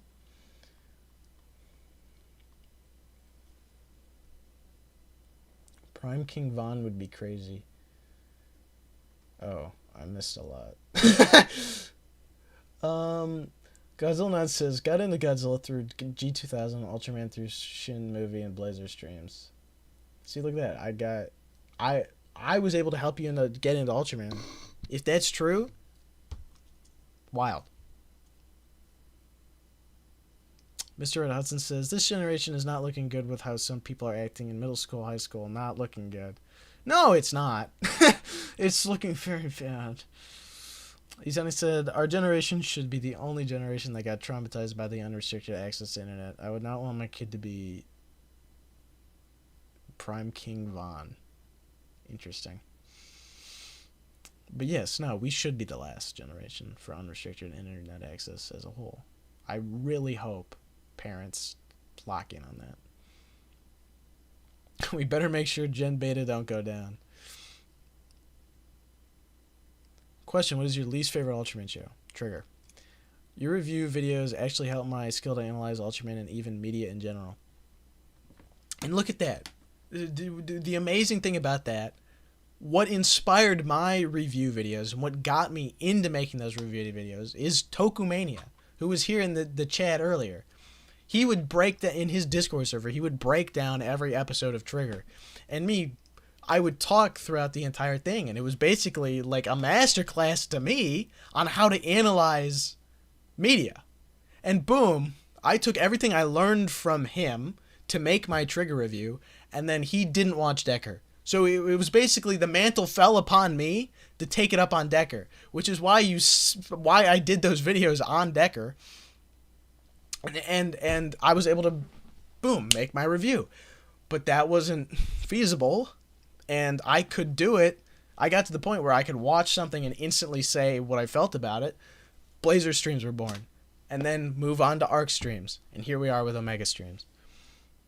Like this, it is a cause and effect, butterfly effect here. Tokumania was doing stuff in his server, and now, bam, now I'm able to help you be better to analyze stuff in media in general. And what's going to happen next? You're going to help someone else somehow. Someone in your life is going to be affected by you being able to analyze media better.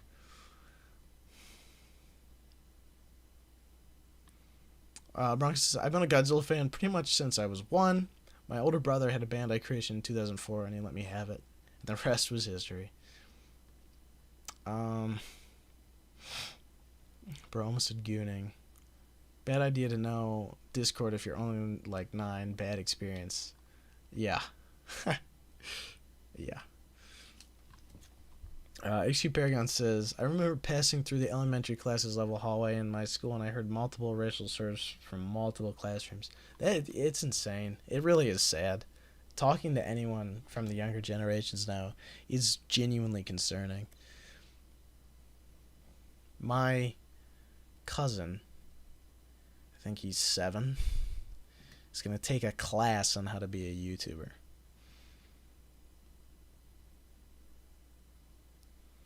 Think about that.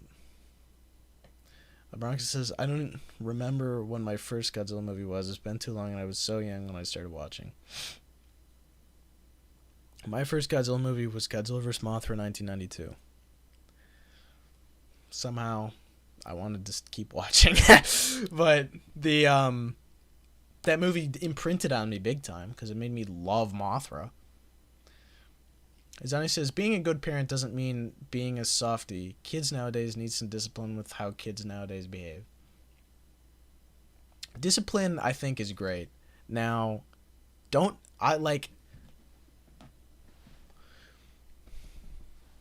put it this way. I'm 18 again. I'm no authority on how to raise children. But the idea of being harsh or mean to your kids is not something I could ever do. I just know I can never do it. So there's got to be this fine line, and it's important too. Don't be harsh or mean to your kids. Like the way you raise children, the way it affects their lives in the future is so, it cannot be understated. And I don't think a lot of people, especially people without kids, our age, could ever comprehend that. I mean, it's like I look at people in my lives, especially going to college, whose lives are so drastically different than mine, who are raised so drastically different, and they've become such drastically different people. And there are people in my life who have been hurt by the way their parents treated them, and who were very harsh with them. And the way it's affected their mind is like very clear. So there's discipline and there's being harsh. Discipline comes from knowing how to organize your kids' lives and like making sure they're not treated poorly but also behaving. I think my parents personally did like a great job with that. Now, I know you never suggested giving your kids a severe beating, but I did want to like go into that, just that concept.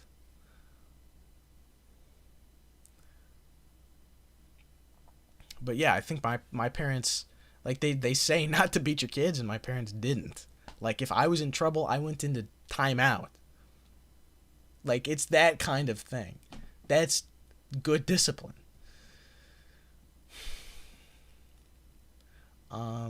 Indie Jedi One says Pacific Rim got me into Godzilla, Ultraman, and Toku stuff, and that's awesome. And look at that butterfly effect, because that was inspired by it's just amazing. Moneymaker19 says that was funny how fast you said trigger like so easily, like how you didn't want to talk about trigger. I don't. I have a 40-minute video that discusses everything I hate about that show. Watch that instead of making me think about it again. Godzilla Not says, for some reason, sometimes I feel like I'm not getting better at analyzing media if I listen to others do it. It's kind of dumb. Do you just sit and listen to others do it, or do you then try to do it yourself as well?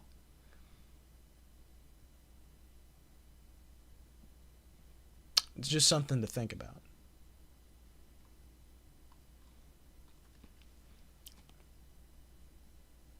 Because here's the thing, it's like, as I watched Tokumania break down everything, he really broke down everything.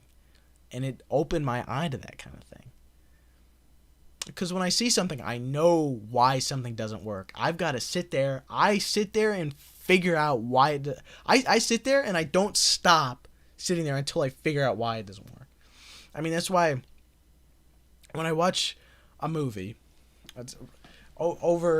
over the fall, I went and saw a movie with someone. And I was analyzing it in my head, what I thought worked and what didn't work about it. And I remember pointing out things that I liked and then going into things I didn't like. Details, specifics, after watching a movie. And I remember that person getting frustrated with me that I didn't just blindly love the movie. And it's like, that's just, at that point, that is how my mind works. When I watch something, I process everything. I process how I felt in certain scenes, and I try to figure out why I felt that way in that certain scene.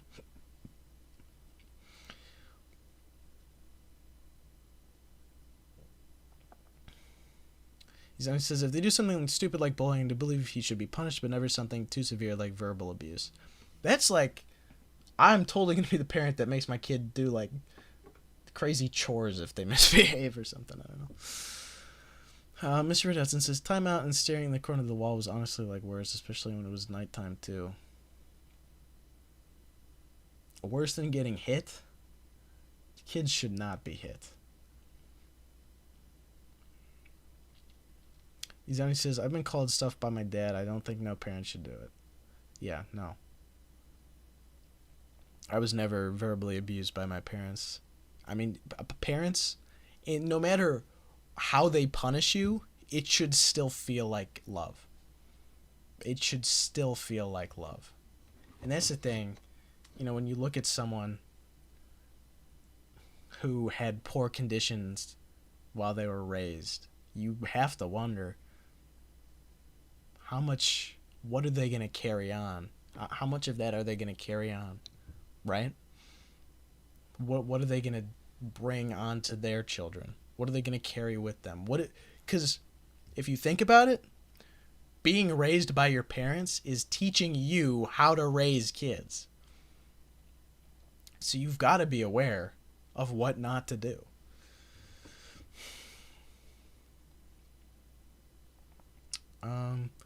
Moneymaker19 says, it still hold up well. I think it will always hold up well, my review on Trigger. I hope it does. I haven't watched it in years. If I were to go back and watch it now and I hate it, I couldn't imagine. But I remember being so incredibly proud of that review when it dropped. Just the way it felt like it actually made an impact on the community immediately. People talking about it in different servers and stuff. Like when I released it, I didn't even have to tell them about it. I mean, that was a very powerful feeling. It felt like a very powerful video, which is why I'm very proud of it. It's still my longest video to date, too. Yeah, probably still my biggest deep dive on anything.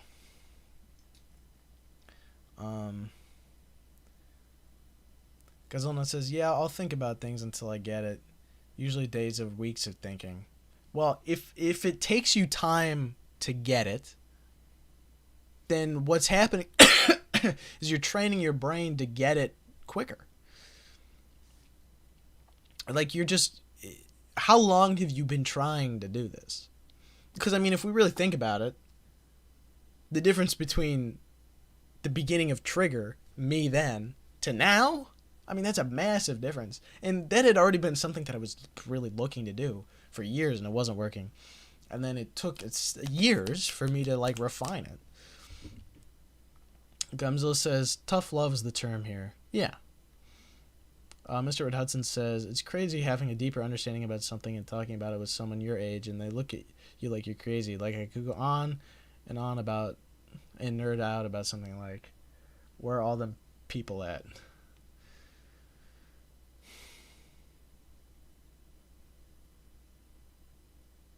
Wait, are you just talking about, like, in general?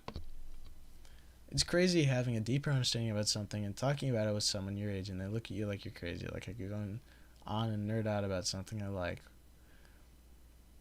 Oh, so you're looking for people where you could, like, nerd out to them. Okay. Yeah, I mean, honestly, it's like, it is sad. It genuinely is sad. Luckily in high school, there were a few people I was able to find where I could genuinely share, like, my passion with them. I mean, like, I remember my best friend in high school, Cohen, we would have, like, deep discussions a lot, like, during our lunch period. And then I had a friend named Jonas. I remember I would talk to him about that kind of thing. And I'm sure I had others, just not coming to mind right now. But it's like, it is few and far between. But now I feel like, when I went to college, it's like people cared. You know, it's like you gotta surround yourself with artistic people, is what I've found. Going to an art school is the best thing I could have done for myself. Gumzilla says, this is why I love this community. We can talk about all this stuff we love. We can talk about stuff we love, and we can talk about raising children, too.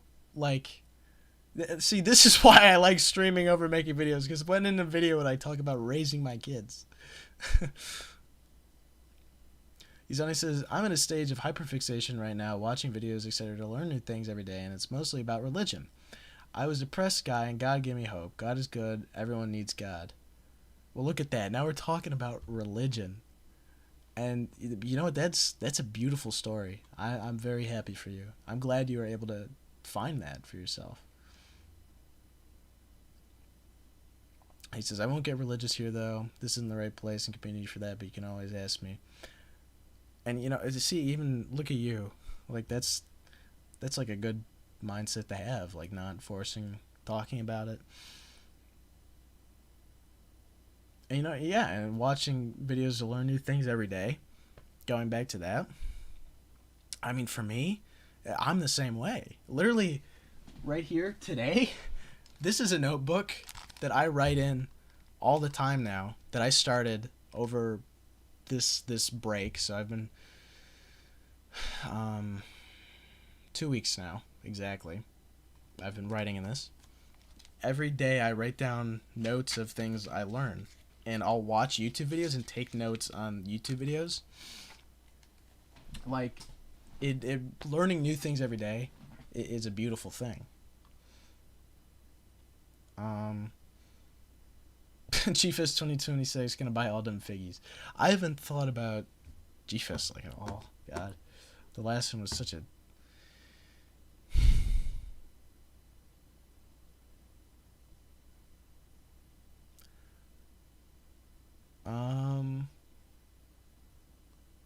Izani says it's probably insane thing that someone like me is religious. I'm just a silly little goober. Well, it's not insane. That's not insane at all. Ice Cube Paragon says, going to art school was the best for me. If only a certain someone would have said that.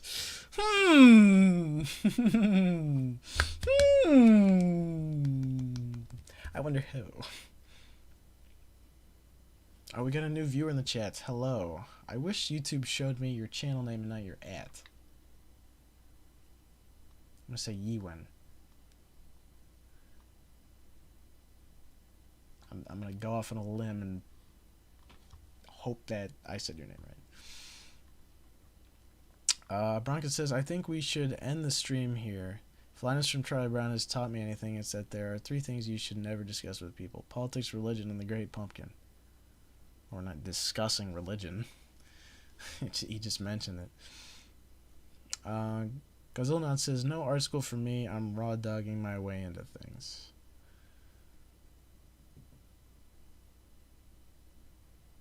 I mean, you don't need it, but I would heavily recommend it for life experience.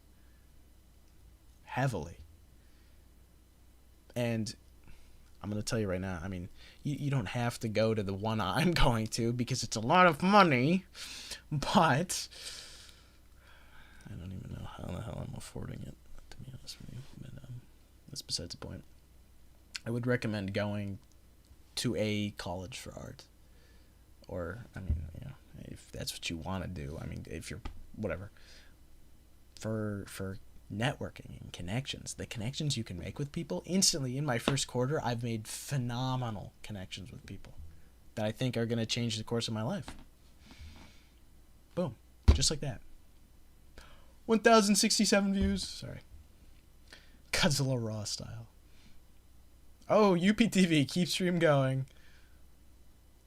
Pineapple on pizza tastes great. I'm weird. I mean, if it's on Hawaiian pizza specifically, yes, it's good. See, that's the thing. Is the debate, is Hawaiian pizza good? Or is it putting pineapple in, like, pepperoni pizza? Because that's weird.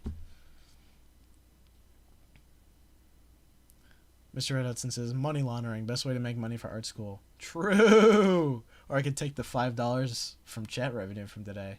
It's going straight to the college fund, baby. The best way to get money as an art student is to lean into politics. I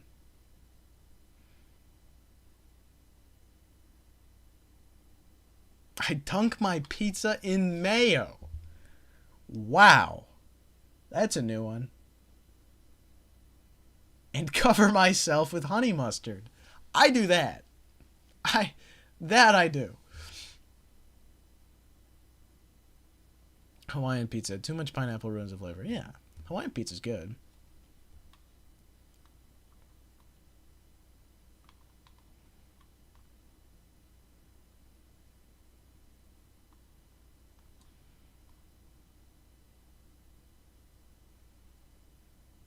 Actually, hold on. I'm gonna pee again. I did drink a lot of water. And then I'm going to pull up... I was going to pull up Ultraman Tiga episode 16 earlier. I forget who asked for that. But I'm going to pull it up.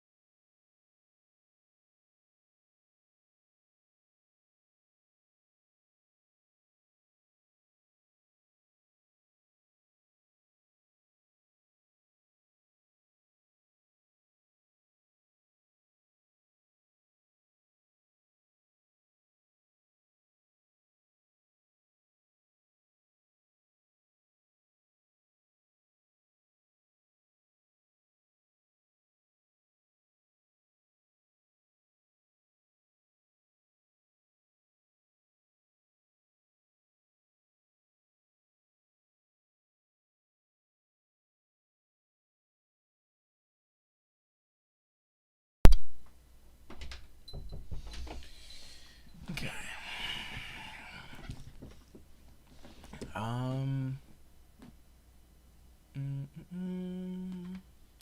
XQ Paragon says, I loathe pineapple on pizza, but it's fine if people like them. Lather all them figgies in the back. Show the fan film I sent in DMs. I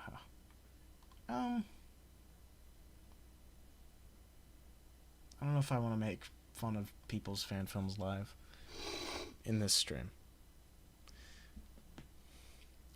Godzilla says, even though the Omega episode was nothing, yet this stream has been so eventful. Yeah, it's the beauty of it. That is the beauty of it, baby.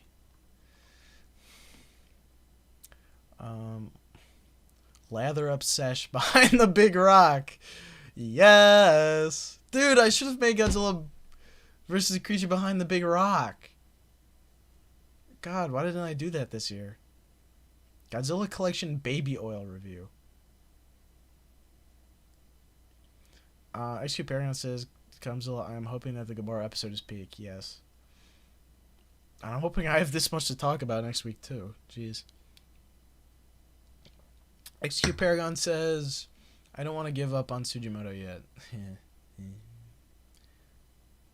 He sent me what was behind the big rock. It's big! Genuine question, though, do you play games like Minecraft? I mean, I have Minecraft. If someone asks me to play Minecraft, I'll play Minecraft with them. I don't play Minecraft on my own. I don't really play video games. Mr. Red Hudson says, best streamer of 2025 award goes to...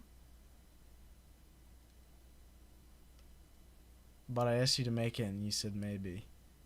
Oh, the Godzilla versus the creature behind the big rock. I actually do want to make that. Oh, I used to play Gmod all the time. I made a Gmod video. It's unlisted now. I'll send that in my server, actually. Just in case you guys are curious. I was very embarrassed. Looking back on it, I was very embarrassed. So I unlisted it. But I will send it in my Discord server. Back in early 2021, I made so many videos that I unlisted. Jeez.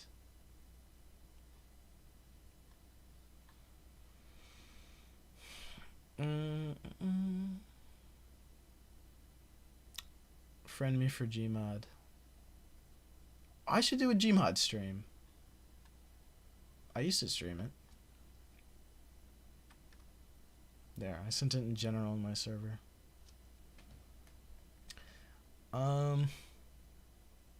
Everyone lather up Steam names. My Steam name is probably like GPTV. Oh, do you have the GPTV Gmod add-on, the next bot. That is a thing that exists. Why did he reply to my?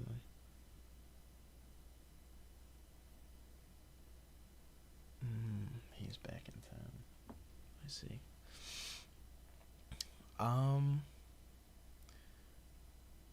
Izani says, I gained so many friends from playing Minecraft. Some are from entirely different backgrounds, religion, and ethnicity. I love them all. Nobody should be judged for who they are. Yeah. I mean, you're right. Interesting. I mean, yeah, I never grew up playing. I mean, what I grew up with is this. This is what I grew up with. I didn't,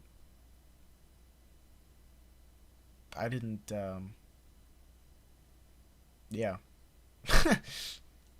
It's weird. Instead of doing normal things, I did this, and that's okay.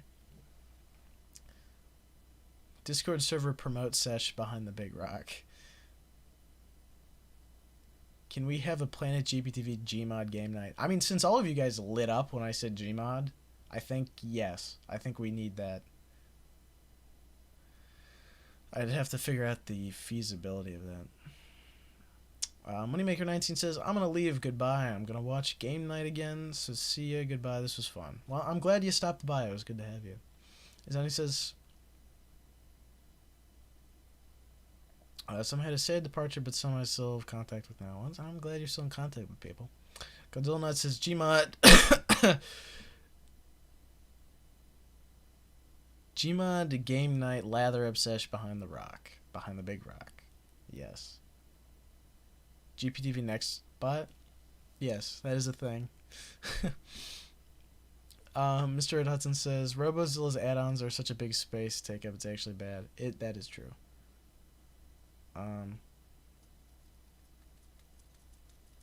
But yeah.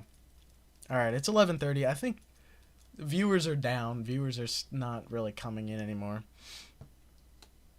I think I'm going to end the stream now. I think we've ended at a great point. I've been streaming for 4.5 hours. 4.5 hours. Genuinely might be my longest stream ever. I'm going to have to check. I might have done one that was 5 hours before. I might have done a 5-hour stream before. Let's find out.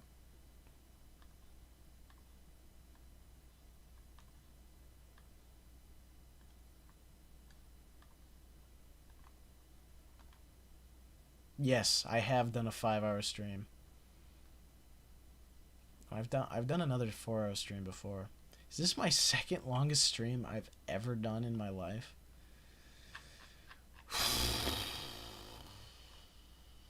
The no life allegations are overwhelming.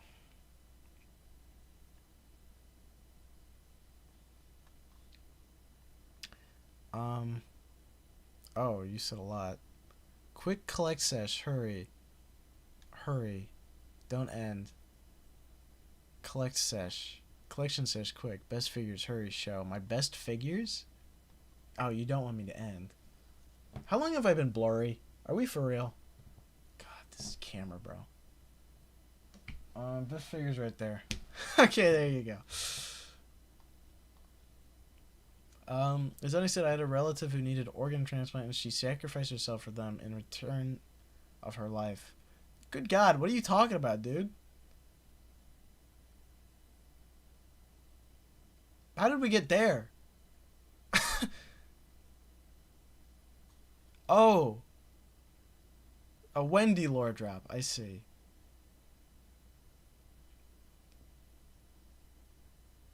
I named my OC after my dead friend. Well, that's beautiful, but that is very heavy for an Ultraman Omega stream. Yeah, XG Paragon's leaving. Everyone's... I think I'm gonna head in, guys. I have bad news. I think it's good night time. Oh my God. Why am I... Oh my God. I have to wake up... Oh no. Why did I stay up so late? I forgot I have to wake up at 6 in the freaking morning.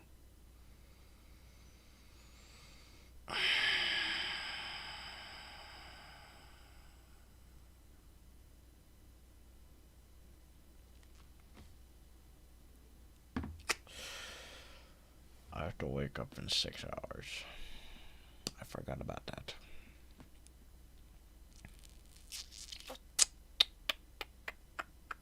For work. I open tomorrow. I don't even know how to do that.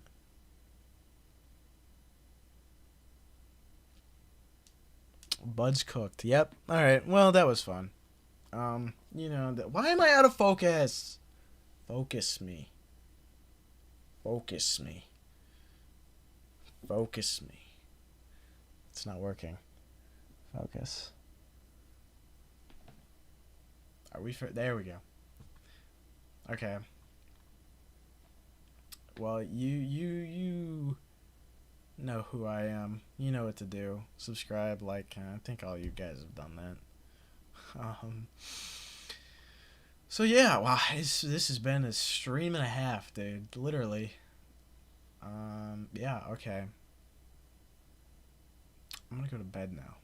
But thanks for coming out, everyone.